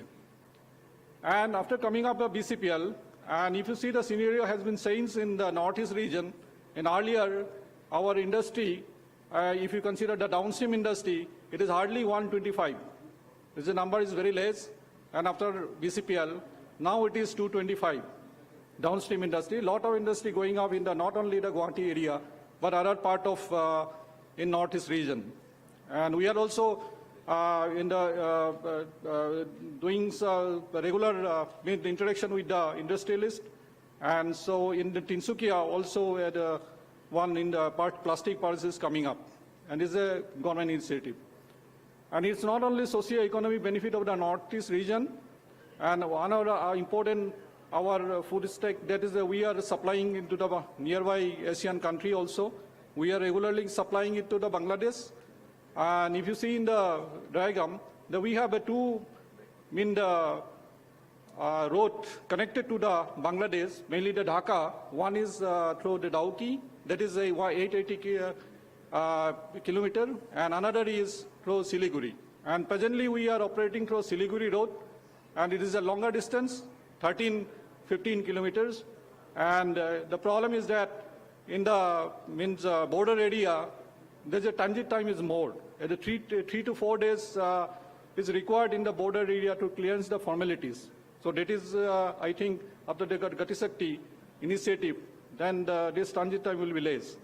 And another thing is that in the Dauki border, presently in the Dauki border, we are not operating because it's certain constraint in the Dauki border, and that is just open for your coal and supplying the stone. So, and if you see our product in the first slide, at the top, we are supplying our product to all over India, because almost all states we are covering. So it is only possible because of the improvement of logistic and supply chain management. And we are supplying to, and if you see the lot of initiative has been taken by Government of India, and after this initiative, now our transit time will reduce. Now it is almost 1 or 2 days, is like less time. And already it's mentioned in my previous speakers regarding that we have a very good connectivity to Myanmar and also Bhutan also. So in future we can explore supplying the material to other Asian country. And regarding the rail connectivity, so it is required for the BCPL, and we are procuring naphtha. Naphtha is our one of the product. That is 40% our product, our raw material is belong to naphtha. So presently we are taking naphtha from IOCL Haldia and your HPCL Vizag. So there are a lot of government initiative in this regard. And if you see that after doubling the line and electrification of electrical, our railway, So now it is taking a less time, and also commissioning of the bogeybill, that is helpful for us. And if you see the connectivity, one more connectivity is already exists up to the Pandu, and that is from Haldia port, and this is using the Indo-Bangladesh protocol road. So that is already there. So I think in this month on 16 January, already one consignment has been shifted from Haldia port to Pandu area. So we are constantly discussing with the Indian Water and Port Authority of Kolkata Port, SMPK, so that we can extend it to the Bogeybill or Dibrugarh area. It is not only helpful for the BCPL, but it is going to helpful for all the Northeast industry. So that is already we are taking up. And if you see the current scenario, there is a lot of government initiative has been taken. The one is already all know the GST implementation and e-billing. That is helpful for us. And another thing is that if you see that fast track also implemented. So what will benefit for us, for the industry?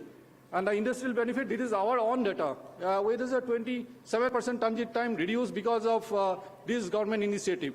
And not only it is reduced by transit time, but if you see the accident, number of accidents is drastically reduced. And of course, ultimately we get a better realization.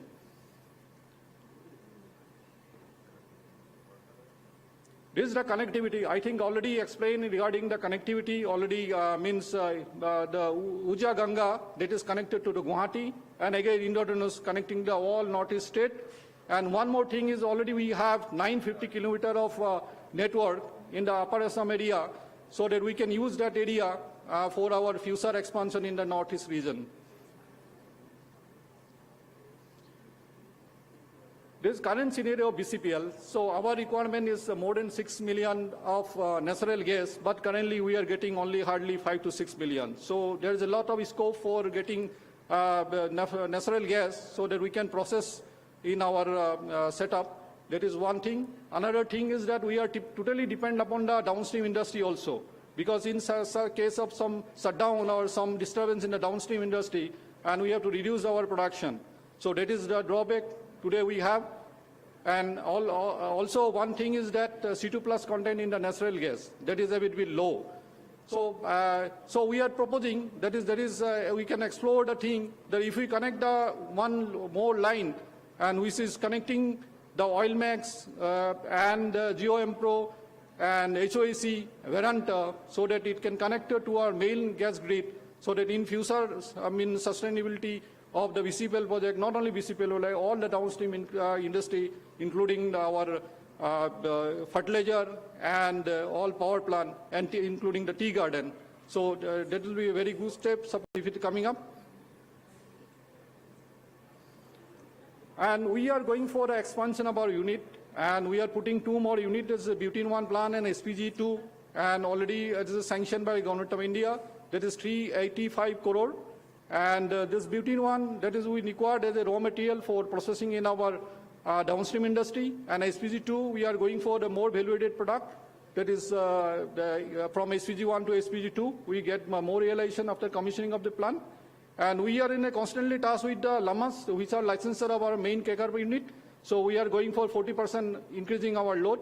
But definitely it needs certain the feedstock, the assurance from our industry, and benefit of our expansion plan, definitely domestic natural gas to a value-added product we can produce, and definitely socio-economic of the northeast region, we are getting more benefit. So thank you. Thank you, sir. Thank you, sir. And that was the last presentation of the day. So now may I invite Deputy Secretary, Ministry of Petroleum and Natural Gas, Shri Anand Jha, to kindly deliver the vote of thanks.